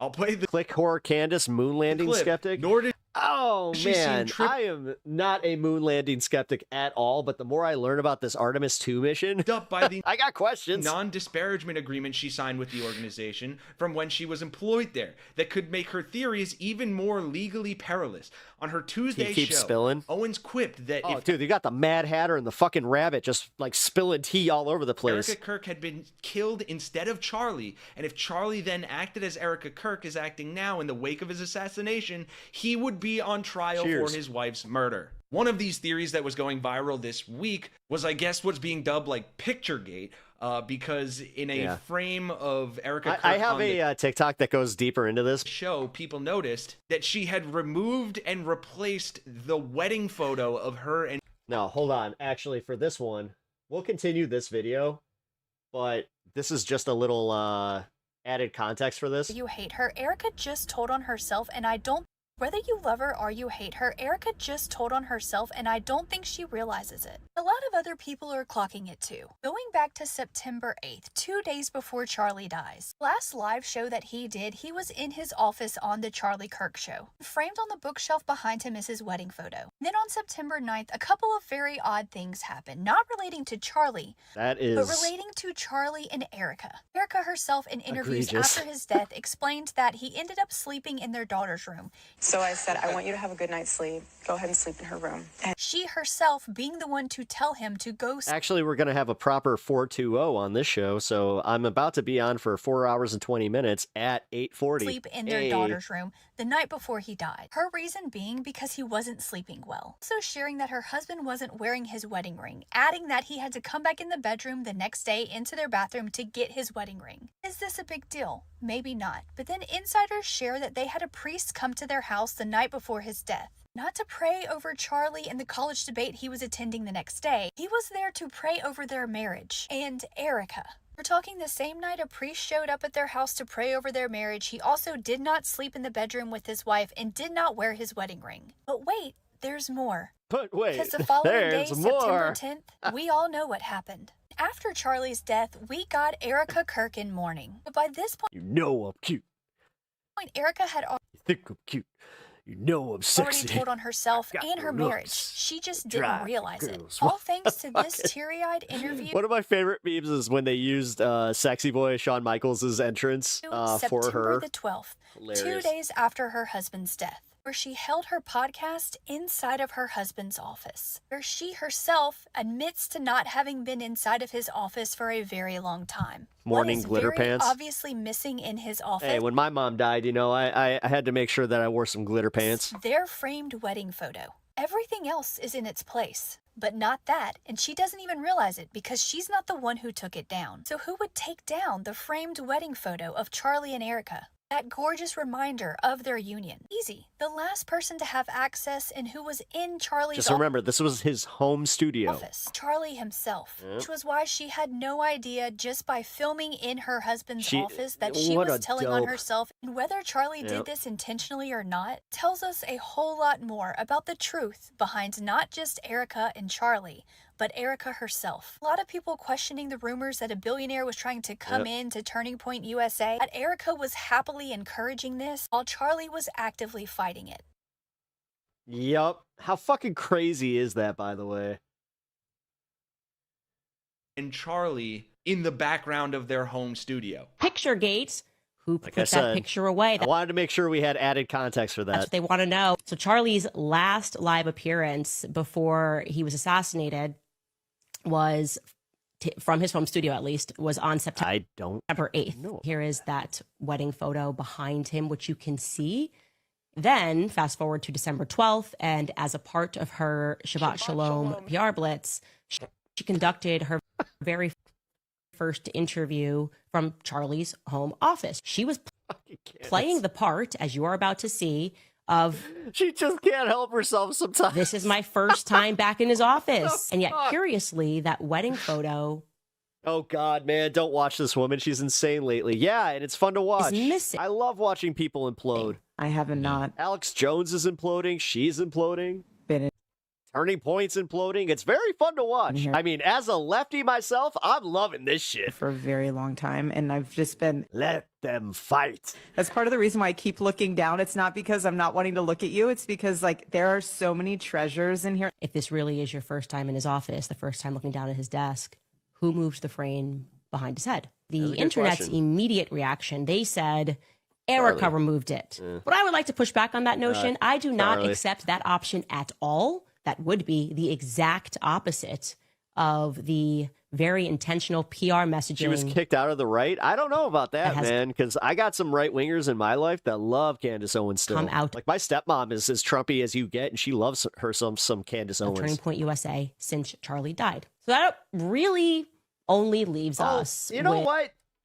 Although lately, no, you know what? I got to walk that back because she did actually kind of take a side and she took Turning Point side. So one other option, and that option would be that Charlie himself. I got to adjust because we did have an argument about the frame on the 9th, the day before his assassination.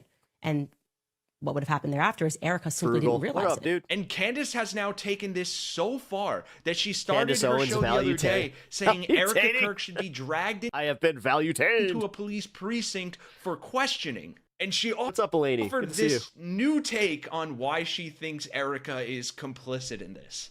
Look, I have seen enough, ladies and gentlemen.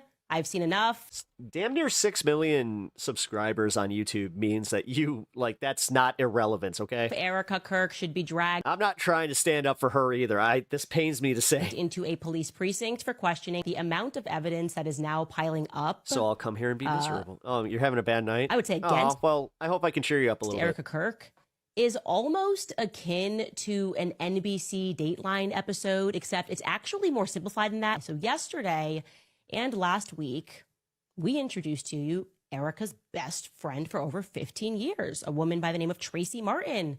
Now, we were working off of a tip. When has AOC gone off on random conspiracy rants? That Tracy may have been with Erica. No, I don't think AOC's crazy at all. When Erica got the call from Elizabeth and Mikey McCoy, because they were both on the phone, even though that was never revealed to the public until later. Tracy, I am told, because she's privatized her public profiles, but I am told that she has denied that claim. Okay, let's assume Tracy's telling the truth and that she was not with Erica on September 10th. That's not even relevant to what we're about to reveal to you, because what Tracy cannot deny is that her daughter is indeed Erica's assistant. I have confirmed that.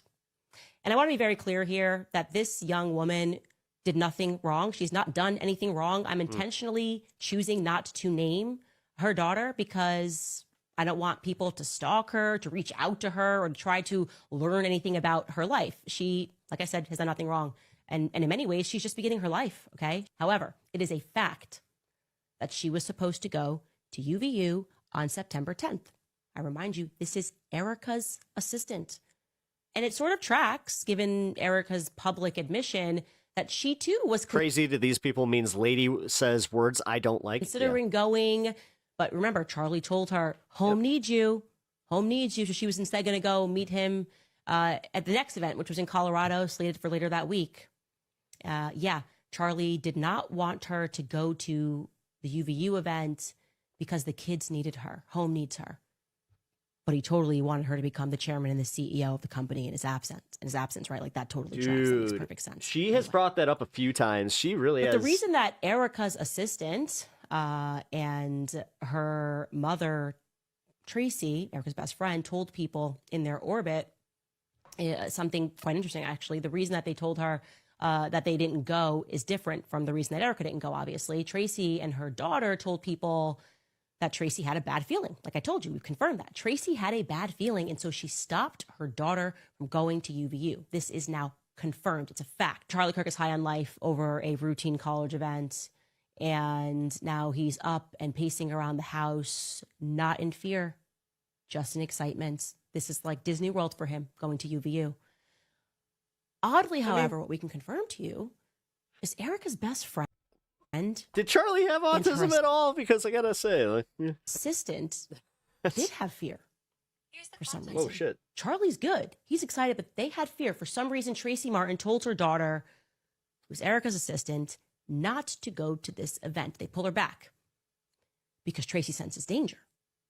But if that's just mommy intuition, are we to believe that she did this? She pulled her daughter back from this event and she declined to... At this point, it's pretty obvious what happened to Charlie, Candace and Charlie share forever.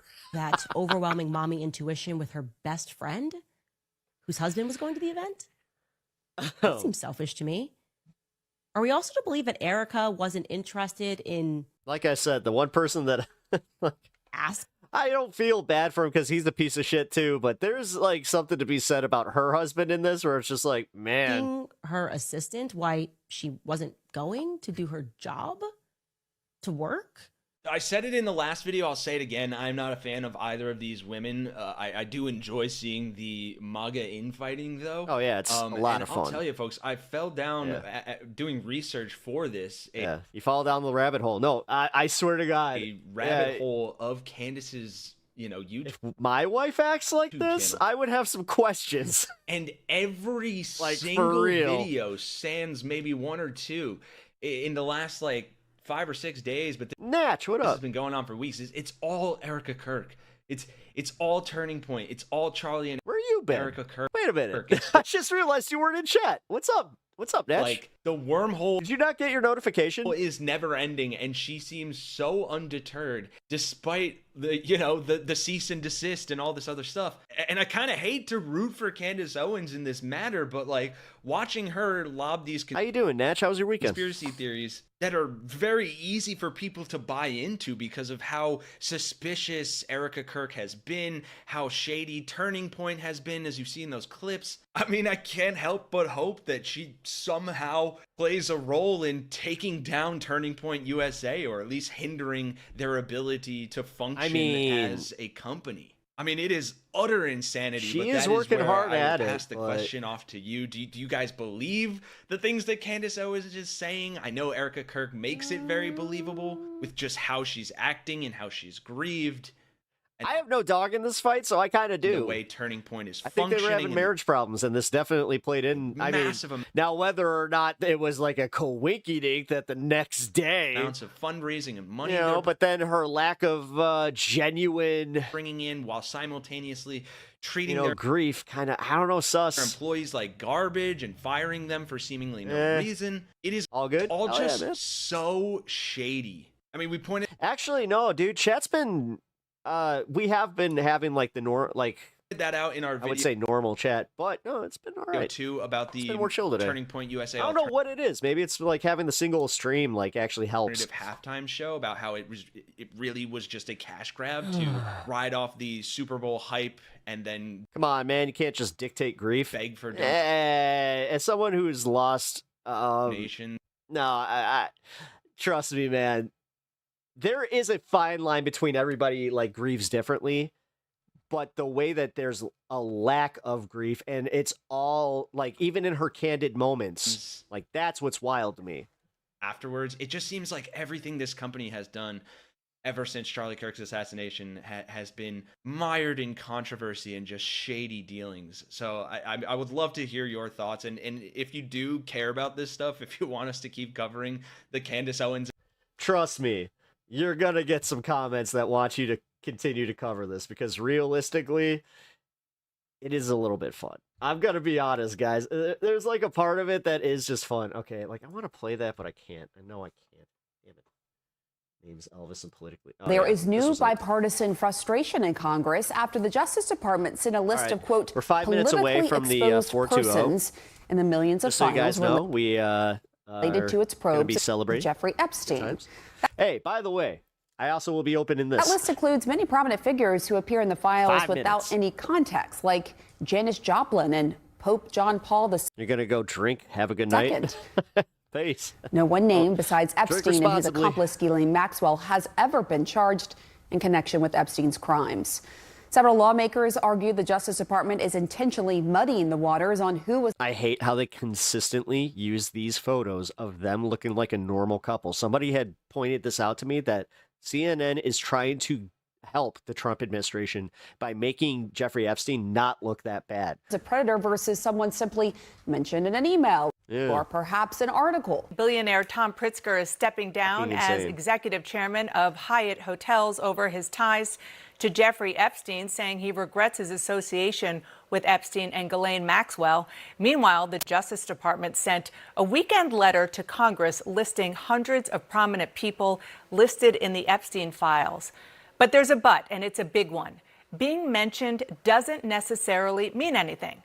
Elvis Presley is in there, and he died almost 50 years ago, which raises questions about why DOJ sent this 6-page letter that you saw with scores of prominent names. Yes, there are some presidents, business leaders, government officials who have been well documented in their ties to the convicted sex offender. But there are many others who are simply talked about in the Epstein emails and texts. You are on the Oversight Committee. That's one of the jobs. Wait, so he's the cousin of JB? In the committees that you sit on in Washington, one of your colleagues, Democrat Ro Khanna, said that this is DOJ's attempt to muddy the waters. Republican Congresswoman Nancy Mace pointed out that the list is, quote, missing names. What's your reaction? Yeah, it's selective release. We've seen this consistently. There is an agenda that this DOJ has, and that is why the American people simply do not trust the leadership in Washington right now under this administration, because it feels as if it's more about protecting pedophiles than it is in actually seeking truth and justice, which is the job of the Department of Justice. So sadly enough, just like when we saw the initial release of the Epstein files, we saw that there were victims' names that were released as well, and it was clear that that was intentional. The one about the Sultan, sadly, that was pretty fucking bad. Enough, I feel like that was literally redact his name, but leave all the victims. An attempt to intimidate these amazing survivors. Yeah, that was and frankly, we planned. saw when Pam Bondi appeared before Judiciary, the other committee that I serve on, that they absolutely were the courageous ones, and our pathetic Attorney General, sadly enough, is not doing the job that she swore an oath to do. There's so much that was redacted from these files. I know you are one of the lawmakers who went in and looked at some of the unredacted documents. What were your takeaways? No, that's actually not the case. I went in to see unredacted files, and of the files that my staff had listed that they wanted me to go ahead and try to review, all of those files were still redacted. And so I was asking the staff that was there, why is it that I am here? And basically it was just a waste of my time. This is another thing that concerns everyone, whether you're talking about a Ro Khanna or a Thomas Massey. There's a lack of transparency and seemingly an attempt to cover up.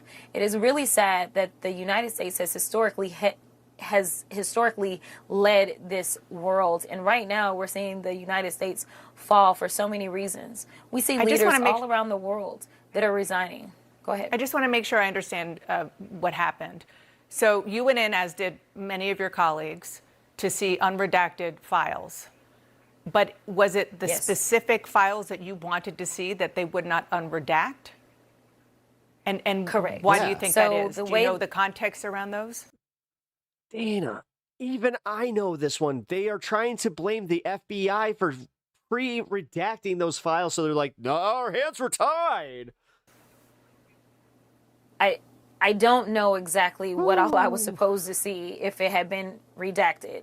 My staff gave me a list of specific files that they were like, we think you should try to go and look at these. They have 4 computers set up for all 435 members of the House. I sat down at one of those computers. They showed us how to go through the process of actually seeing the unredacted version. I then had to have the person that taught us how to do that to say, wait a minute, am I doing something wrong? Because as I continue to search specific documents, they are coming up and they are redacted. And so the explanation that I was given is that that must have been how they were sent over. And there are a lot of documents that they've been getting the same issue. They've been trying to resolve, I will say, because a lot of members have had that problem. So they were taking note of everything that I was trying to unredact and denoting that they were not available in an unredacted form. Joining us now is Democratic Congressman Eric Swalwell of California. He serves on the House Judiciary Committee. Hi, Congressman. So what was your immediate reaction when you read this list of names, which includes people like Marilyn Monroe? who died when Epstein was just 9 years old. Get real is my reaction. It's nonsense. These monsters were forwarding news articles about me.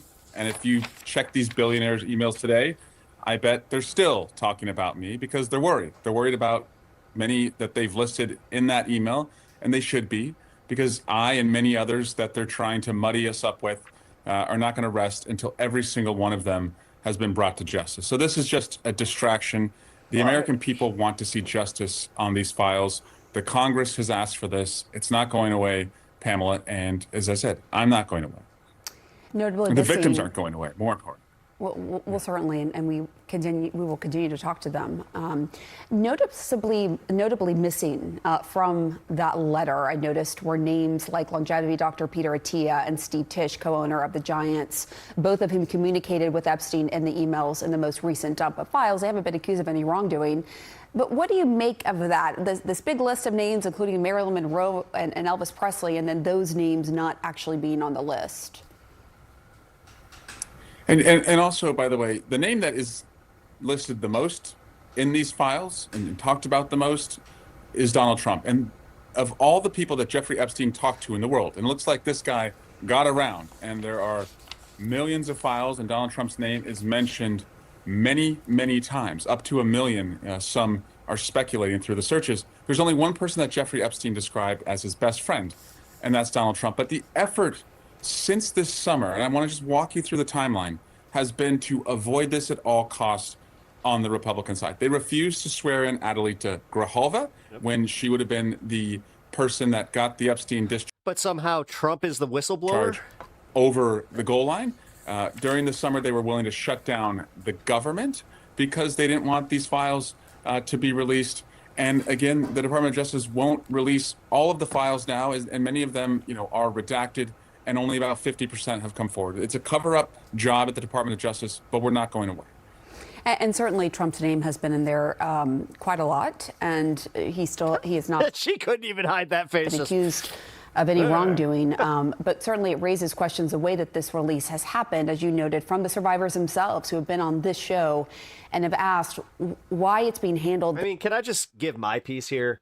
The more and more we learn, the more and more it seems obvious that there might have been, a reason that when Donald Trump became president, that, with Epstein going and saying that he was looking forward to testifying, the timing of that, where it's like, oh yeah, and he literally said how he didn't feel ascidal, but all of a sudden this way, and then we find out that he's mentioned this many times in the files, and half the files are not going to be released, and we have seen some of the worst shit in these files that have even been redacted. So dude, seriously, how much worse could this get? Think about that. Why? Like, we literally have the implications that they were eating babies. How much worse can this get? Some names are redacted, others aren't, and this letter. But yes, he's somehow the whistleblower. He's somehow the only person in that entire circle that, just never was implicated in anything. Lists reasons why the Justice Department redacted Epstein is in the Trump files. Information that goes beyond the requirements of the law passed by Congress, compelling the All right, it's fun halftime. Let's open a Pokemon pack. Epstein files release. Many members of Congress say that's unacceptable, but what recourse do you actually have at this point? Well, to keep taking the Department of Justice to court, I'd recommend that in the next round of funding for the Department of Justice, we withhold funding until they get this right. And I was a former, sexual assault prosecutor in California, and you don't have to have done that job to understand why this is important. But when I talk to Californians, this is one of the most important issues to them. The Epstein files are not just about documents. Many people see this as a final exam for democracy. Either the most powerful people in Washington are going to hold to account these monsters, or they're going to protect them. And right now, I think you're better off if you're on the side of the victims and transparency, rather than to do anything to protect the people who may have been at fault. Princesses Beatrice and Eugenie of Britain's royal family thrust into the spotlight after being named hundreds of times in the latest tranche of Epstein files. The saga involving the late sex offender had already engulfed both their parents, the former Prince Andrew and his ex-wife, Sarah Ferguson. Now, new details have emerged about Epstein's friendship with the princess's mother. Oh, Fergie. Holy shit. Yeah, my mom... Who seems to have brought her daughters into his know, orbit, man. even after he was... This is one of those stories I wish my mom was around, like, to discuss, because... convicted for sex offenses. She used to kind of, like, be into the royal family, but I'm pretty sure that she would have bailed on this shit. A series of emails released by the Department of Justice indicate that Ferguson, Eugenie, and Beatrice all visited Epstein in Miami in 2009, just 5 days after he was released from jail. Oh, he served 13 months for soliciting that's really bad. Prostitution from a minor. Do you What need a the ride? fuck? And she took her daughters? Epstein asks before they lunch. No, thank you, the former Duchess replies, adding it'll be myself, Beatrice and Eugenie, at a time when they were 20 and 19 years old. In a subsequent email, Ferguson tells Epstein, cannot wait to see you. A separate thread between Epstein and his personal assistant days earlier. My mom hated Fergie too. She was all about Diana. Yeah, mine too. Also appears to indicate that he paid about $14,000 for the trio's flights to the US. I've got the piano music for Candle in the Wind upstairs. Because my mom was trying to learn and that. Here's another email chain, nearly 2 years later, in 2011, between Epstein, Ferguson, and her then spokesperson.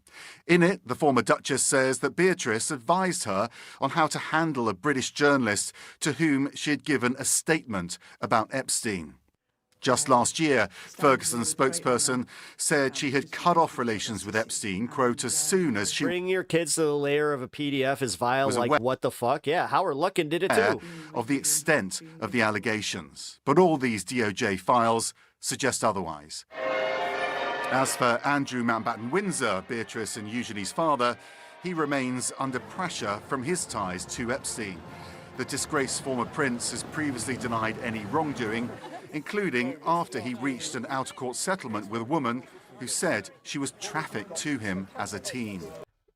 The fact that these assholes just walk around doing this shit, wearing his little fucking captain's uniform. Beatrice and Eugenie have kept a low profile through all of this, and there's no suggestion of wrongdoing simply because they've been named in the Epstein files.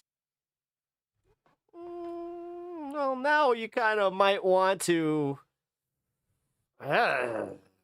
Joining us, MS Now congressional reporter Michael Schnell, MS Now White House reporter Laura Barone-Lopez, MS Now legal affairs reporter Fallon Gallagher, and senior editor at She really just looks like she hates her job. Miss Sarah.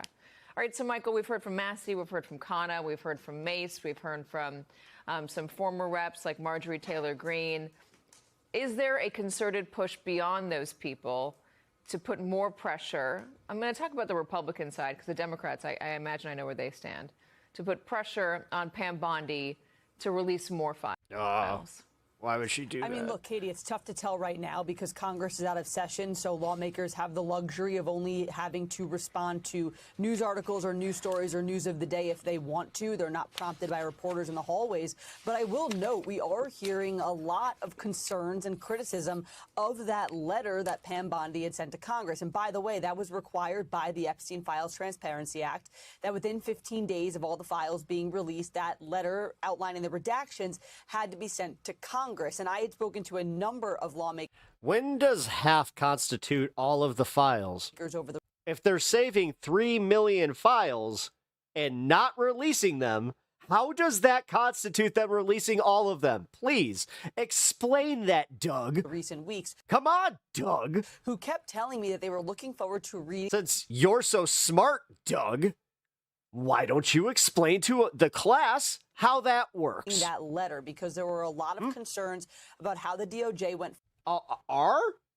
They're already way past that, and you're wrong. She came out today and said that there's nothing more is getting released, so you're fucking wrong, Doug. Forward with those redactions, victims' names and personal identification. Information being Doug really fell off, guys. Out in the public, some high-profile. high-powered individuals, their names being redacted. There was a lot of this concern that we're only, by the way, mounting after members of Congress were able to go behind closed doors and view the unredacted material to actually find out. Then why did she say that there's nothing else being released past this list that was released today or yesterday? What the DOJ had left in and left out.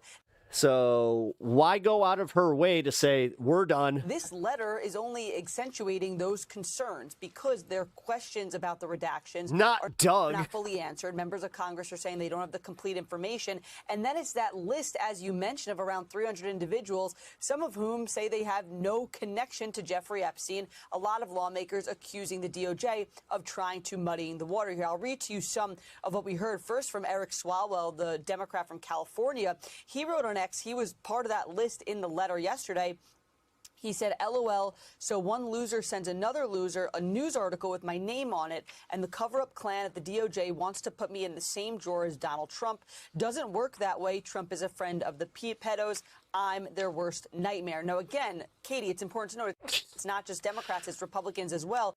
Man, YouTube's going to have a hell of a time updating their TOS, because if this is just in government documents now and just tweets. I want to read to you part of what Nancy Mace said. She's the Republican congresswoman from South Carolina. She was one of the 4 Republicans, by the way, who signed on to the discharge petition in order to set this entire process in place of releasing the Epstein files. She took concern with some of the arguments and the reasonings for the redactions that were in that letter, saying, quote, citing... Wait.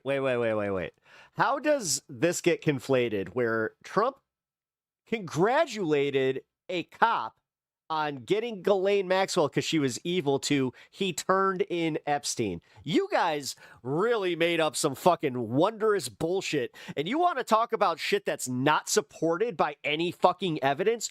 Okay there, Jack. Work product privilege will not what the fuck? See the DOJ from... You can sit here ignoring all the evidence that he's definitely implicated, but yeah, he was the secret whistleblower. Releasing all the Epstein files.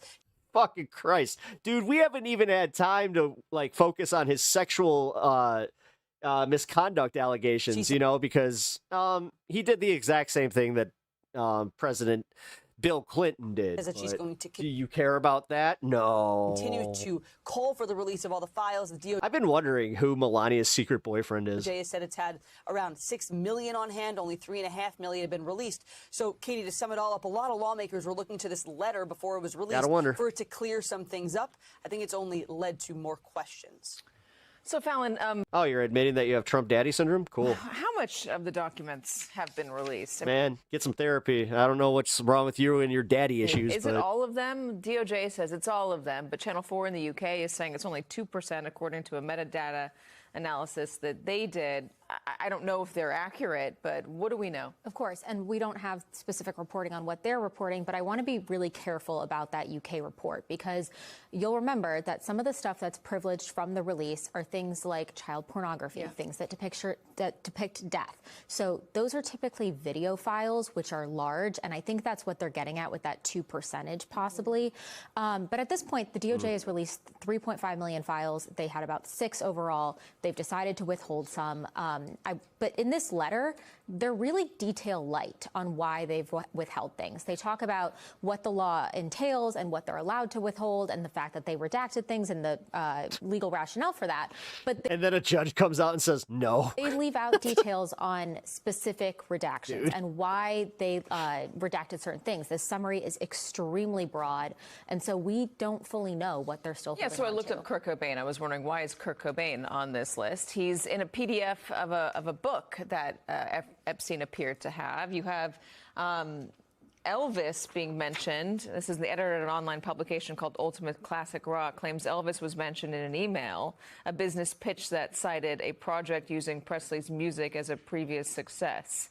I mean, they're just randomly in there. They have nothing to do with Epstein. Trump is very much in the files. And that's the thing. This list... The fact that you guys are just like, nuh-uh, no, he's not. The 300 that's kind of crazy. plus names of those government officials. I mean, Keep wasting your energy typing that out, bro. Politically facing people has become the buzziest ain't convincing part of this anybody. because really this is where the most meat is, but it's, as Rokana Donald said, Jeffrey Trump. muddying the Yeah, fucking Michael Jeffrey Jordan. water. So you have Fucking all these A, names. dude. I still can't believe he did that. People who are actual That shit was crazy. government officials who may have been convicted of, or not convicted, but maybe All they have is blind denial. under Yeah, you ain't investigation kidding. for potential wrongdoing. But then you have people like Marilyn Monroe and Janis Joplin. And I was curious, so I looked into the files to see what are those people doing there. Marilyn Monroe, Jeffrey Epstein received a press invite to a screening of My Week with Marilyn starring Michelle Williams. That's why Marilyn Monroe is in there. Janis Joplin is in there because of a newsletter. And at the bottom of the newsletter, there is a playlist with like 20 songs from the 60s and 70s, and it has Janis Joplin, Piece of My Heart. So what's the point of releasing a letter with all these names in it? Oh my God, you're really gonna do that one? Come on, MS now. If it's not to muddy the water, as It's Rokana said. literally to fucking have them so they can just be like, Donald Trump's name is in it, but so was Kurt Cobain. Isn't it? Yeah, that's you guys. Yeah, that's just how broad it is. We can't be doing this. We can't play games like this. And I ask you this, Joe, because you're writing Trust me, that's next. today about only how Monday. just the mere fact that you are mentioned in the Epstein file, I'm not a Democrat, no, I'm not. your name appears in it, can lead to some bad days. More than that. I mean, the example that I used in my article is Casey Wasserman. Yeah. Who's about to sell his agency because he's going to lose all his clients because they're leaving. Oh, sorry, you're Susan Phillips, Sickle Tits. Saying, you're a bad guy. You consorted with Giselle Maxwell, who's a criminal and is in prison, and therefore you're associated with Epstein. And now, unlike Janis Joplin, there really are some back and forths between Ghislaine Maxwell. What's the extent of the back and forth? Explain it. Well, Speaking of the Muppets, well, he did. You guys watch the new Muppets? Fucking fire. He did go on Epstein's jet. But why? Because in 2002, he went on a trip to Africa with the Bill Clinton Foundation, and Bill Clinton, because Bill Clinton loves to borrow private jets, as we all know. And that's why that's the only time he was ever on the jet, and that's the only time he ever met Jeffrey Epstein. He had a 2 Sure.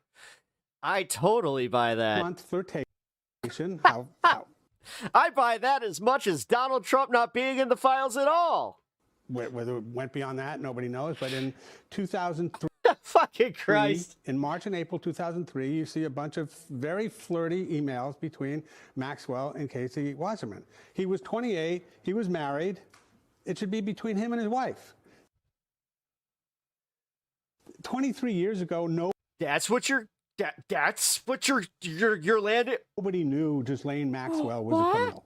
Nobody knew. This is 2003. 2003. It's before Jeffrey Epstein is convicted. Before there was any. The flirtation, in retrospect, looks gross. Yeah. You can argue it's gross because he was married at the time, but you're not arguing that it's criminal and that the idea that he's somehow complicit in the Epstein cover up and Epstein sex crimes is wrong. And there's a lot of people like that where they're being pilloried when their connection to Epstein or Maxwell is really tangential, and in some cases it's really hard to know what's real and what's not. So what do you make of that letter from Pam Bondi?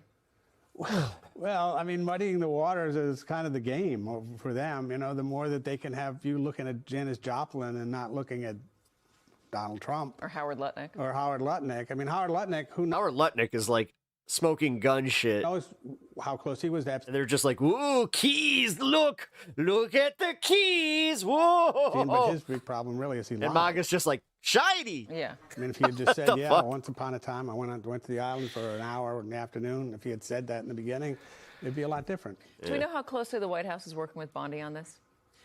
How closely, how often they speak? No. But I mean, just adding to the list of the people who work in this White House and have had some. The saddest one was Jay-Z. Kind of association with Epstein is also Tom Barrack, who had more than even potentially Howard Lutnick. That's the president's special envoy to Syria and also his ambassador to Turkey. And he had ongoing communications with Epstein, even beyond Epstein's conviction and after Trump first one in Susan, you're the one wasting time watching this. 2016. Like, So there are a lot of people here that the administration losers is trying not to talk about. I know our own Jake Traylor on Friday tried to ask the president when. All right, so Susan, I'm going to try and guess this one. You're about 62, 63 years old, maybe 6'7".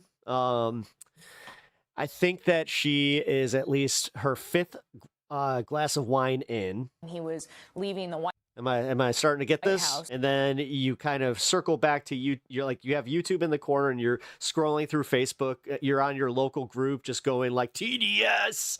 About Howard Lutnick. Susan, we know your type. And the president looked at him and then fully ignored the question and moved on and had the benefit of, Marine One's blades Chopper going. noise, yeah. Chopper noise to be able to ignore it. But in terms of how much the president is talking directly to Pam Bondi, I can't say. Yeah, Natch. Thank you to my mod, Natch. Yeah, start using the alternatives. Otherwise, I got a blanket ban. Or not even blanket ban. I just have to get rid of anybody that starts. I mean, we have obviously seen him very publicly say over and over again. What's up, Diego? That he does not want to talk about this anymore, that he wants to move on, that he wants the country to move Actually, I will not placate to the ones who want the ban. on. You saw that Pam I'll just have your shit deleted. Bondi went so far as to try to point to the Dow and has become an internet Got meme. her? Yeah, I think I got her. Over saying the Dow is at 50,000 during the hearing to try to say we should be talking about other things beyond Epstein. But this isn't going Postmenopausal wine mom. The survivors have now offered multiple times to talk to DOJ, and Pam Bondi in the beginning of that hearing last week said that she was open to talking to all of them. Do we know if anybody has yet had an interview or even scheduled an interview or had communication with DOJ about talking potentially to them? At this point, we don't. She has not talked to survivors. Survivors were extremely upset after last week's hearing about the way that they felt she completely disregarded them, even when they were sitting in that room. So at this point, it does not seem like there's anything on the books. The core issue is how many other men had sex with underage girls that were handed to them by Jeffrey Epstein. That's what the Justice Department should be investigating. And if they were doing that, Susan's grandkids so don't call. Other stuff would no, go she's away. not the cool grandma. Why aren't they? That's the question. They're so uninterested. And Todd Blanche basically said we're uninterested when he released the latest tranche of Epstein emails. Bondi They don't is wanna the do it. press They don't wanna go secretary. there. No, she's not. Bondi is the frickin' head of the DOJ. Press secretary is Caroline Leavitt. You got your fucking Trump blondes mixed up there, Anarchy Chef. What you cooking up? Actually, I have a little bit of what I would call a seize the means of production steak, and then all right. I have a fun story here. It's real quick too. Tim Dillon was on TYT. This isn't for the TYT bit. This is for the Actually, no. You know what? Fuck that. Let's do this. Kick has a massive botting problem. Even the CEO himself admits that most of the Kick partner program is botting, which is a crazy statement to make as this is my surprise face.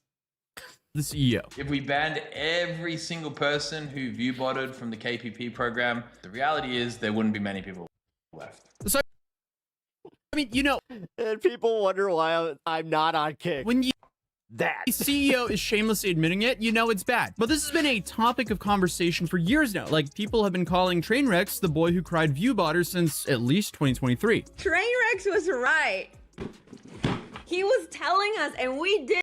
I am gonna go out on a limb and guess why she has a lot of engagement. And listen, all the streamers are view botting, and nobody listened to him. Everyone was get it, girl. Like he's schizo, he's crazy.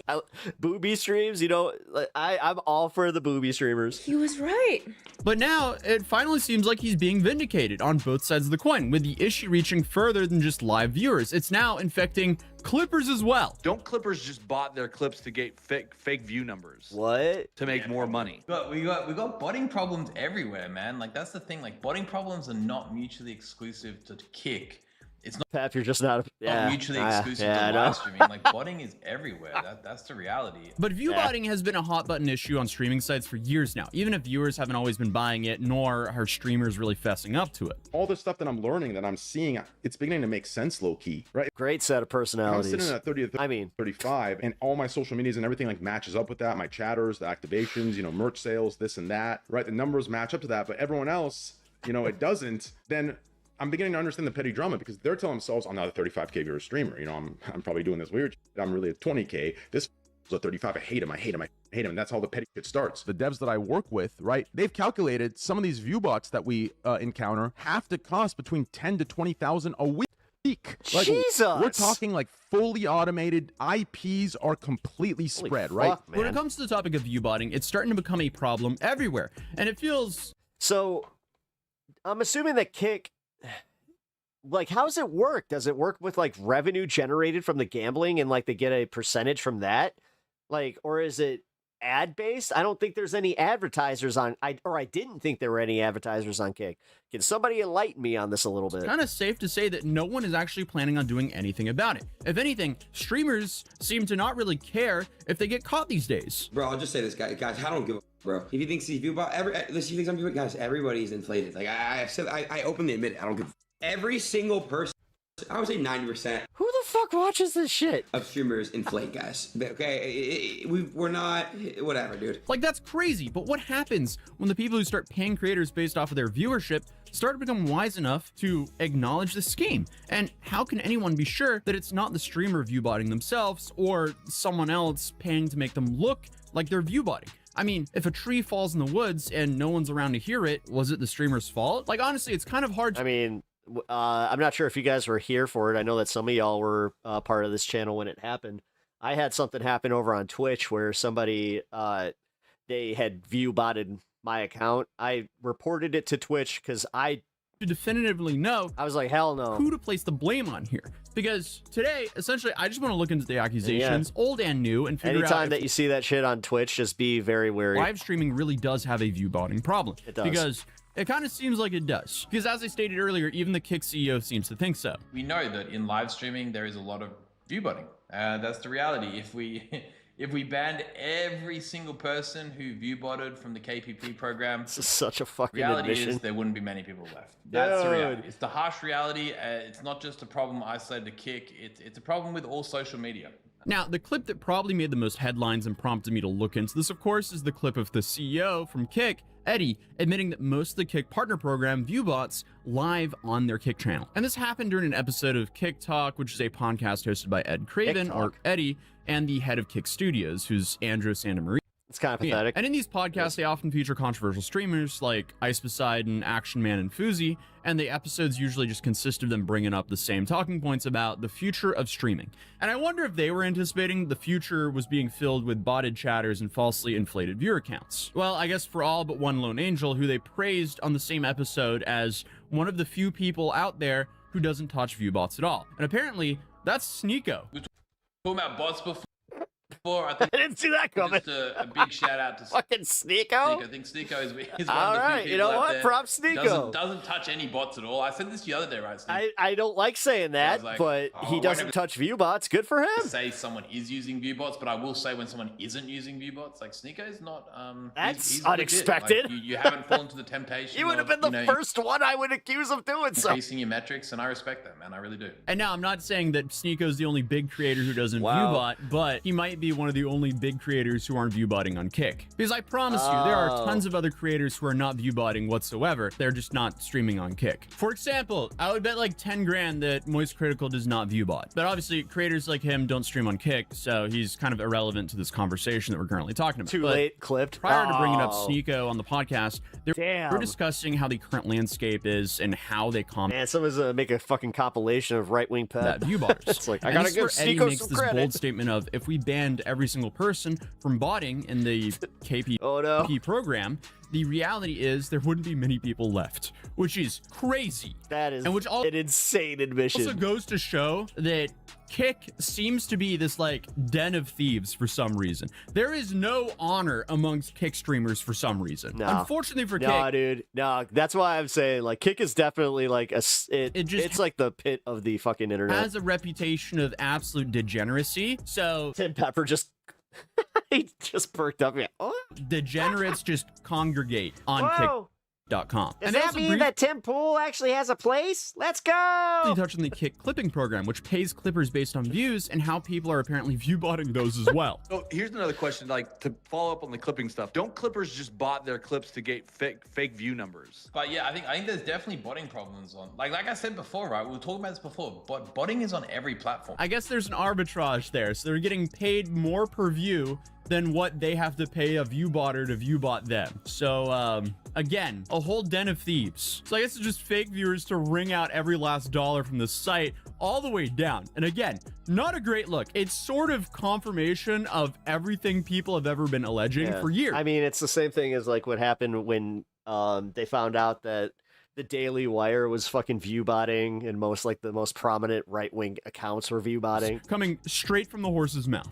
And even though, I mean, Trainwrecks, heavily was involved in the promotion and launch of Kick as well. Yeah, and Trainwrecks is one of the guys that, like, I don't know, he quit. He's doing this double speak thing where... What was the first question you wanted answered when you became president? Where are the aliens? Where are the aliens? You've been criticized for not then... Where are the aliens? Saying, what? Doing an Oprah in the Harry and Meghan interview. What? In retrospect, would I have asked the follow-up? Yes, of course. And frankly, that's something that I'm just going to have to live with. I think that this is such a... Democratic candidates, we have to stop providing cover for their mediocrity. That answer was terrible, and you know it. So don't provide cover for it. More people. Oh, this is going to be interesting. Were back and forth between BTC and Anna on AOC. Deported under my husband and Barack Obama. It's the same problem with the media refusing to cover anything that paints the this left chick. in a negative light. With Kathy Man, Griffin something's holding up with her. a severed head of Donald Trump, Madonna threatening to blow up the White House. We identify the suspect as they chose to be identified. To ignore the trans element of this, I think, is to ignore a key component of the psychological struggle. Over 90% of school shooters tell... Did you know that there was this one girl that told me to catch her outside? I never did, and she got away from me. I've been thinking about that for the past 10 years. At least one person... He ain't looking good. Damn. Normally, at about this time of the week, the world is feverishly dissecting, disputing, and debating the latest outbursts from the American president. This week, it's the turn of the former American president. One of my favorite things that I thought of, like when that happened, it's like, you want me to catch you outside? What are you, a squirrel? Barack Obama has given a big interview to He Brian starts Tyler naming off woodland creatures just randomly. Cohen, in which a little deer, among other things, he confirmed the existence of aliens. A couple questions here. Are aliens real? They're real, but I haven't seen them, and they're not being kept in what is it? Area 51. Area 51. There's no under. Did you know that I was a police officer for a minute? I went out there and showed him my badge. I haven't had it say Dr. Phil. Facility. Unless... Dude, he totally would. There's this... Dr. Phil PD. Enormous conspiracy, and they hid it from the President of the United States. What was the first... Are you a hair cross? Are you like a little Pokemon? You wanted answered when you became president? Where are the aliens? Where are the aliens? Well, many people felt this was a Piers is just so pissed that it's like you can almost tell that he's like massive revelation. Like he's jealous that wasn't him by a US president. I wonder why Brian didn't ask any follow-ups. In a moment, I'll ask him a follow-up. God damn it, Bobby! About his failure to follow up. But amid the inevitable frenzy caused by those comments, Obama's clarified propane parts that he meant they asked I can do a good. likely Let's see. to be real, and that he didn't get any I have to do the guy from Beavis and Butthead first to get the Hank special Hill. presidential God evidence. damn it! I told you to quit whacking it in my camper. To confirm their existence. Damn it, Peggy! He might They're out there again whacking it in my tool shed. Find some special Oh, God damn it. This other one just stuck his dick in the bug zapper. presidential evidence to clarify this. The other side does. That's one of the funniest episodes of Beavis and Butthead, where he dares him to stick his dick in the bug zapper. The mean, angry. That shit was hilarious. Exclusive, us, them. Damn it, Beavis. Divisive politics. That's their home court. Yeah. Our court is. That's some psyop shit. Coming together. Our court is, look, a great example. Wasn't political. Bad Bunny's halftime show. I knew you were going to say that. Yeah. Well, it resonated. It was smart because it wasn't preaching. It was showing. It was demonstrating and displaying. This is what a community is. Now, I happen to agree with President Obama that the outrage over Bad Bunny's show was, frankly, absurd. But it's surely even more absurd to suddenly claim that his side doesn't do preaching, angry, exclusionary, shaming, or divisive politics. They pretty much invented it. It brings to mind a stunning broadside against woke culture from all the way back in 2019. The woke left thinks the way of making change is to be as judgmental as possible about other people. The quote begins. If I tweet about how you didn't do something right, I can sit back and feel good about myself because, man, did you see how woke I was? People who do really good stuff... MAGA really hates it when I say Obama 2028. ...also have flaws. Very wise words. It's so easy to trigger them. Which was spoken, of course, by the same Barack And then, Obama. Seriously, I have people that come into this chat that are just like, you got so triggered by the Trump 2028 stuff. I'm like, I didn't, what? Well, we'll debate all this. I didn't even really say anything about it. But we're going to begin. I think it's kind of funny. With the deadly mass shooting last week in Canada. Yeah, there it is. At least 8 people died and dozens were wounded when an 18-year-old transgender shooter killed his mother and stepbrother before attacking a high school. There has, of course, been a transgender link to a series of high-profile killings over the past year, sparking ongoing discussion of a trans gun ban in the US and an editorial in the New York Post entitled, "How Many High-Profile Trans Killers Can the Media Ignore?" Well, psychologist and broadcaster Dr. Phil joins me now. Dr. Phil, welcome back to Uncensored. As with all these things, I look beyond the headlines. Yeah, good to see you. I started to just look into this statistically, and it is very interesting. Trans killers were responsible for less than 0.1% of all mass shootings in America between 2013 and 2025, according to the Gun Violence Archive. But of around 220 school shootings logged by the American educational news organization Education Week in America and Canada since 2019, 4 have involved trans shooters, accounting for 16 of the 150 fatalities. That's still...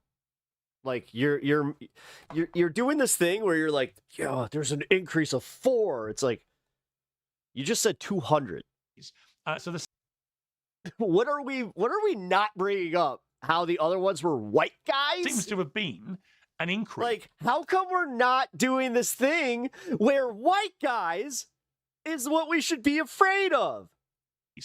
White incels. It's almost like, oh, weird. In the number of mass shootings being perpetrated by people identifying as trans. What do you think is behind this? What is his obsession with this shit? I wasn't even kidding, guys. Like, the fact that he just casually brushed over the fact that, he brought up 4 trans shooters out of 200. Well, I think we would do ourselves a real disservice to focus on the trans element of this. I think that is he about to say something actually like based? The fact is, Pierce, we know a whole lot more about who the shooters are than we're using right now, and the focusing on the trans aspect of this would really derail something that needs to be happening. What the fuck? Right now, and that is. I wasn't expecting this. We don't have the ability to predict. You know what, Piers? I had an awakening. I'm what the kids call based, Dr. Phil. Who the next shooter is going to be.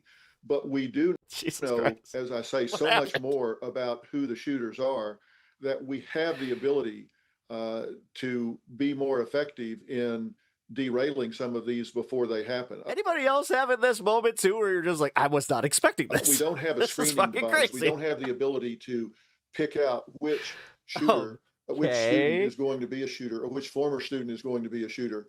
But we do have information that we're not using. Well, if Trump starts locking up presidents for war crimes, and Venezuelan boats, we need to disseminate that information. And on the short list is not going to be trans students. Yep. They are an immaterial characteristic of who's likely to pick up a gun. Piers is doing his like disappointed look. And shoot.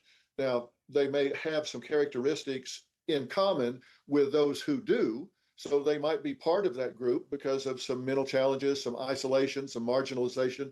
But I don't think being trans has anything to do with whether or not you're going to pick up a gun and shoot somebody or not. I think that's a Piers just got bodied on that. Other things. He was expecting something way different. We can do a much better job of controlling this than what we're doing because we have more information than we're using. How much do you think may be down to medication? In the sense that a lot of people... Dude, he really wants to just be like, they're crazy. They're crazy. Like, he wants to manufacture this so bad, man. Some form of drugs. I know from having studied a lot of mass shootings before in America, when I was campaigning against the NRA, that a lot of young mass shooters were medicated to the gills on this, on various drugs and so on. How much are drugs playing a part, do you think? I think we have to take that into consideration. But I think that we need transparency on the possible side effect of medications, especially polypharmacy. I think the interaction between some of these drugs can be profound. And we're not excusing the behavior by talking about that, but understanding it. So I do think medication can have a big part of it, but there are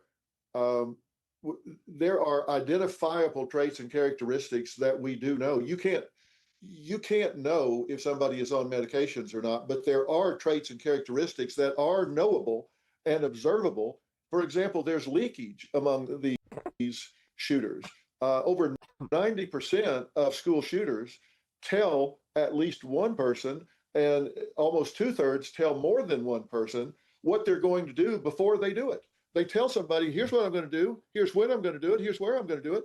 They tell somebody what they're going to do, but the people don't know what to do. They don't have a methodology. And if you go to the police and tell them, hey, somebody told me they were going to do this, the way the laws work, you can't arrest somebody for what they're thinking about doing or talking about doing. You can only arrest them for behavior. But there are methods for intervening.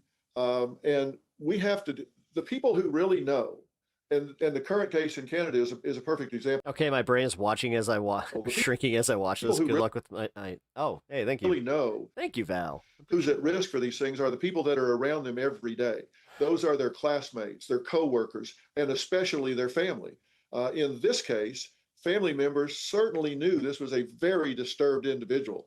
They knew this was not a psychologically healthy individual. He had guns before, and the shooter had guns before. And that license was pulled, and they politicked and pushed to get the right for this individual to have guns again. And he used those guns to kill family members that fought to get the right to have his guns back. And then he took those guns to school and shot several people, including himself.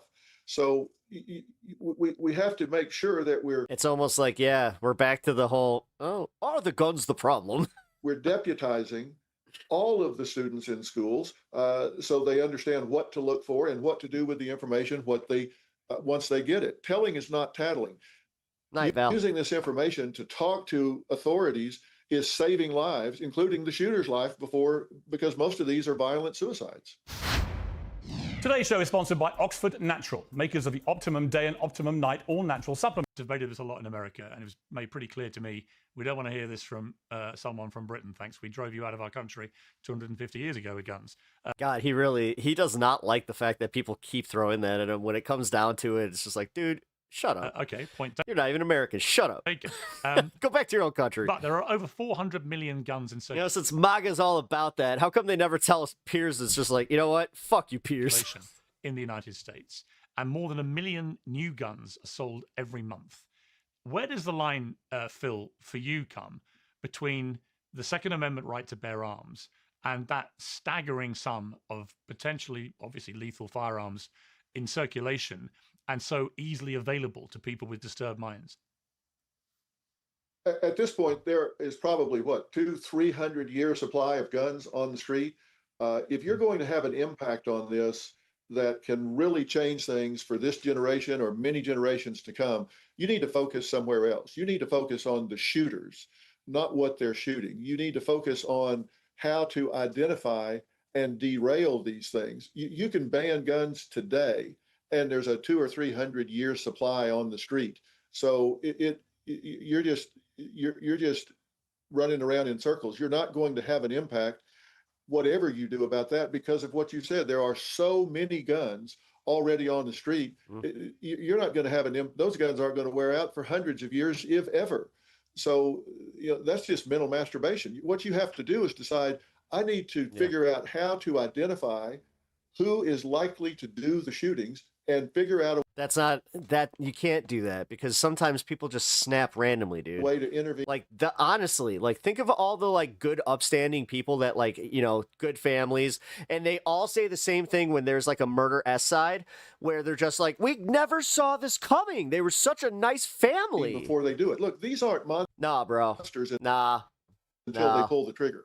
Up until this is now they want to. So instead of actually addressing the gun problem, they would rather do future crimes like thought policing, fucking pre-crime bullshit. No, this is where it's okay, the Minority Report's not fucking real, bro. So they're we can't do that. There isn't a finite way to do that. So what you're arguing for is I have a feeling that this guy, because it's the tattle system where it's I think this guy's going to do this. But then realistically, what are you going to do? Impede the Second Amendment rights of somebody based on the word of just one other person? They pull the trigger. They are a disturbed, in pain young person. Because even per his they tell somebody. Yeah, they tell one person. Almost 100%. Again, hearsay is not a thing. They can apply that to Donald Trump when he's in the Epstein files, over 1 million times at this point, but they can't see it here, Are young males. And if you can get to them before they pull that trigger and show them some compassion, show them a path towards some help, they will maybe never return to that low point again in their life. We need prevention, not intervention. And how? What are you talking about?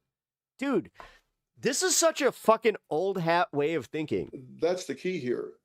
And not having, this guy's a fucking psychiatrist, well, alleged. Most of the killing happens within the first 30 to 60 seconds. Intervention doesn't work here. We need prevention, and we know what to look for. If we can deputize every student in America by teaching them what to look for, what's observable, and give them somewhere to go. So creating narcs? Go with the information. Whenever there's a school... Because what if they're wrong? ...shooting and they figure out who it was, and you talk to the students afterwards, they'll go, yeah, no kidding. That was not a surprise. The kids know, even the teachers. Yeah, but the thing is, in most these cases, they've tried to address it. They've tried to take the guns away from those parents. And the parents usually, like you just said in that other case, they fight to keep those rights. No, and certainly... bro, no, you're... That one case disproved this argument. The parents know. They just don't do anything about it. No, that's the problem. But then we advocate for actually locking the bad parents up, and no, can't do that either. Yeah, makes perfect sense. Dr. Phil, as always, thank you very much indeed for joining me. Isn't this how Minority Report happens? Yeah, except Minority Report had one very, very important aspect, and it was precogs. The precogs were fucking psychics, not real shit. All right, Pierce, let's talk about this again sometime. What are we going to do? Run this through fucking AI? We going to trust Grok to do this? Good to talk to you. Yeah, no, it's an ongoing issue, and you've got such, as always, common sense views about it. Thank you very much. Well, joining me on the panel is Isabel Brown. You can also use, host of the Daily Wire's Isabel Brown Show. Blair White, host of the Blair White Project. Jesus. What the fuck happened to her face? Anna Kasparin, executive producer and host of The Young Turks, and Brian Tyler Cohen. There is a point where it, you could have too much plastic surgery. I just want to start, Isabel Brown, with this sort of strange... I'm just going to say that, it looks like she's trying to make a career going, hee-hee. Pattern we're seeing. Not overwhelming, not particularly conclusive. Dr. Phil thinks it's being kind of a bit of a distraction to the real problem. But there's certainly been a steady spate of She just chimes in. perpetrated by people Here's, I just have to ask, and are you okay? identifying as trans, including All right, last the one. appalling mass shooting in Canada. What do you feel is behind that? It's a different trend to what we were used to. It is, Piers, and you're absolutely correct. This is an observable pattern of behavior, objectively speaking. Before I get into any of that, I want to say I'm glad to see you back on the show, and I hope you're healing well. We're thinking Kiss the ass. of you often, Thank and it's you. a pleasure to be having this conversation. So we're praying for you every day. But ultimately, look, I think we have to learn how to have a transparent conversation across ideological boundaries here from the foundation that all school shooters are mentally ill. You have to have an element of mental derangement in order to be driven to the point of massacring innocent children in a school. We used to be able to say that until about 5 minutes ago in society, but in order for us to be intellectually consistent about this conversation, Let me start by glazing. I think we have to also acknowledge that relatively recently in human history, gender dysphoria went pretty itself strong was on that one. considered a mental illness. And we owe it to society to start asking ourselves, is gender dysphoria A, or B, how we are treating gender dysphoria with the affirmative care model and this mass psychosis of medication This is interesting. Oh, where's Blair going to go with this one? that we've seen across I Western don't know. civilization, as you just pointed out a few minutes ago, contributing to further mental illness that is This'll be driving an interesting. epidemic of violence? If the answer is yes, dramatic changes need to be made in our Oh. society. But unfortunately, we're living in a time where the media only seems to be wanting to Wrap it perpetrate up. the division further by calling this Canadian shooter from last week a female, even though we know that was not psychologically or biologically correct whatsoever. And with all due respect to We're Dr. all Phil, waiting with bated breath, just like, what's she going to in say? particular, I have nothing but respect for him. To ignore the trans element of this, I think, is to ignore a key component of the psychological struggle Blair's the ultimate that we are pick me. starting to Yeah, I know. That's why I'm very interesting to see where it's like, see oh. pop up all over Western civilization. This person started transitioning in Canada Whoa, she talks fast. I sped this one up. at the age of 12. I mean, which, yes, she speed talks, but of course, this is like the Destiny situation where I'm watching on 1.25. likely to be linked to later psychological issues in their life that inevitably led to She's like a transphobic one of auctioneer. the most deadly shootings in Canadian history, injuring 25 and claiming the lives of 9 people, including a mother and a stepbrother to this shooter. That is mental illness. And until we can acknowledge that universally, it's a tough conversation for us to That's what they're auctioning. They're auctioning which talking point they're going on their show have in the with. first place. That could be fun. And I guess, Barry, what's your response I'd like to that? jump in on this. Yeah, my response to it is the Daily Wire would be nothing if it didn't have its bread and butter fully invested in getting Americans to hate each other or be afraid of one another based on various differences and characteristics. I'd like to actually focus on something a little alarming that Dr. Phil said in the context of that interview. I happen to agree with him that the transgender angle, which tends to get rolled out for political reasons here and there, isn't really material to the issue here. I think the big issue is that this shooting is being used to justify mass surveillance programs and these so-called pre-crime efforts that corporations like Palantir have a financial interest in pushing for. So I do think that mass shootings are a problem, whether you're talking about it in the United States, where it's definitely pronounced, or in places like Canada. And if we want to address, mental health concerns, that's one thing. But this issue of like surveilling people and focusing on pre-crime, I don't want to live in a society like that, and I suspect most Americans don't either.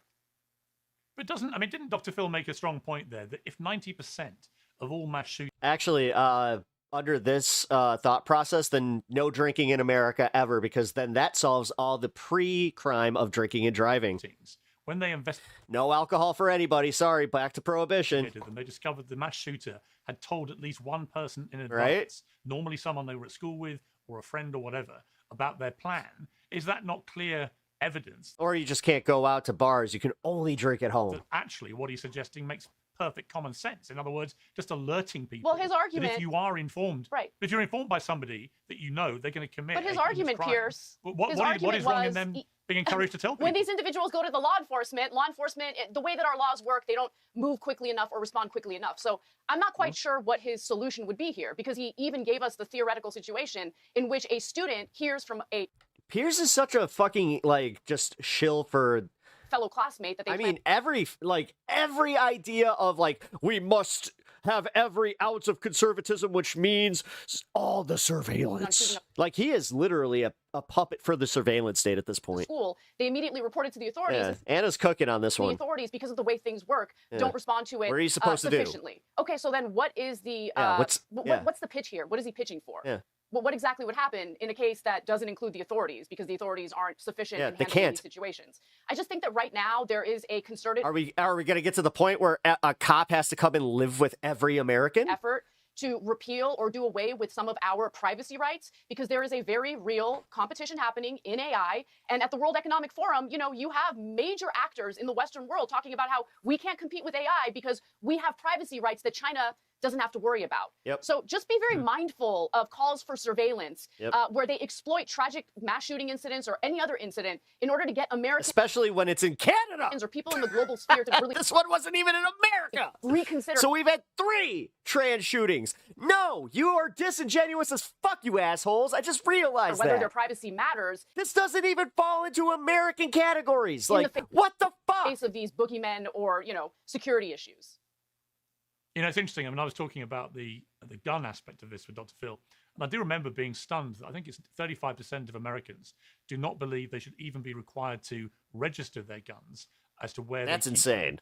That's fucking crazy. Because they were genuinely concerned about their government becoming tyrannical and therefore having a database of exactly who had guns and where they're keeping them. This is the first shooting in decades. And yeah, that I know. struck me as a sort of bizarre way of looking. What is about, to me, is a clear part of the problem, which is America has an extraordinary prevalence of firearms, which is unlike anywhere else in the world. But anyway, Blair White, let me come to you. You've been waiting patiently. You are a trans person, so you're best qualified to discuss this in many ways. He couldn't even call her a trans woman. What do you feel? I mean, do you feel there is no causal link here in this increasing number? Keep being a pick me for these people. Still relatively small, but increasing number of mass This is shootings what they think of you. involving people identifying as trans. Do you feel, as Dr. Phil did, that it's kind of a bit irrelevant that people from all types are doing these things? Or do you think that there is a relevance in terms of gender dysphoria, maybe gender-affirming drugs that people take and so on, that could all be playing a part?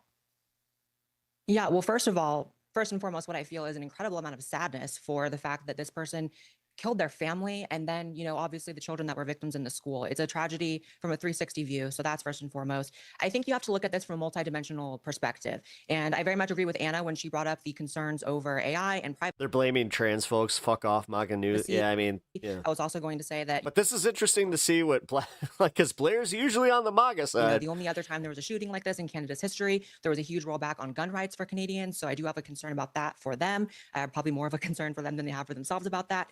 When it comes to the trans aspect, I'm going to be a little in between Anna and Dr. Phil here. I don't think it's entirely irrelevant, but I think that there's so many other factors. So for instance, when it comes to Canada, there's a huge pipeline issue where people with a number of comorbidities and other mental illnesses are being funneled through the trans healthcare system. So it's currently illegal in Canada for a therapist to push back in any way, give any amount of criticism or even questioning someone who they're seeing and is questioning if they should transition or not. They basically I just literally shouted that. Have to support that, even if they suspect or know that that person has other mental illnesses. And when it comes to the shooter, he did have other mental illnesses. Apparently, he was using SSRIs. He had multiple illnesses. He posted on Reddit himself. He was using drugs, psychedelics, and cross-sex hormones. So I think that's a really terrifying cocktail of different things coming to play. And, you know, there's been a lot of statistics posted recently. I think I saw Elon post one that trans people are the most likely to shoot up schools. I have an issue with that because that same graph says that Asians are the second most likely. And I don't think anyone thinks that Asians are committing more crime than white people when it comes to mass shootings, unfortunately. White people, we have to kind of take that a little bit. I think it's a complicated issue. And I think that when you look at the things that cover all demographics that commit these violent acts, SSRIs are a huge common factor that we don't want to talk about. I also, unfortunately, have to piggyback more on what Anna was saying. You know, when it comes to these last few trans shooters in America, since 2020, there is an uptick from it. And not to be conspiratorial, but to be conspiratorial, several of them had links to the CIA. Their parents worked for Palantir and for different AI companies that were working on this pre-crime stuff. And so it is a thing. And I don't know how deep you want to go on that, but again, I'm somewhere in the Again, who's quiet about this? I think that the trans part matters. What do you mean, Palantir? In the sense of the trans health. Peter Thiel's actually one of my friends through Joe Rogan, so you know what? There's no mass surveillance. System, especially in Canada. Only the Democrats are trying to mass surveil you. Is incredibly destructive, and people who should not be transitioning are under their rules. But also, when it comes to SSRIs and mental health issues, those Mouse seem House, to be, thank you. and even fatherlessness. You know, the father of the Appreciate shooter that came out update. and posted, "I have nothing to do with his child. I'm not in his life," seemingly as a way to distance himself from his child. Yeah, for some reason, the algorithm is not splitting my but stream. we have a lot of statistics going back so- decades about what fatherlessness can, you know, cause in Like I people said, if you guys want to maintain like the horizontal stream, I do have that still over on in Twitch. terms of incarcerations. I don't know how violence, long drug this is going to be abuse. like So this, though. I think it's a lot of things, and society is in a really sick place, and so you're going to see that spread across everybody and everything. This and is fun. I'm just really sad this happened more than anything. Globalist. Yeah, you know, Globalist. you said a lot of very interesting things there. I've done a lot of research into this over the years, particularly into mass shootings. And I think the bottom line is this for me, is that America has about the same amount of mentally ill people, pro rata per capita, of most of the top 20 countries, developed countries in the world. Yeah. In the UK. It's usually fucking America has is that it has 80% of the world's pain-killing medication is taken by Americans, I think I read. And certainly when it comes to the prevalence of and easy access to guns. Wait, it's almost like you're about to admit that the fentanyl crisis isn't exactly what we were told it is. America's out on its own. Certainly compared to someone like the UK. You telling me that there's a doctor prescribing these fentanyl pills? No way. What? Hardly anybody ever gets shot. So I think it's the combination that America has, which is why America has so many mass shootings. And I don't think there's an easy fix. And yeah, Brian, call me oxymoronic.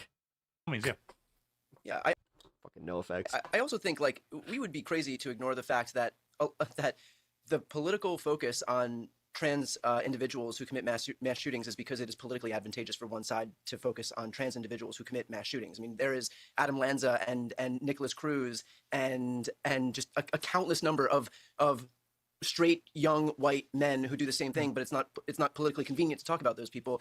You've all identified a lot of factors that play into these shootings, whether it's mental illness, whether it's family issues, whether it's the prevalence of guns in this country, medication, whatever it may be.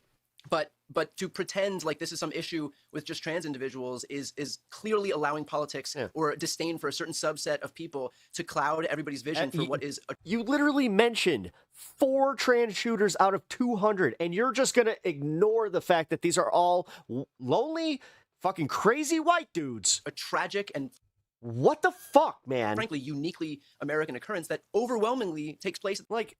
The hands that's the proper framing of this, is you could turn this on Piers and just be like, why are you only obsessed with those 4 when you just blatantly ignore fucking young white men 193 in this country. So again, I understand, like I've worked in politics long enough to understand why it is a convenient scapegoat to point to trans people who commit mass shootings. 6. But to do that, I think is just oozing in bad faith, and I think it is if Soy had a spokesperson service to the real call me Kikoman problems at the core of this stuff that I think we would all be well served to try and figure out, but of course politics pervades everything. You eat your rice without soy. Ew. You know, Piers, if I mean, I jump in think, there. Literally so afraid of soy that they stay away from soy sauce. Yeah, I'm hearing some interesting accusations. You know that there's a bunch of these like weird cucks that are just out there like, I can't have soy because I learned that as an insult for weaker men, and I'm not a soy boy. I'm not a soy boy. I don't like soy. Out there about disdain for trans people or people trying to drive further division here, or just then they have a dietary issue and their prescription is soy. What? Soy milk? No! Downright hatred for an entire. I'm gonna turn into a liberal. Set of the population. I don't think that's RFK said if I had whole milk, I would learn out big and strong like him.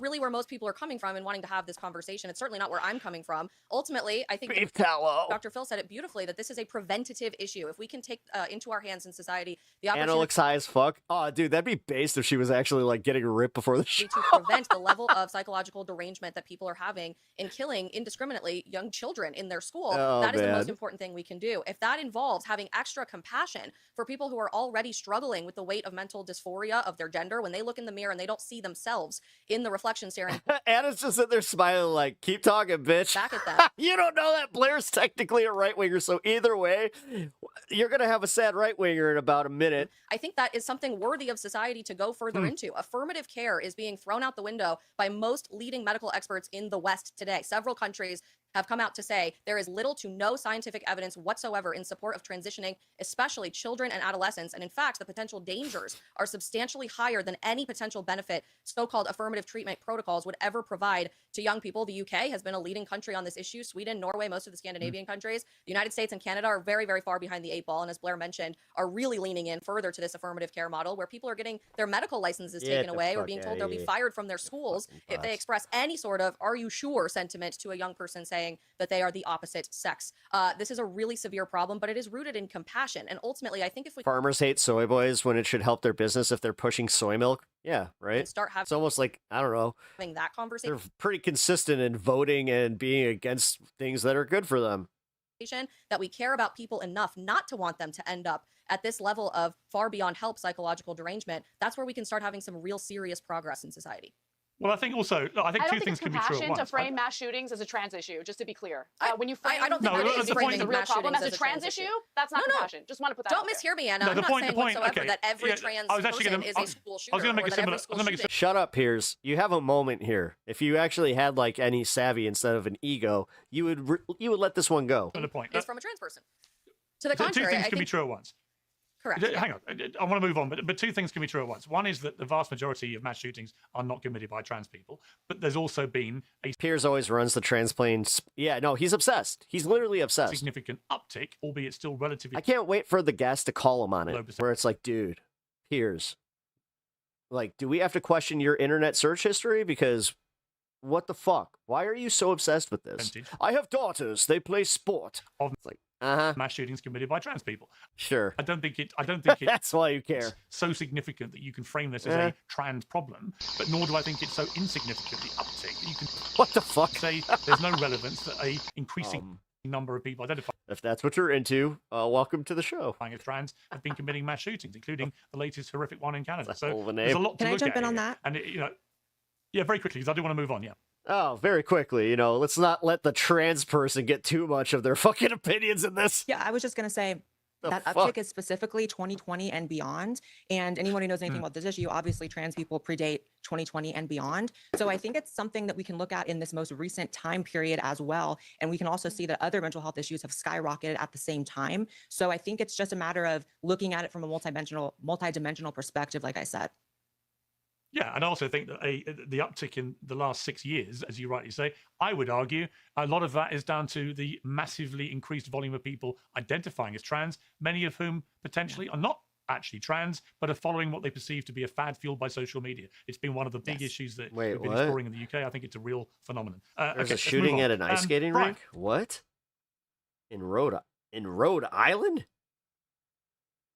What? Was it a hockey fight?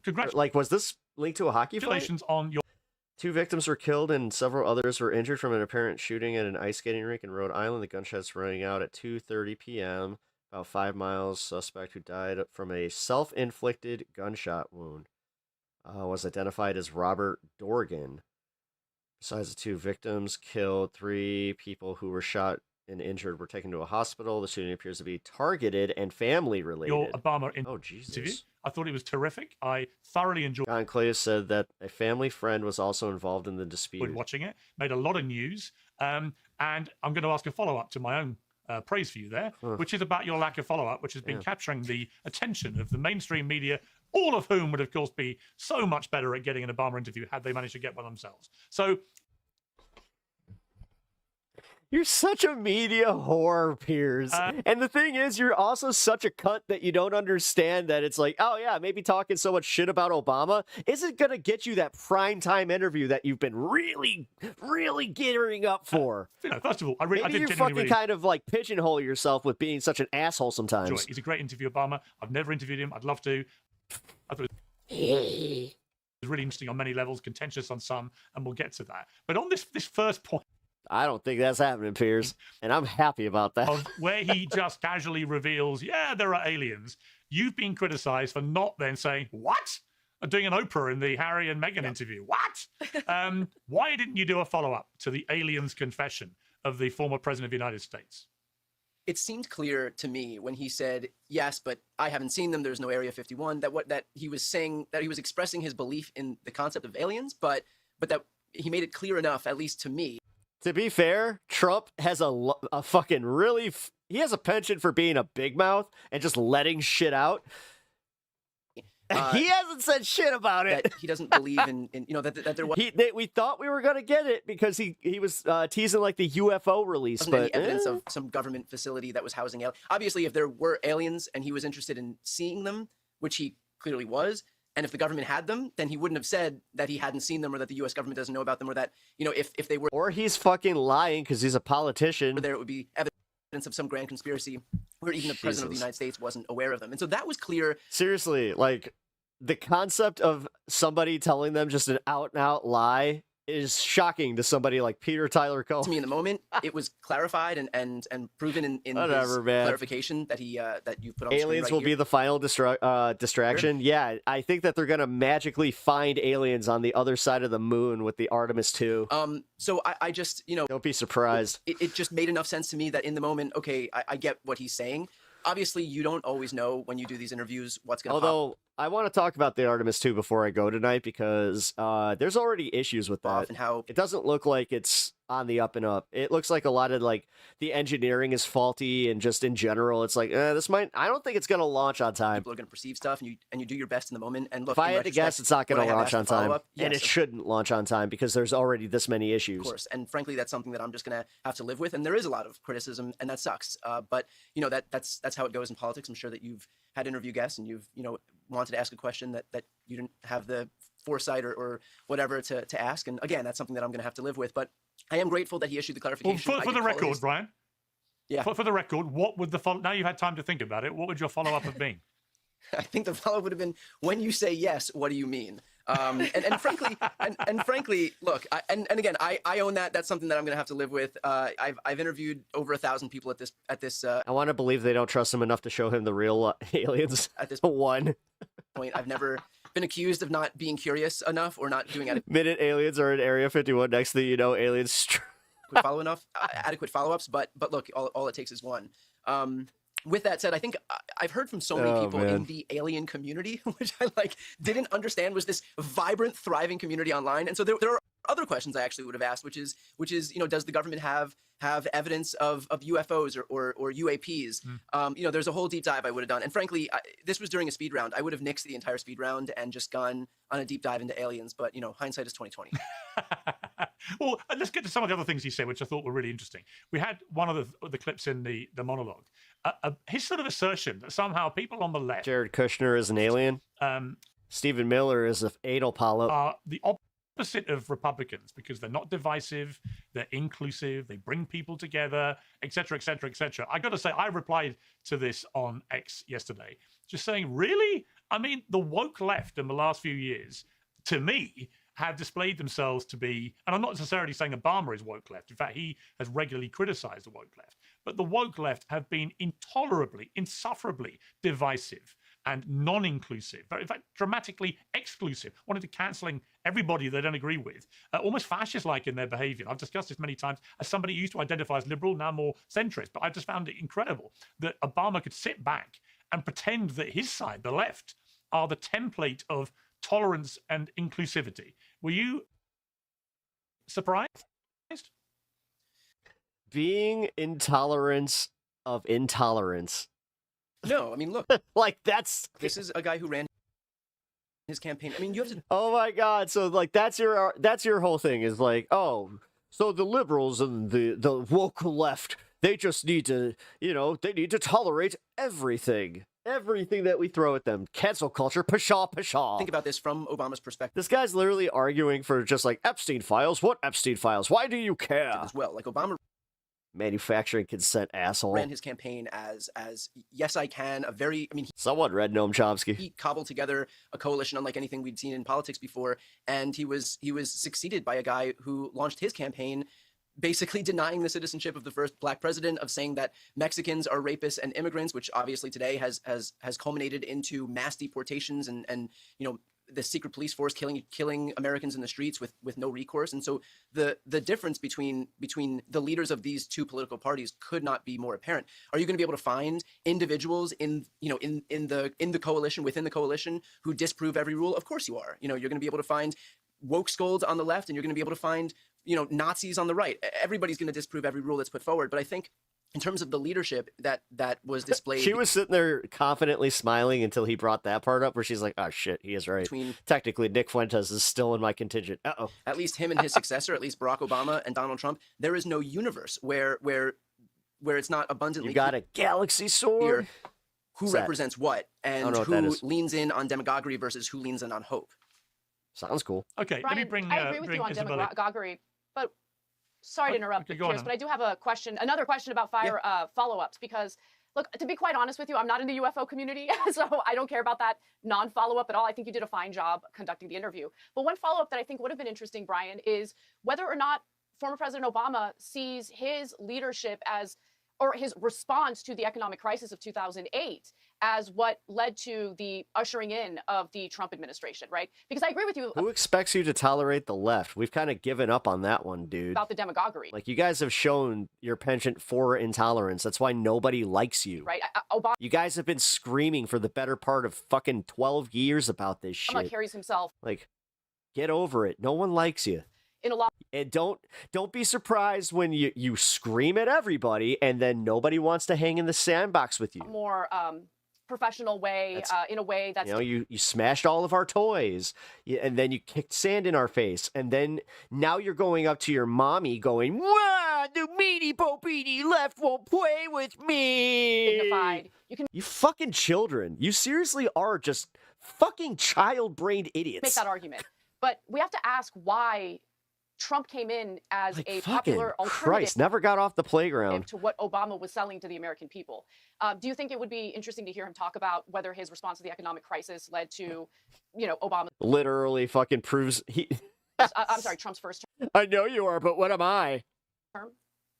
Yeah, I mean, look, would it have been interesting? Of course it would, and I wish I could ask him every question in the world. I think it would be. I think we would be remiss The tangerine toddler. not to also take into account like the racial implications of Trump's rise, like an avowed racist president's rise to power in the aftermath of the first black president's rise to power. And I mean, we were told, and this is not, because I completely agree with you, Anna, this is not also hang not on, Brian, hang on. Let me say one sentence. Let me say one sentence. All real right, quick, finish the Spears, sentence.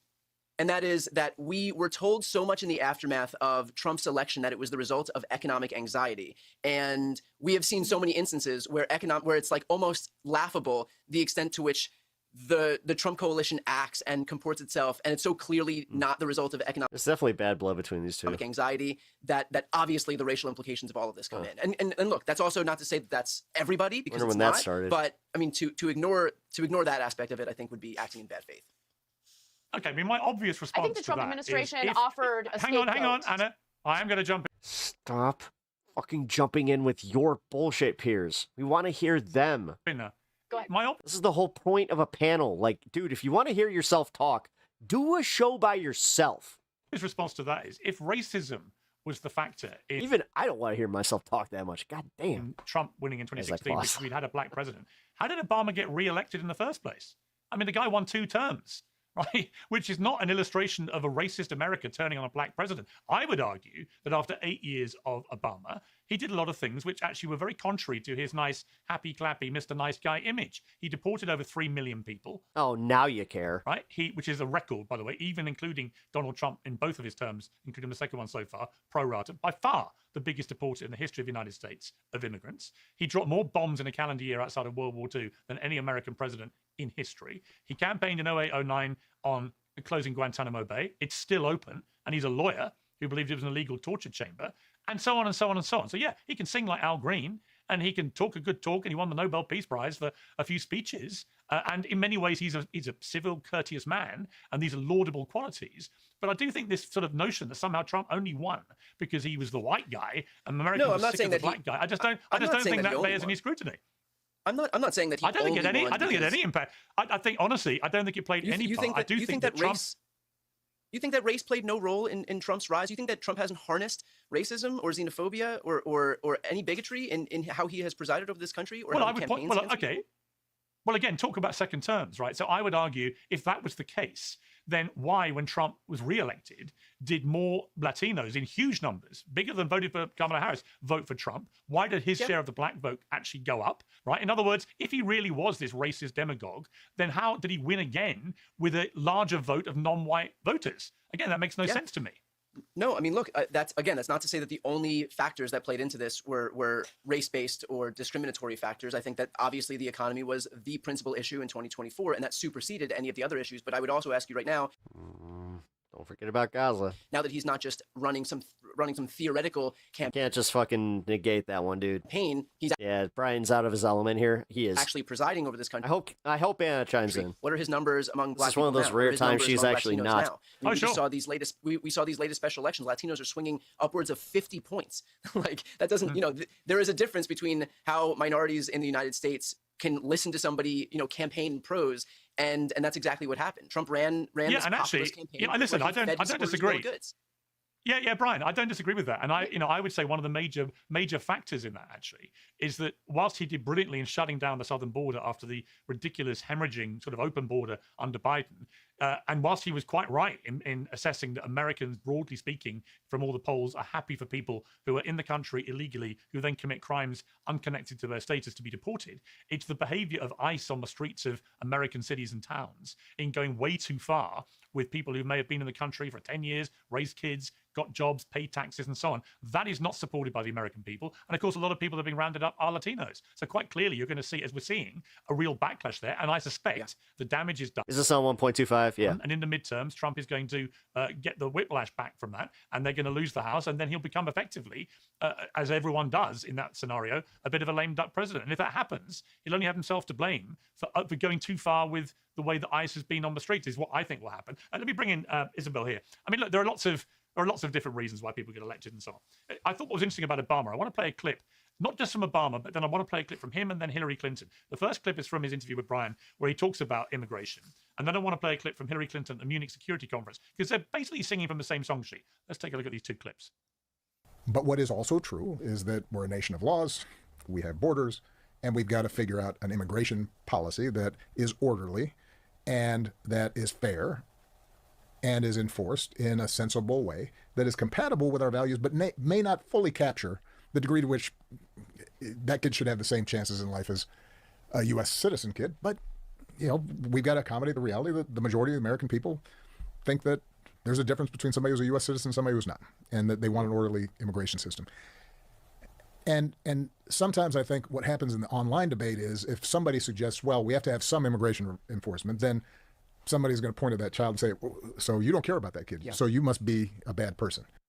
Migration has been a huge flashpoint. Someone's not really proud of the being called deporter in chief, man. More people were deported under my husband and Barack Obama without killing American citizens and without I don't like how that bothers both him and Trump almost equally. Children into detention camps than were in the first Trump term or this first year of Trump's second term. There is a legitimate reason to have any immigrant that comes here is usually paying into the tax system. If you live in a state that has, no sales tax or something like that, that's on you, dude. a debate about things. Take that up with your state. But like where I live, because we have fucking, income taxes, all that, pretty much we get taxed out the ass. But because of that, they are technically a net benefit to our economy. It's like migration. It went too far. More money spent. It's been disruptive. That kind of shit. And but I know, not sexy. Stabilizing, and it needs to be fixed in a humane way with secure borders that don't torture and kill people. And Isabel, before you respond here, my response to that would be, yeah, it does. How does that not count? Sounds a bit like Trump. You do understand if you deport them, then they're not there contributing to the economy. Therefore, economy takes a little bit of a hit. That's how that works. And then if there's nobody to replace them, then what? When she's talking about the problem, as does Obama, actually. And secondly, the reason. If you want the secret, that's honestly why they're not going after, the worst of the worst. Why we didn't hear so many negative stories. It's almost like they're trying to keep the criminal element about their own deportation records by her own admission. Reasons. Her husband, Bill Clinton. And I'm still a little skeptical about that shit, by the way. Think about this. Why aren't they going into the highest crime areas like in Chicago? Obama deported way more people than Trump. It's because the mainstream media was indisputably not as interested in what Democrat presidents did in this area than they are in Trump. They're obsessed with finding the negative with the way Trump goes about it. They weren't interested in any of this. I used to ask my liberal friends at dinner parties for fun, how many people did Obama deport? They never had a clue. They didn't care. Yeah. 3 million. They didn't care. They didn't know. It didn't matter. So I do think it was yeah, but you didn't care. Seriously, dude. Very interesting. Stop.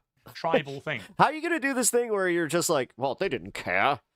that we watch, where the media turned a blind my eye nose at to them. what Democrat Arr. presidents were doing here, and a very focused eye on what Trump's doing. But they all these presidents have the same view of the problem. You're absolutely correct, Piers. And honestly, I'm finding myself nodding along with those clips, right? I mean, that's a very sensible position to be taking. It shouldn't be a partisan one. It shouldn't be one vilified by the media. And yet we don't really hear that rhetoric from most of the loudest voices in the Democrat Party today, who, let's be honest, are not former President Barack Obama or failed presidential candidate and former Secretary of State Hillary Clinton. You're hearing instead from the individuals who are elected officials in Minnesota telling their own constituents to put their bodies on the line, to interfere with immigration enforcement, to make sure that you're willing essentially to give your life up for all of this. And with the media refusing to cover all of this, it's just indicative to me that it's the same problem with the media refusing to cover anything that paints the left in a negative light over the past several years. It's the same reason you can get away with saying you're a racist if you supported Donald Trump, but very few people know that Joe Biden on the campaign trail actually uttered the words, "If you don't vote for me, then you're not black." And it is that rhetoric and only one-sided narrative being covered in the mainstream media that's contributing to the most heinous, outrageous calls for violence and extreme name-calling we've seen toward the political right in the last decade in America, with Kathy Griffin holding up a severed head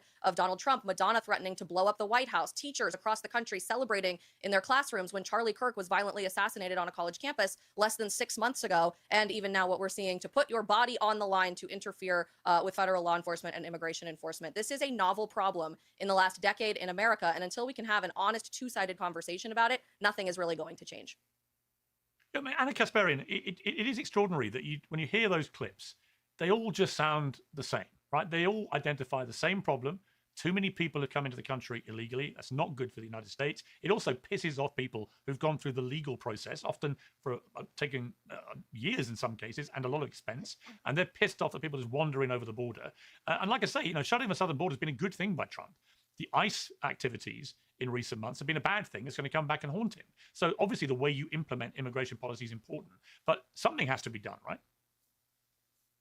Well, I mean, the way that immigration was controlled in previous administrations was the correct way of controlling immigration and securing the borders. Now, that didn't happen under the Biden administration. But the reason why you didn't get all of this media attention or media coverage of either the Clinton administration or the Obama administration's efforts in deportations and controlling the border is because they didn't roll out a flash. Yeah, they didn't roll out the Gestapo. Flashy PR campaign where they're making a point that cruelty is the whole point of what literally they're the doing. whole point. I mean, you have the Department of Homeland Security rolling out videos essentially mocking people as they're being rounded up and deported. When you do that, obviously it's going to attract attention. It's going to attract news articles and news items about it. With Obama, he was turning people away at the border, deporting them immediately. That didn't get any attention because he wasn't making a big deal about it. And he probably you know what's really fucked up though, and this is what I'm kind of getting sick of not hearing is, see, I got the member berries for this one. Like Pepperidge Farm remembers. They used to go on about how Obama had an open border and there were caravans of immigrants coming over the border to help the Democrats win the election in 2012. didn't want the attention. Familiar? The Trump administration wants the attention. Let's stop pretending like that's not the case. And cruelty. You guys remember Trump talking about the caravans in 2016 and 2020? Was the point in the way he carried no tax on tips. Did you file your taxes? it out. Try and claim those tips now. Good luck. And it turns out that that was incredibly Time and a half also. Oh, I meant the half. Oops. counterproductive for the goals that the right wing has in these No, you got fucked on that one, dude. so-called mass deportations. When you're more interested in Tell me you didn't file your taxes without telling me. kayfabe or political theater and less interested in rolling out policies Trump that didn't even do that? No, he didn't. actually work and coordinate with state and local government. These absolute morons are sitting here on taxis and just going like, no tax on tips was a thing. It's like, well, then you're not actually going to accomplish your goals someone doesn't watch TikTok here. And so that's what I see happening right now. Good for you. But you are missing the whole subgenre on TikTok that is just a whole bunch of people going, what the fuck, Trump? You said no tax on tips. I actually completely concur with that. We're running out of time. All right, so where do you file for it? Where do you put that one, huh?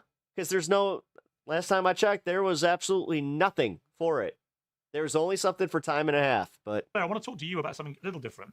It's AOC, Alexandra Ocasio-Cortez, with yes, he did. Research what is it. being described as her Taiwan word salad. She was asked about what would the Danelle is a fucking U.S. do, dude, in terms of committing troops to defend All Taiwan.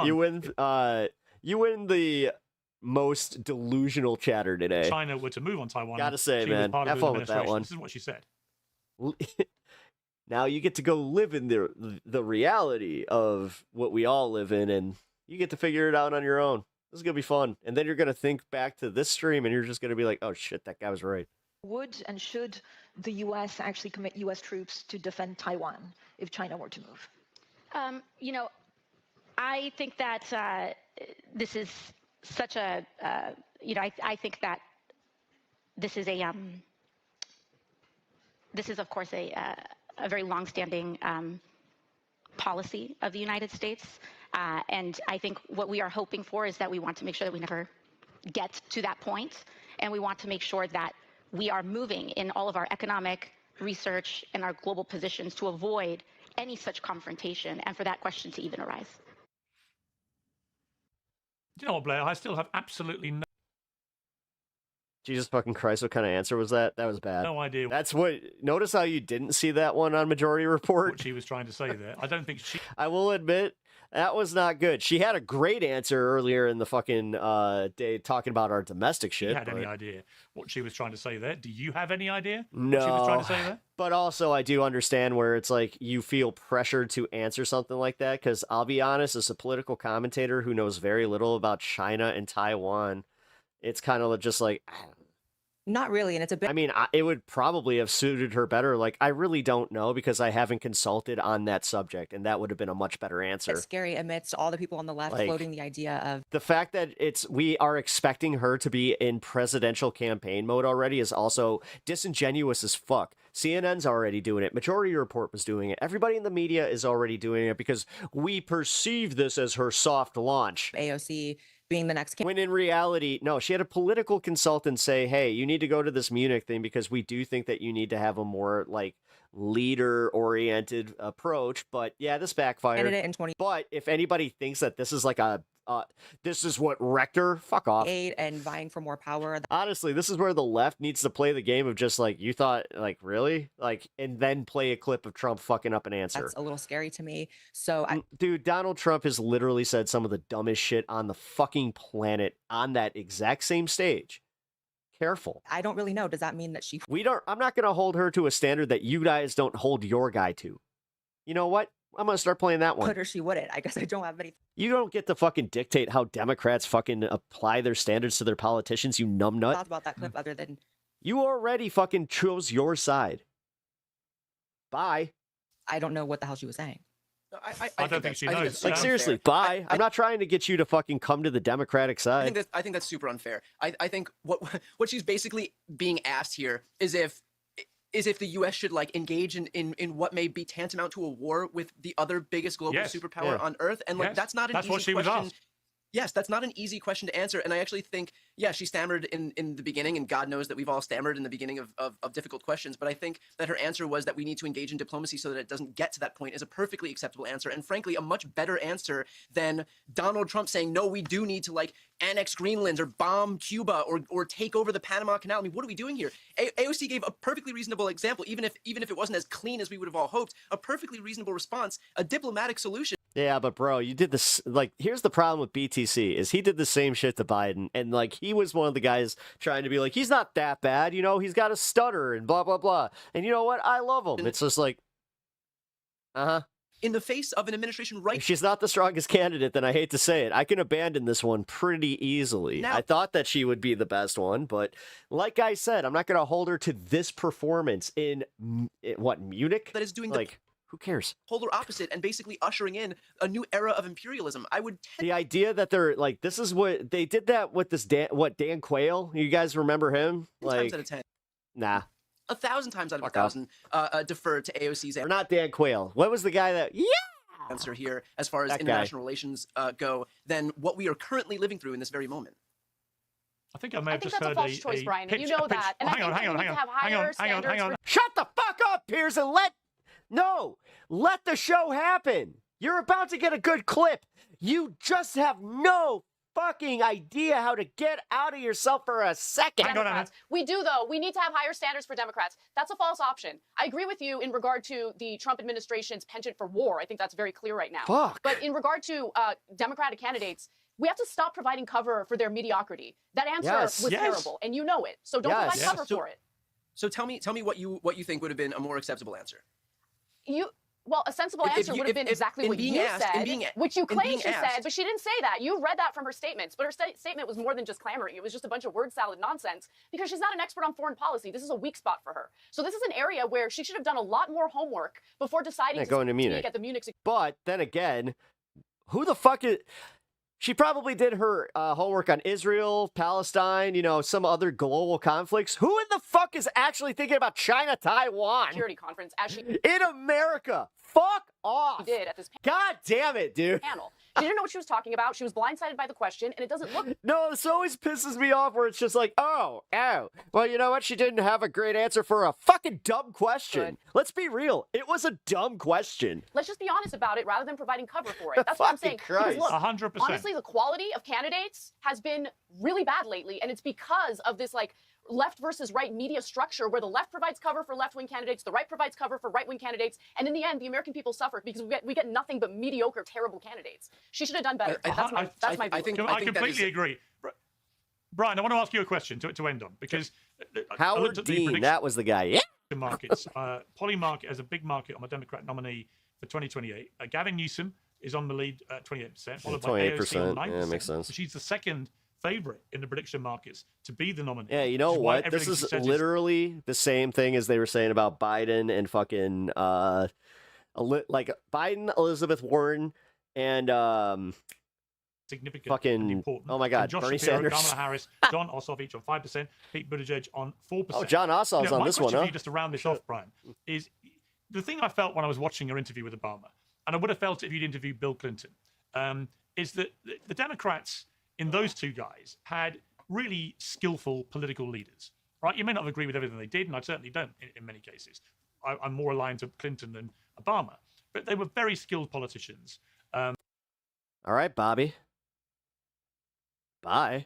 Two of the most gifted, I would say, in modern American politics. And even their opponents would grudgingly concede that. I just don't see anything of that caliber in the Democrat ranks now. And one of the issues that the Democrats have with Trump is they have not put anybody up to beat it.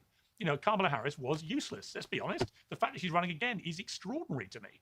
The fact that we're heading into the midterms where the Republicans will probably get a good beating does not mean, to me, that they will lose the next election. You could easily see a J.D. Vance or somebody like that winning the 2020 election almost by default. The default being the Democrats cannot find anybody that can actually energize the party, energize America in the way that Clinton and Obama did. Would you concede that at the moment? Yeah, I think I can't really speak to Bill Clinton because I was too young at the time, but I think that Obama was a generational figure, and I don't think that we have anybody who can match what he was able to do. And I think a lot of people probably sat there and watched that. I gave you a like just to spite you. Interview. Jesus, and read the Bible. As did I. And read Matthew 25. Thinking why can't good night we have nice things? Like somebody who's got the virtues that he has. And do I think that we have anybody who can match those virtues right now? And I don't think so. Hey, Dahlia. Luckily we have a primary. How you doing? Good to see you. Process that's going to play out over the next 3 years, where people are going to be able to hone their skills, and I hope they do. But I think that right now, there is a reason that Obama is a generational figure, and that it's not that easy to just have somebody who can replicate what he did. But he is partially a generational figure because we whitewash what he did and didn't do. He killed multiple American citizens with drone strikes. You know what I mean? And what he was saying in the interview with you about how, there's some sort of monopoly on the left for, not being on the right for divisiveness or for tearing people apart. No, peers might not. I think it's clear to most people, especially lately, there is a sort of realignment happening. No, you can't be a mod, Dahlia. That both sides are equally as divisive towards each other. I don't know. I think I have plenty of mods right now. It's fine. This Obama... Thank you. Wishing your wife all the best. Thank you. The Obama era, a lot of it is fake. Just like you mentioned, Pierce, he deported way more people than Trump. I think a lot of it is optics and whether or not you buy into them. I remember you, Dahlia. Yeah, you're from Korea. I think he was a more skillful politician. I appreciate you watching my show, but just stop asking. It's weird. But unfortunately, we run out of time. The more you ask, the more I'm just like, no. Brian. Look, why do you want a mod on my channel so bad? I began by saying I really enjoyed your interview. I did really enjoy the interview. And actually really would have liked to have heard the answer to your follow-up, which you forgot to ask him. But you've made that clear. And you're right. We've all been there, mate. And I feel for you. But it was a great interview otherwise. I wouldn't give it a moment's thought. Thank you all very much. I appreciate it. Thank you, Pierce. Alex Jones, man. Alex Jones. What a colossal fall from grace. To be fair, there never was any grace. It's not really a fall from grace because there never was any grace. I mean, what was the peak of his career?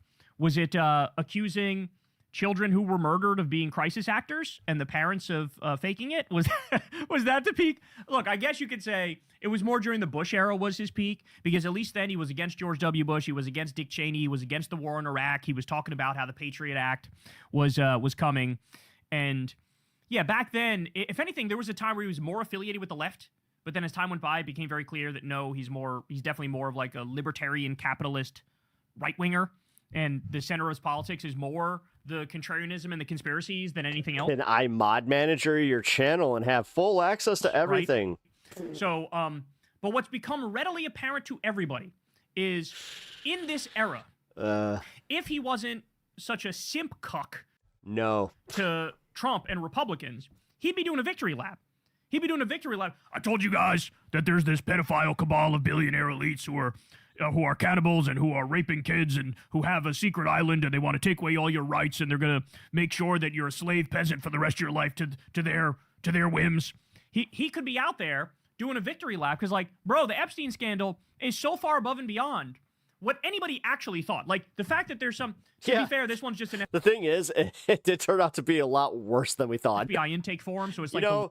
And the other thing is, when you imply something without fully knowing, it's just like, oh yeah, it's a conspiracy, dude. But when they're just like, yeah, that's in fact 100% correct, is like, really? Lowest level in the Epstein files, but there's allegations of literal fucking cannibalism. Put that one aside. We know the torture one is proven. Yeah, the fucking jerky code. Because there's so much talk of torture in the emails and in the files. You got people saying, there was like some Harvard professor was like, I'm sure happy I didn't kill anybody last night in our festivities. Like, this is the sort of shit that's coming out. Epstein ordering a whole bunch of sulfuric acid the same day there's an investigation opened into him. Like, you literally can't make this shit up. You can't make this shit up.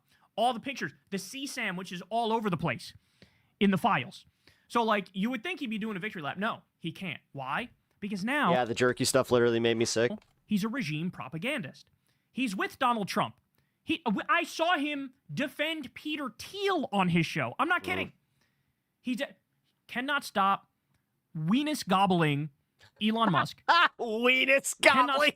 Weenus. Oh, dude, that was one of my favorite insults as a kid, to call somebody a weenus. Weenus gobbling Peter Thiel. Cannot stop riding the penis of Donald Trump. Man. Just endless, me up, down, up, down. He's doing circles. He's doing twists on that bitch, dog. And so, but now he's hit a new low because everybody, despite all of his flaws, everybody thinks of Alex Jones like, oh, well, he is his own man. Like, that guy's totally uncontrollable. Wrong!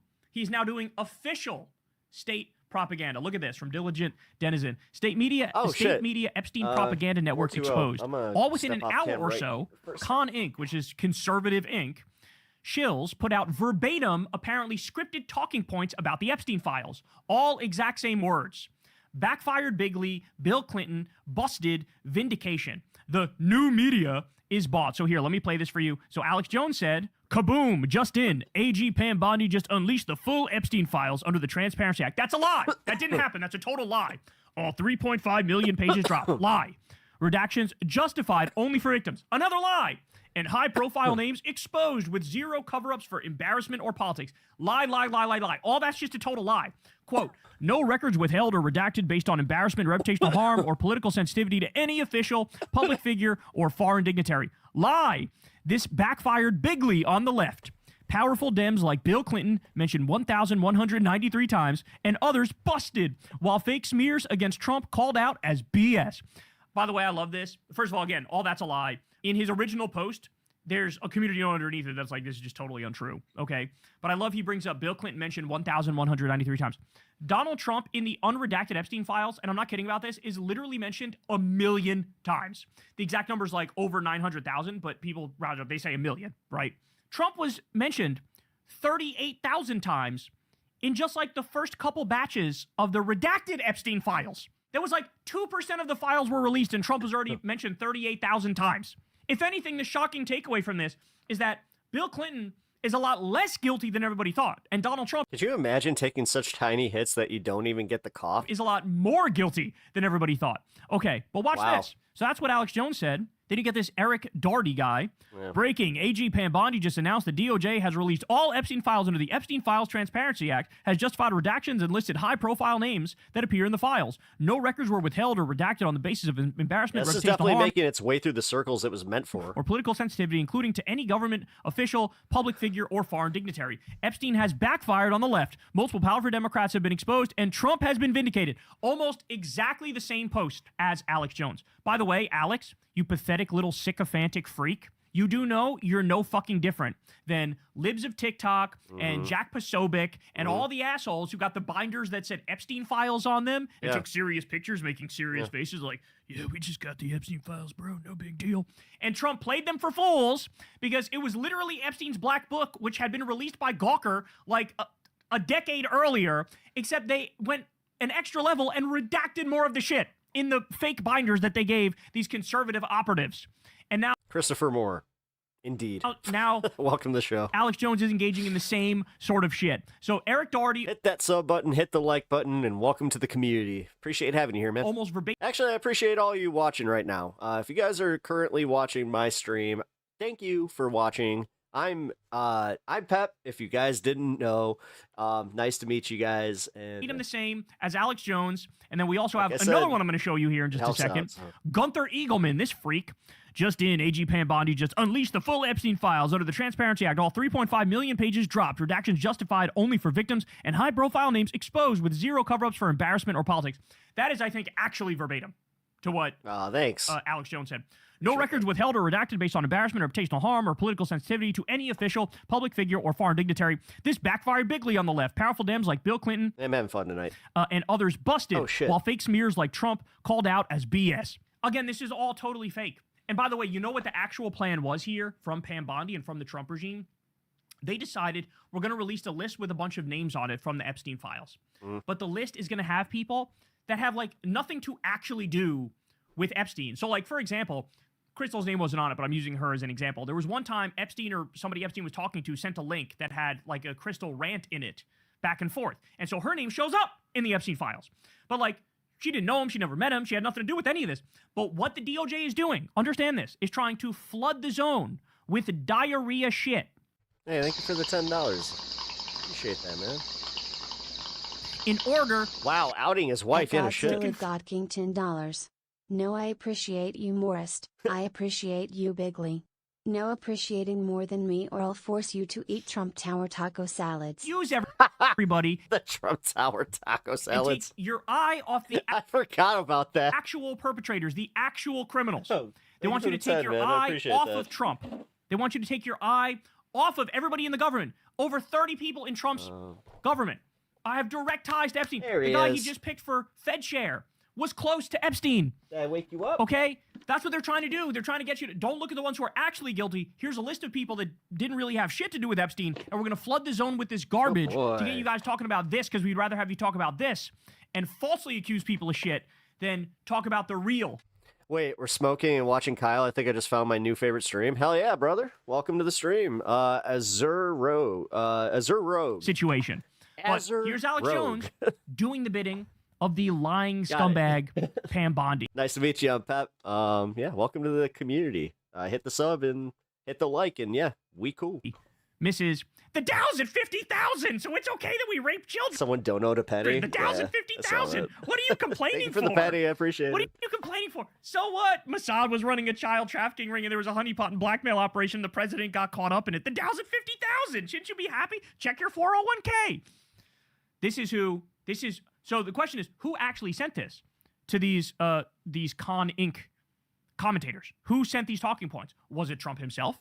Was it Stephen Miller? Right? Is it Pam Bondi? Is it Kristi Noem? Yeah.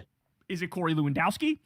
Who is it? Who is it that's involved in this stuff? But we know, guys, how many times did I tell you? He has a subscribe for Chill Politics and direct Comedy. line to the White House. He is compromised. Alex Jones is.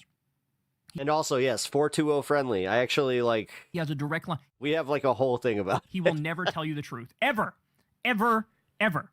He won't tell you the truth. I'm not a Dem. About Trump. In fact, as I tell you, I'll caucus with Dems for the most part, but if they get a fucking good third party candidate, I'm out. You guys all the time. Like, this is the bitch about not being part of the cult there, Danelle. Time when we talk about this issue. Danel.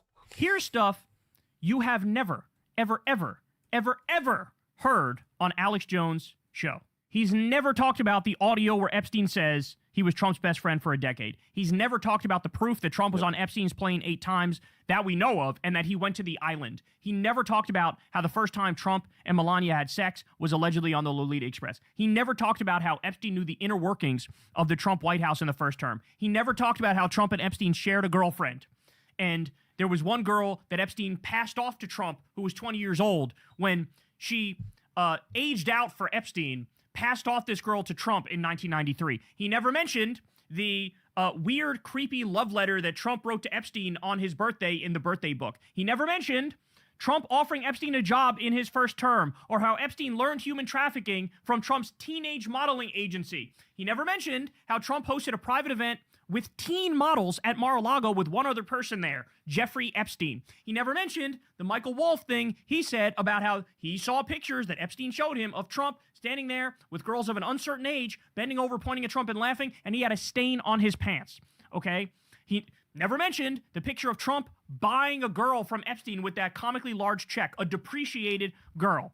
He never mentioned that in 2011, Trump spent hours with an Epstein victim at Epstein's house, which means they have tapes because Epstein's houses were bugged, which means the president is blackmailed. The president can be coerced and extorted. There's no way around it. And he's never mentioned any of this stuff. He never mentioned Katie Johnson. He never mentioned the limo I have some 10 MGs upstairs. driver in Dallas who says he heard Trump talking on the phone to a guy named Jeffrey, and they talked about abusing girls. He never mentioned how Epstein knew everything about Mar-a-Lago's financing, including mortgage fraud. He never mentioned that Epstein pointed out he's on the list as well. that Trump was laundering money for Russia. I mean, if you're going based off of like the names that they released, yesterday? And oligarchs.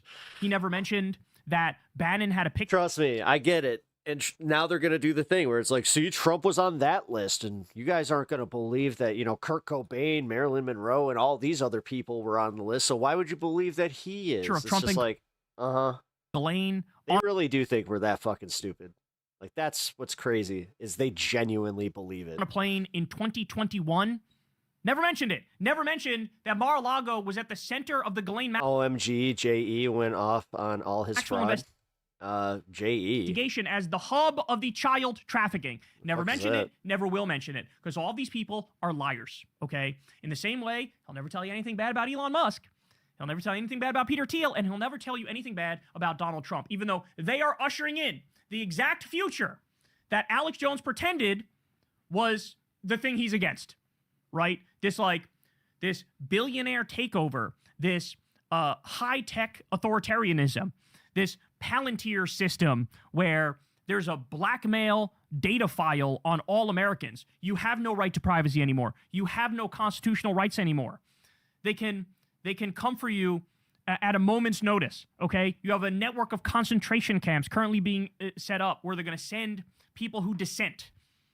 And Alex Jones, who in the past would talk about all this stuff now, is flat out in favor of it because he likes Donald Trump and he likes Peter Thiel and he likes Elon Musk. No, this has been my problem with it too, where it's like, dude, you literally were like the guy who kind of started some of this shit. And they are the villains of this story. The billionaire cabal, the mass prisons, like shameful man. Hey y'all. Yeah. It is crazy, man. Like, I'm genuinely surprised that more people aren't coming around and just being like, what the fuck, man? Now to an ABC News investigation into the mission back to the moon. NASA's Artemis 2 is set to send astronauts around the moon for the first time in more than 50 years. But now, 2 former scientists at the space agency are sounding the alarm. Elizabeth Schulze has an in-depth look in tonight's Prime Focus. Wow, she actually speaks at 1.25. I thought that was on 1.25. Full power and lift. Holy shit. Space exploration is inherently risky. On that, nearly everyone agrees. But for the upcoming Artemis 2 mission, the first people to travel to the moon since Apollo 17 in 1972, never put a flag up in the moon before. There's disagreement about whether the risk is worth taking. In your view right now, is it safe for astronauts, humans, to go on this mission on Artemis 2? I would say no. The Artemis 2 mission could launch as soon as next month. The real stars of the show here, the Artemis 2 crew. With 4 crew members, 3 Americans and a Canadian, set to complete the 10-day journey in the Orion spacecraft, more than I bet you Trump at the last minute tries to pull the Canadian from it. 600,000 miles to the moon. I bet you he pulls something. If I was doing polymarket shit, I would definitely put money on him fucking pulling some shit at the last minute. We can't have a Canadian. This needs to be all American. And back. But send one of the guys from Space Force. We need a security officer. 2 veteran NASA I watch Star Trek. We need security officers. Scientists now tell ABC News they believe there are serious safety risks with the spacecraft. I hope the mission is successful, but if there's another disaster like Challenger or Columbia, that's going to set us back years. Daniel Rasky retired in December after working as an engineer specializing in thermal heat systems at NASA for more than 30 years. Charlie Camarda is a former director of engineering at NASA with decades of research experience and a retired astronaut who flew on the space shuttle. Is this what you both expected to be doing, speaking out about in retirement? No. Their key concern centers on the Orion spacecraft's heat shield, a system designed to protect astronauts from the extreme heat when they re-enter the atmosphere. They say the heat shield uses a material from the 1960s that cracked during the uncrewed Artemis 1 test flight in 2022, a finding highlighted in a 2024 publicly released report by NASA's Inspector General that was reviewed by Rasky. I have to say, from the data I've seen with regard to this heat shield, if I had to rate it A, B, C, D, I'd rate it an F. You'd rate it an F? It's an F. Damn. It's a clear F. Bro. Clear. Like, dude, this is like the people that really you need to be listening to here. Like, we're about to have another Apollo if they let this happen. And there's no way you put crew on an F heat shield. What are you doing? Like, they're gonna like, literally, that's tempting. Dude. Fate. Why does it matter if there are cracks in a heat shield? Pieces of heat shield coming off mean that you're close to complete failure. You're at the edge of a cliff on that's insanity. A foggy day, and you don't know which way to move. You might go off the cliffs. Any Gundam fans here, actually, this science is featured in the anime where they talk about how the Zaku's have that problem. NASA made after Artemis 1 was the vehicle survived. Okay, you didn't quite go off the cliff this time, but you're close. You're both. R.I.P. I mean, dude, if they do this, that's it. They could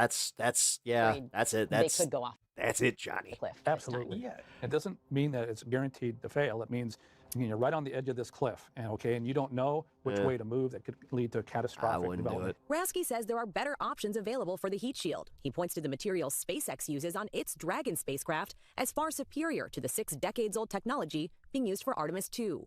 Why would you do this? Why would you use a very old technology when there are much better options available now? Welcome to our briefing today. I hate to say, like, you could almost look at this as like, oh, are you a shill for, did Elon pay you to say that? But realistically, if that's what it comes down to, is that they're using the 60-year-old technology versus, During a pre-launch press conference this month, NASA new science acknowledged that the Artemis 2 heat shield has what they called limitations. We understand the limitations of the heat shield on Artemis 2, and it's incumbent upon us to fly within those limitations. We asked the man in charge of the spacecraft, that's your answer? Howard Hugh, about the engineer's concerns. Crew safety is paramount, and our ability to fly our crew safely and ensure their mission success is what we do every day.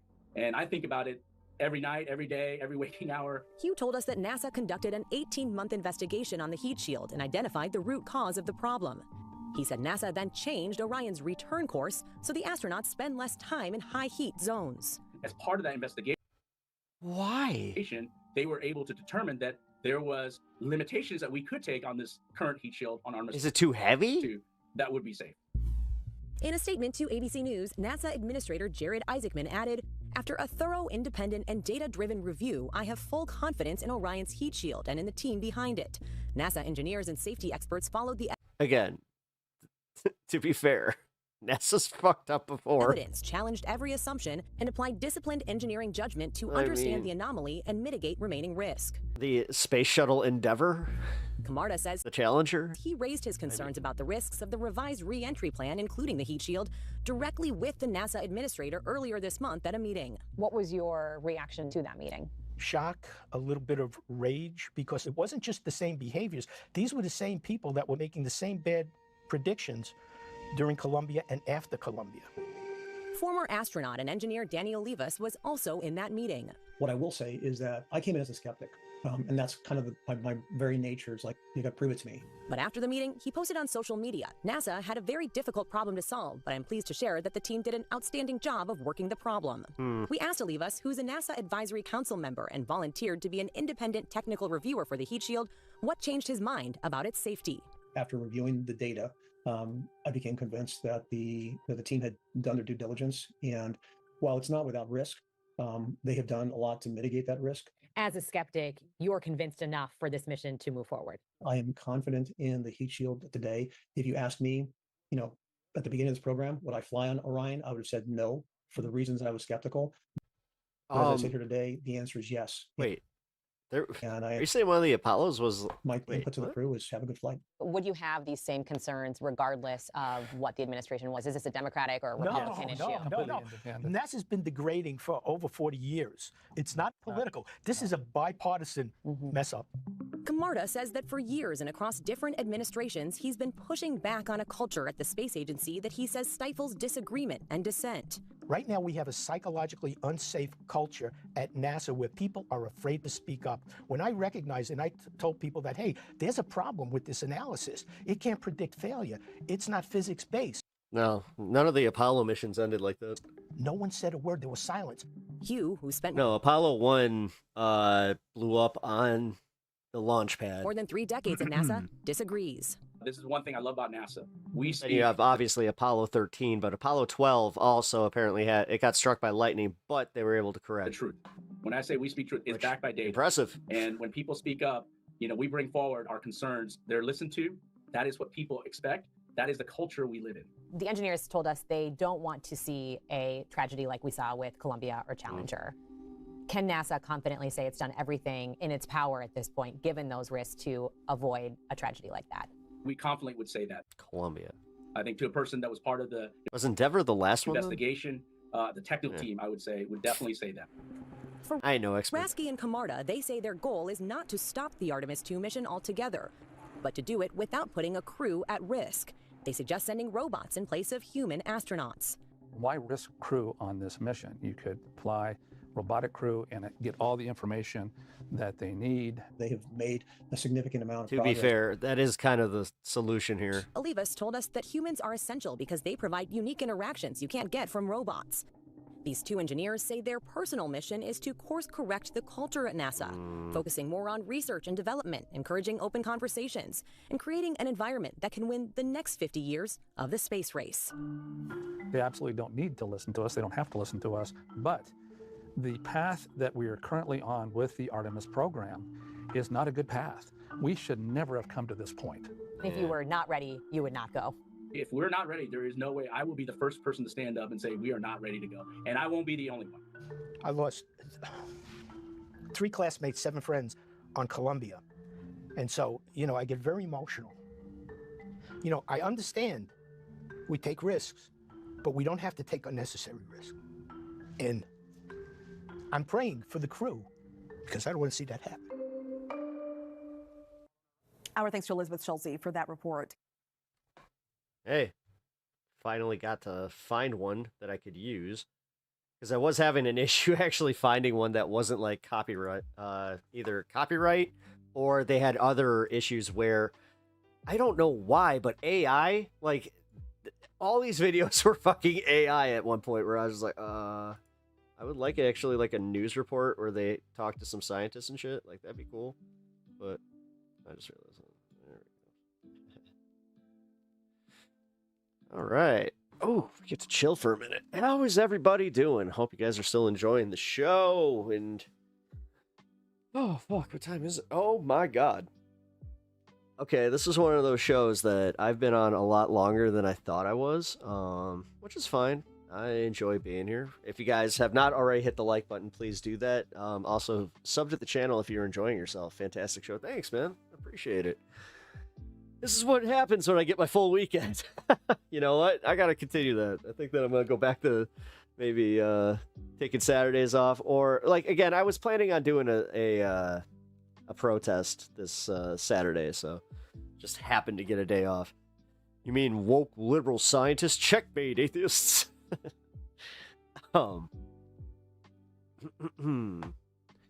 Let's see. What else I got?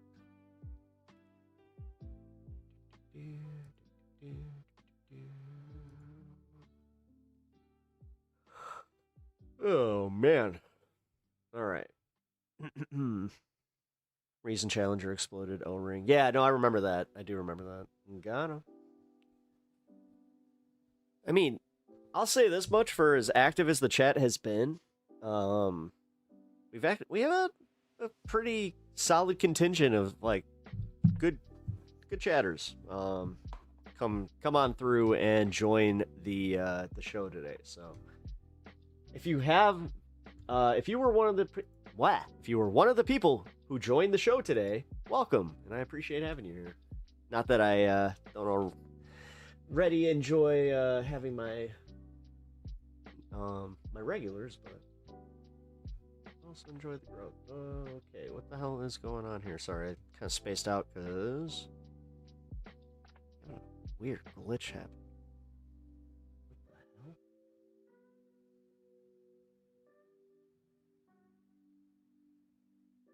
Whoa, they found proof that Kurt Cobain didn't end his life? What? 30 years ago, Kurt Cobain's passed. Oh my god, we're doing this again? We're doing this again. Fuck it. We're doing this again.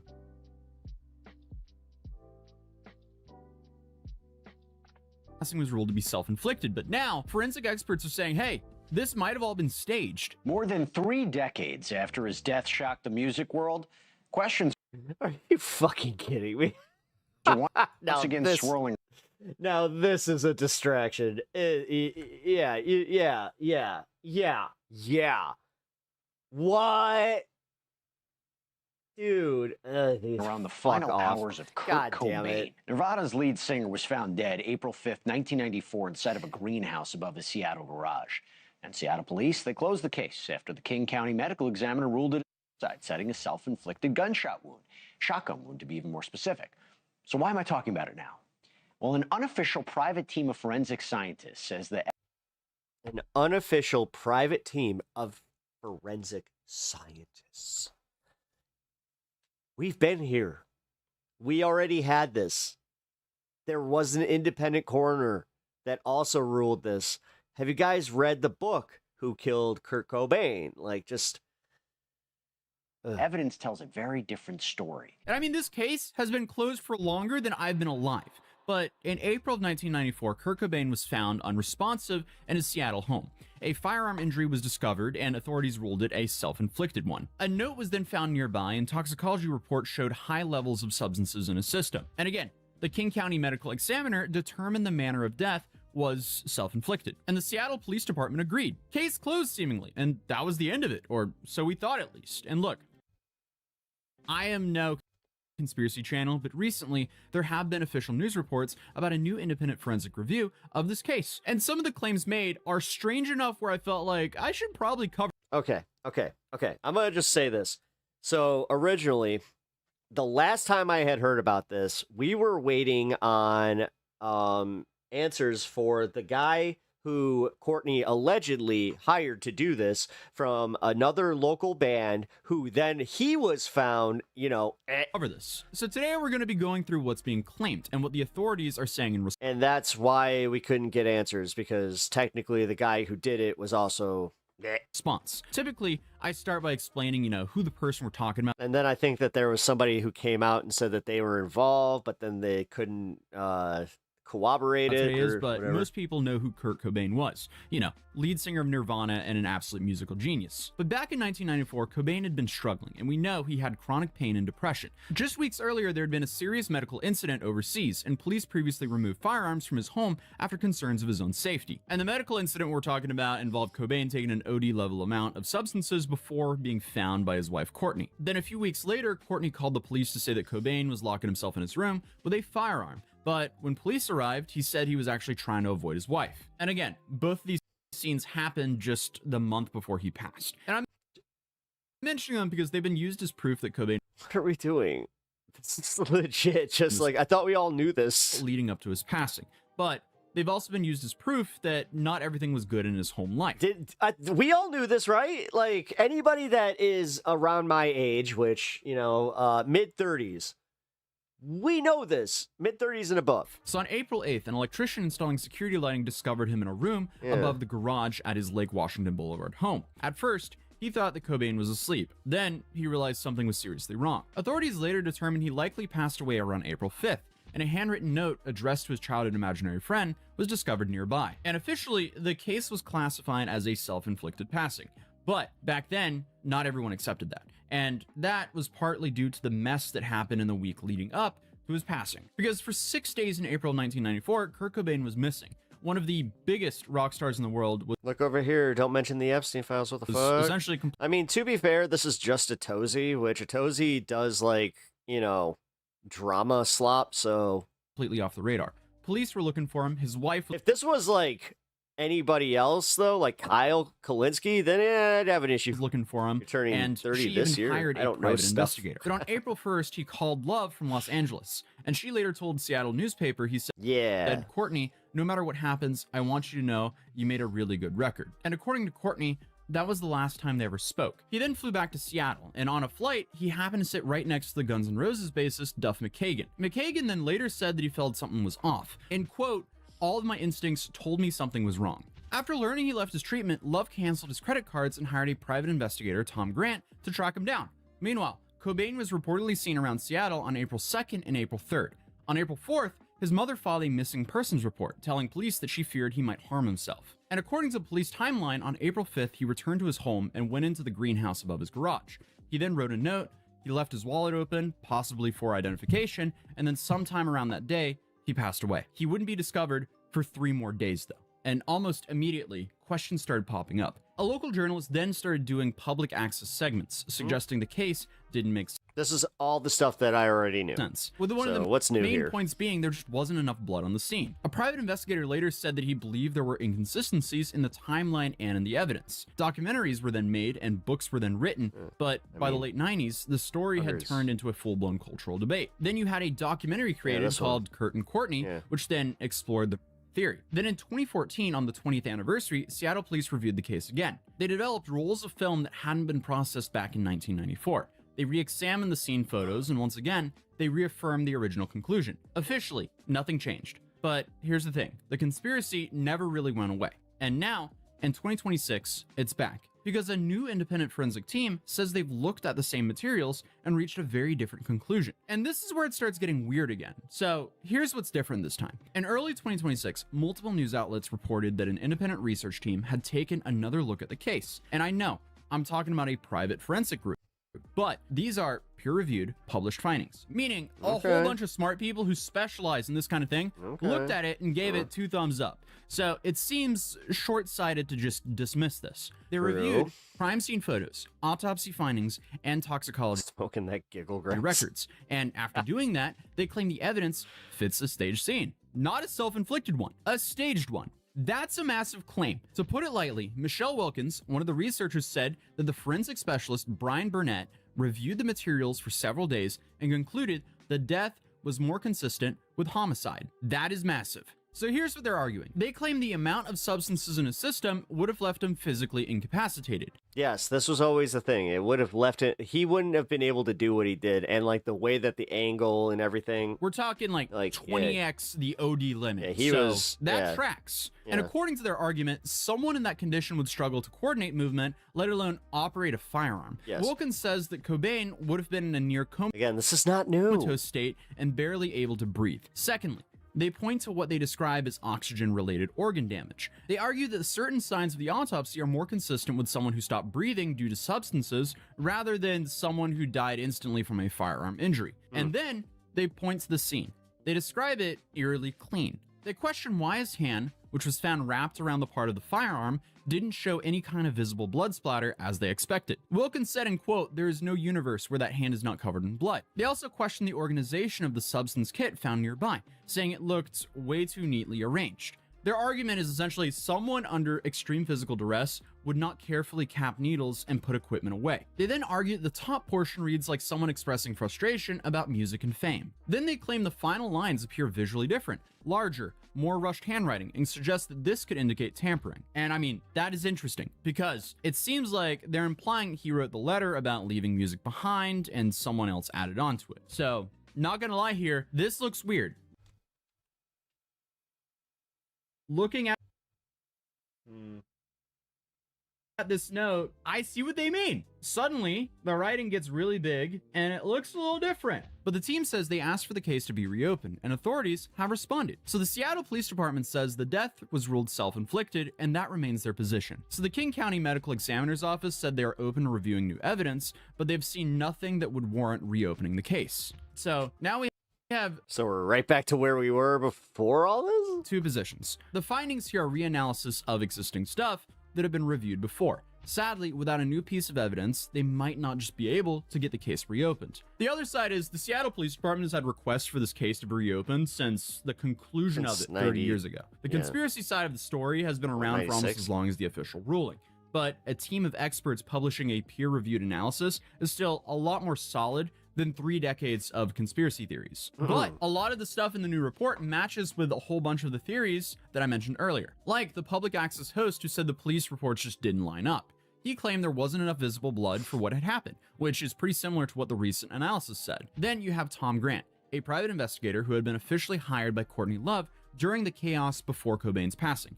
And afterward, he publicly said that he believed the crime scene was staged, and his arguments focused on a few big things that are, once again, also in the official report. He questioned whether someone with that level of substances in their system could physically coordinate pulling a trigger, and he also questioned the lack of clear fingerprints on certain items. Tom Grant was also the guy who pointed to the things like tour money and industry contracts as financial motives. Then there's the documentaries. Nick Broomfield's film, Kirk and Courtney explored the theory in the late 90s. That film mentions one of the most popular theories, that Courtney Love orchestrated everything. And I mean, it could make sense that people thought that she had something to do with it, because especially during this time, they were always in the news for their music, but also their relationship issues. Reports of frequent heated arguments surfaced, some escalating to physical altercations. On March 18th, police were called to their home in Seattle after an explosive fight. Cobain had locked himself in a room with a gun, threatening to take his own life. Officers managed to de-escalate the situation and seized several firearms from the house. Even their daughter, Frances, once said, "I always knew their relationship was toxic.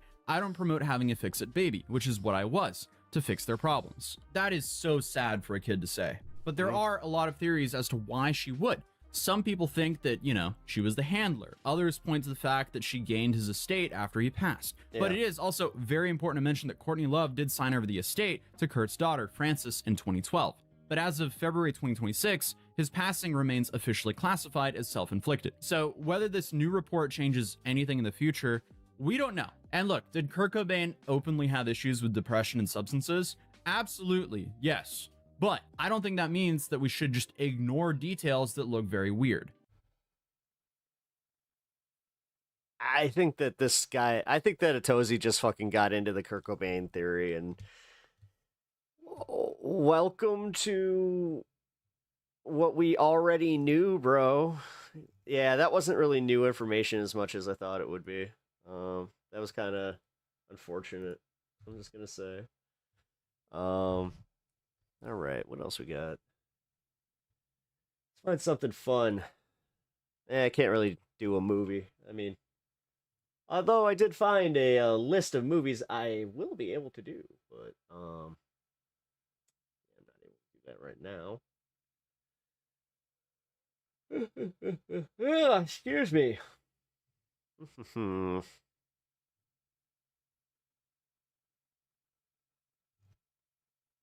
What do you guys think of this Guthrie thing? I don't know, man.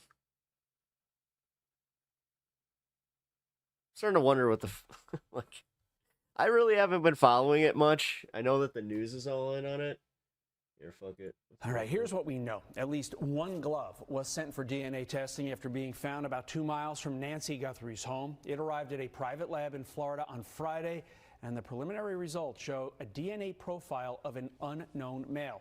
Official results will be submitted to the FBI DNA database, and the FBI now saying that the glove does appear to match the suspect's gloves in the footage from Nancy Guthrie's doorbell camera. Former Assistant FBI Director Chris Swecker joins us now. Chris, thank you for joining us.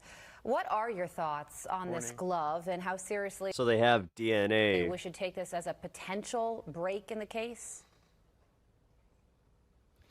Well, I mean, what we have to hope is it is in fact the glove worn by the suspect, and that we get a quick CODIS hit, meaning that it matches up with someone who is in the CODIS database. Now, that database contains arrestees, people who have been convicted of crimes, and samples from crime scenes or profiles from crime scenes.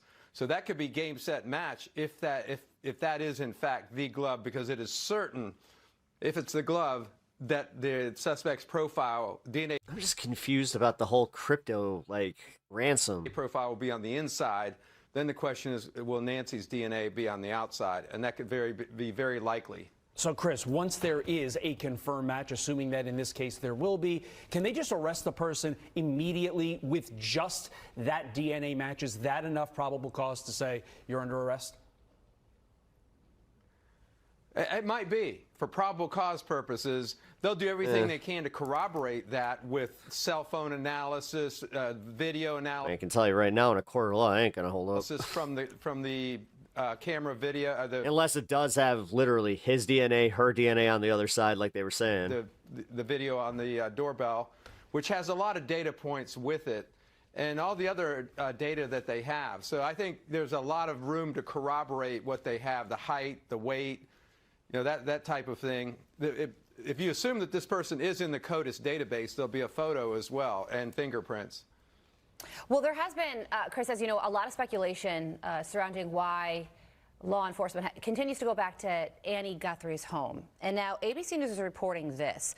Sources say investigators are leaning away from any relatives of Nancy Guthrie as suspects. The sources also said investigators are leaning away from both a man who was stopped in a car in Rio Rico last week and the man whose home was searched Friday night. However, as Pima County Sheriff Chris Nanos told ABC News on Friday, nobody is fully cleared until the kidnapper is in custody. What are your thoughts on that? Well, he has to say that. An investigation like this is partly process of elimination. You eliminate all these different possibilities, the family, the suspect, the various suspects that have been detained in the searches, and that's... No, she's dependent on medication. ...sort of thing. Yeah. And I would say... Yeah, no, she has like a blood pressure thing. From the searches that were done... I mean, again, I've watched enough of these. Steve, Agenda Free, he's been covering some of that this. DNA probably hasn't come in yet, or not all of the profiles have been completed. So that that I would take literally, that those suspects have not been eliminated.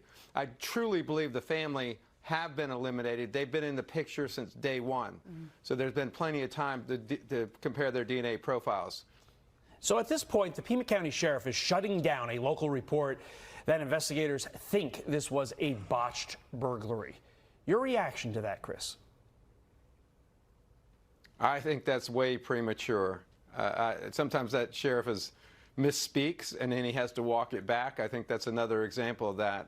Unless, I mean, that only leaves one or two other possibilities, and that is, the family or a kidnapping for ransom. He is? And I think I knew it. Both of those he's sort of shut off, or he's foreclosed those avenues. So, I mean, I just the sheriff sometimes is just hard to fathom. Yeah, and Chris, I was getting we bot just heard from vibes. Savannah Guthrie speaking directly to the kidnapper, saying it's never too late to do the right thing. And it's just heartbreaking to see somebody who is just trying to do everything that she can to get her mom back to her safely. I know this is a really specific case, but have you ever seen anything like this before where, somebody makes an emotional plea directly to somebody who's done something wrong and it has worked?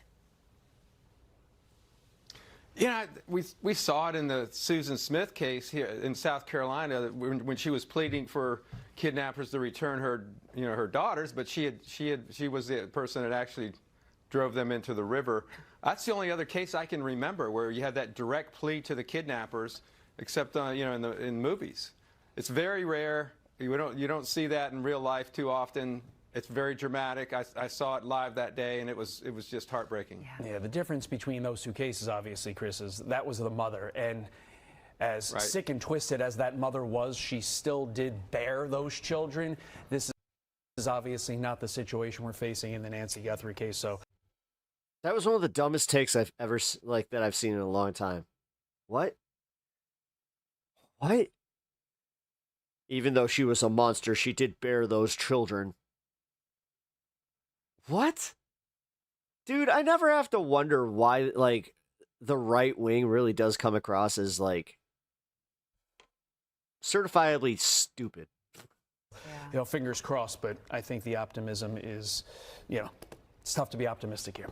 Chris Swiker, thank you, sir. Former assistant. Okay. Right. Wow. Hey, as far as the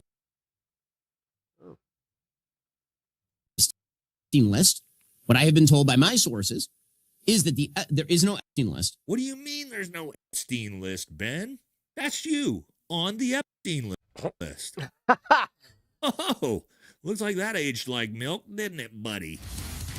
Well, to be fair, I want to see what he's got to say about this drop. Files continue to rage on crazier and crazier every day, especially after I never thought I would be watching this guy's channel as much as I am, because, like, I knew who he was before the Charlie Kirk thing because of how outspoken he was as, like, a right-wing,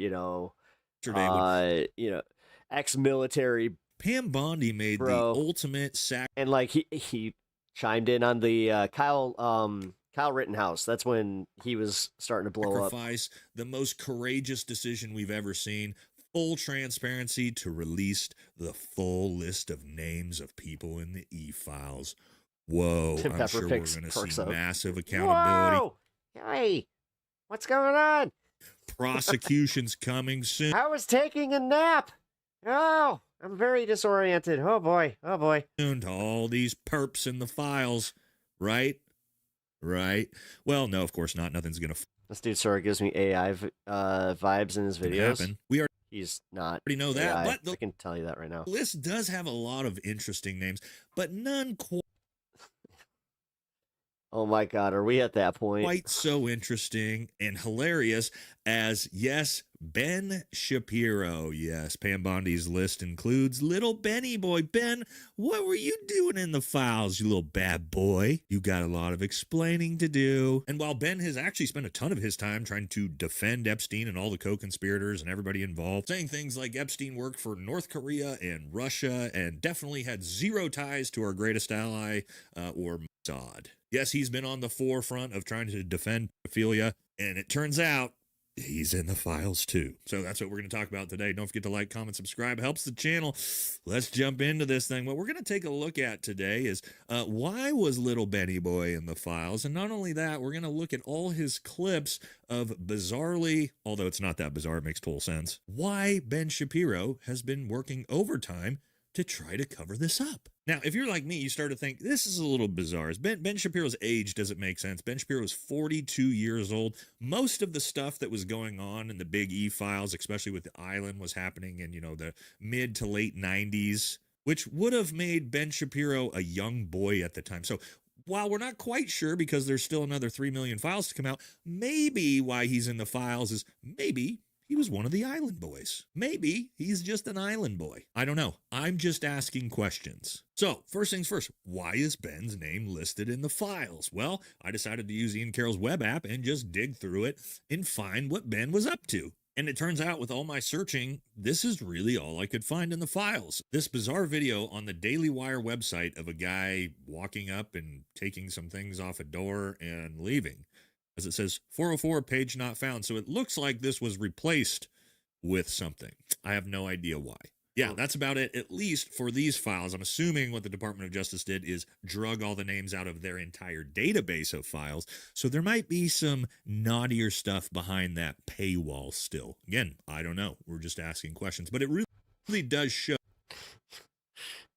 How if you're doing a bit, fine, but come on, man.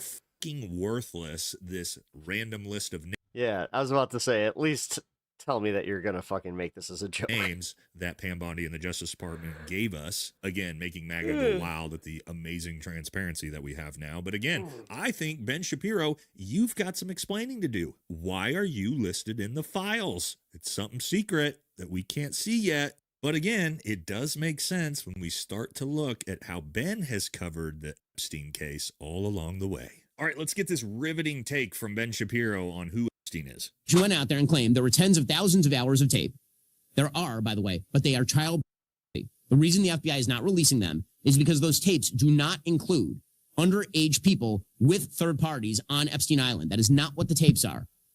Okay, I also have sources in the federal government who are covering this stuff and have seen the documents. Okay, those tapes are just child. That's all. That's what they are. That's why the FBI is not releasing them. Okay, as far as the Epstein list, what I have been told by my sources is that there is no Epstein list. What do you mean there's no Epstein list, Ben? That's you on the Epstein list. Oh, looks like that aged like milk, didn't it, buddy? No, not really, because this isn't technically the Epstein list. Here's some more hard-hitting takes. No, dude, this is where I had a problem with the way that they were going to cover this fucking this list. Like, this is where the Trump administration does kind of know what they're doing as far as just throwing shit out there and just being like, oh, let them argue about that one. It's just like, no. This doesn't take away from the fact that they have still been redacting all these names of the perpetrators. Stop. Like, nobody asked for a fucking collected version of everybody who's mentioned, because without context, this is exactly what we knew would happen. That are definitely on the money from Ben Shapiro. Epstein had ties with Flood the Zone, North Korea. I mean, what's infuriating as fuck is the way that everybody fucking buys it. Like, if you just ignored everything else Trump says and just focused solely on this, then we wouldn't have to fucking constantly play these games. Worked for Russia. Okay. Yeah, this is kind of a bizarre one you're seeing everywhere. You're seeing this on MSNBC and CNN too, coming from Democrats as well, which is also just bizarre. But the idea that, yes, Big E was actually working for Russia, not our greatest ally. Okay, Benny, but let's see if that actually makes sense. Because when I use the web app and just search Big E's ties to Israel and God, turns out you can see over here on the right side of the screen, it lists all of these documents. I mean, there's hundreds and hundreds and hundreds of documents related to just that. As you can see, I can scroll forever. Documents talking about money being transferred from Les Wexner, his relationships with the former prime minister of our greatest ally, Ehud Barak, and emails like this, which Ben would say, this is just two buddies, just two pals having a conversation. Yes, between Big E and the former prime minister of Israel, where Epstein said, you should make clear that I don't work for God, smiley face. Ehud Barak says, you or I, question mark. And Jeffrey says, that I don't, smiley face. And also some fantastic memes explaining exactly this, as you can see here. Yeah, who'd Big E? This one was good. Host? Yeah. Which top spy from which country? Ah, that's right. Oh, and Ghislaine's dad was, the most prominent spy for who? That's right. Which country do most of the names in the files refer back to? Oh, yeah, that's right. And then finally, who did Big E work for? Of course. Russia. Of course, that Ben Shapiro logic. He's got nothing bad to say about Big E, but who's he thinks the biggest problems in the files? This is what Steve Bannon was doing with his time after he was ousted from the Trump administration, was figuring out ways to rehab Jeffrey Epstein.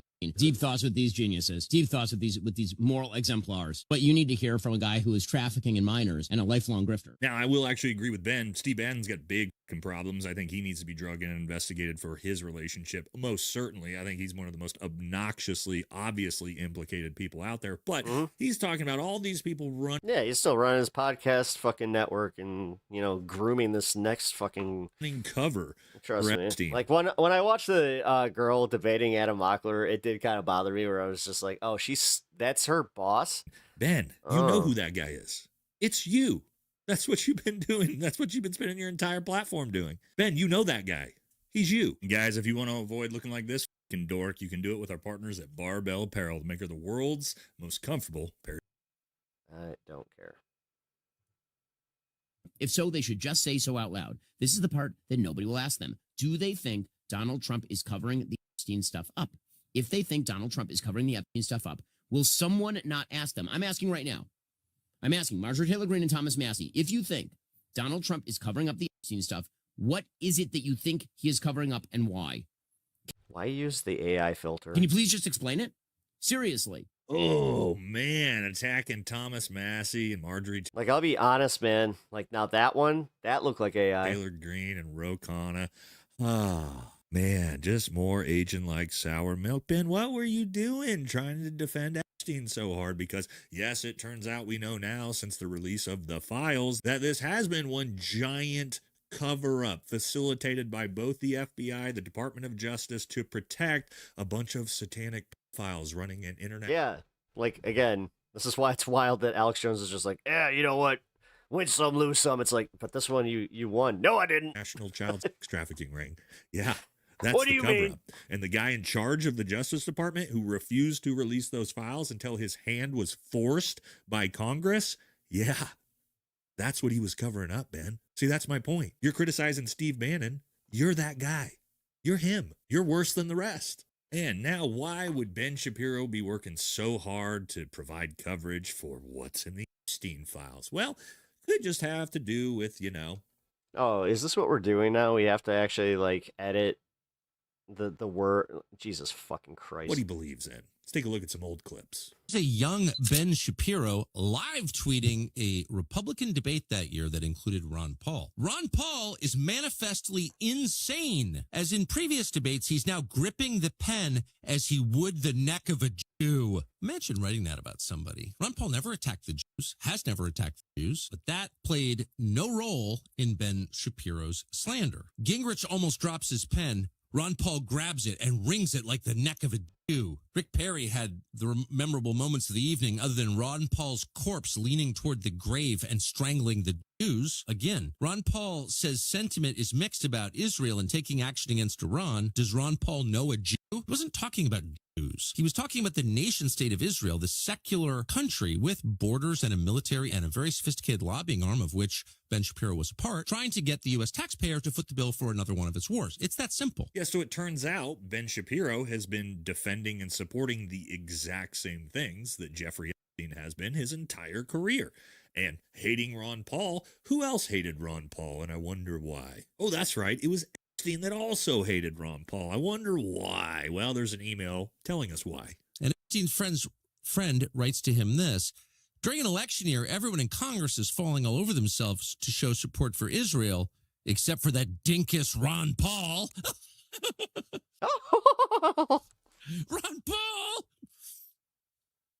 Yeah. Jeffrey Epstein and his friends did not like Ron Paul. No, they did not. And neither does Ben. Interesting, huh? Almost feels like birds of a feather there, doesn't it? Now, let's check out Ben's ultimate worst take on the files. Those contacts, there is no evidence, according to the DOJ and the FBI, and again, that's public. There's no evidence that any of those third parties were having girls trafficked to them. And that is not evidence that was made clear, certainly, to the DOJ or the FBI. Ah, yeah, there you go. Yeah, like Ben said, there's no evidence whatsoever that Big E trafficked anyone to anyone. Where did we hear that from? Kash Patel, that's right. You were the other one. Oh, good take, buddy. Well, Ben, at least you didn't say it under oath and commit perjury, but you still had the same dipshit take. Actually, there is one more I forgot. Well, we talked about it a little bit before, and of course, as Shapiro says, there is zero ties between Big E and our greatest allies' intelligence assets. Here is Tucker then asserting that it was actually Mossad. Again, without evidence, not a shock. Of course, this is where Tucker was going. This has become the hot speculation on the internet, is without evidence. You say that Mossad was running Jeffrey Epstein. When I say without evidence, I mean without evidence. Ooh, another terrible take by old Benny boy. Yeah, it turns out that no, that wasn't the case, that there's no evidence of that. Your breast stinks. It turns out there's hundreds, if not thousands, of documents that prove exactly that in the files. Oof. Ouch. And so ultimately, yes, now we know little Benny boy is himself in the files doing something somewhere. We're not quite sure yet. Maybe we need the other 3 million files. But what we do know is this guy has, well, one, he's been objectively wrong about everything with the files, but he has also been working overtime, overdrive, trying to protect Jeffrey Epstein, Donald Trump, all the pedophiles, our greatest ally. That's, well, we all know where his focus lies. And so if you didn't hate Ben Shapiro enough already, now you can make fun of him for being in the Epstein files. So that's going to do it for this one. Catch y'all in the next video. All right. Here, hold on. Where's it? Where's it? Here, get it. Get it. Get it. The phone. Right there. Right there. Oh, you won't play. You won't play. All right. Well, that means that we're getting to that point where I should probably start wrapping up show. Because he wants to go play, and also he probably, oh yeah, he's got to eat. Just realized that it's past his dinner time. Oh man, this was a fun show today. I hope you guys enjoyed this show. If it was your first time here, I really appreciate you guys hanging out today. I am happy to grow the community, but I am also always happy to meet some new people. And, yeah. Fred, what up, Fred? Fred. I'm glad that you found your way over to Twitch. I know that, like, some of you guys enjoy the horizontal stream, so if for some reason I can't get it working tomorrow, just know that I did try. Yeah, we'll see what happens. I'm gonna reset some stuff and kind of go through all this, and hopefully it works again. But very worst case, guys, this might be how I have to do it. So fingers so tired. Very good show, Pep. Thanks, man. Really appreciate it. Well, I'm trying. Like, yeah, Natch, I'm trying, but if my theory is correct, I think that YouTube was kind of rolling out the dual output thing, but yeah, they also simultaneously kind of made it to where, yeah, it wasn't great for things. Honestly, yeah, the results were good tonight. Yeah, honestly, I noticed having regulars and vertical, it's much more enjoyable, to be honest. Like I said, we'll see what happens, okay? It's a bold new era over here at Pep Talks, but like I said, guys, I really appreciate you guys being here tonight. Thank you to all the to everybody for the kind words and the support. Really appreciate that. But all right, folks, it's that time. I have got to head on out, but before I do, I'm gonna stick around for the last 420 of the night. I'm not sure whose it is, but happy time zone. I'm pretty sure that this is like in the middle of the Pacific Ocean somewhere. So, wherever that it is 420 over there. Longest fucking minute ever. It was fun. It was a fun night. Yeah, Ryan, I appreciate that. Yeah, thanks everyone.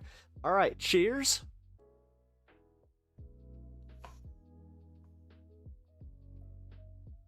Woo.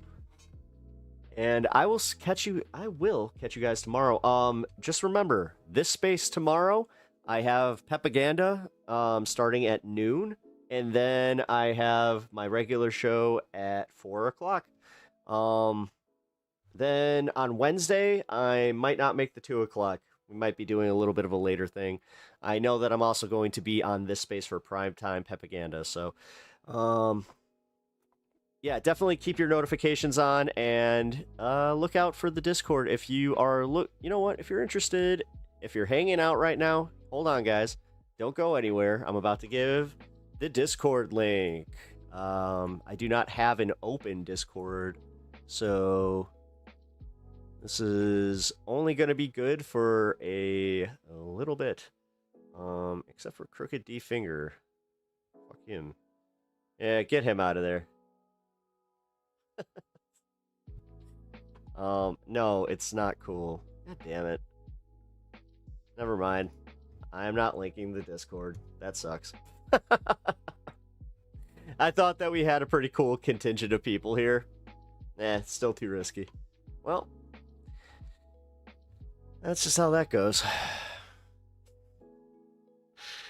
Go figure. All right, guys. Well, sorry. Say bye, Stan. I will see you guys tomorrow. Well, you're already in the Discord. I don't know why you said another time then. Because, yeah. But, yeah, like I said, outro time. Good night. I will catch you all tomorrow. Bye.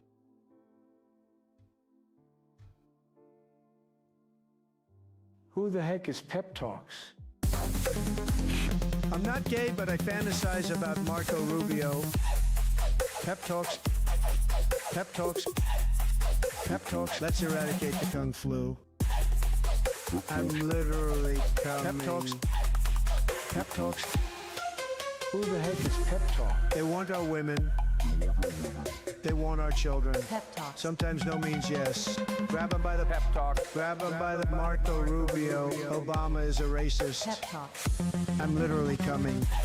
I'm Pep literally coming. Pep Talks. We found weapons of mass Pep Talks. destruction. My fellow Americans, it has been confirmed today from Pep Talks that we are indeed all high on politics.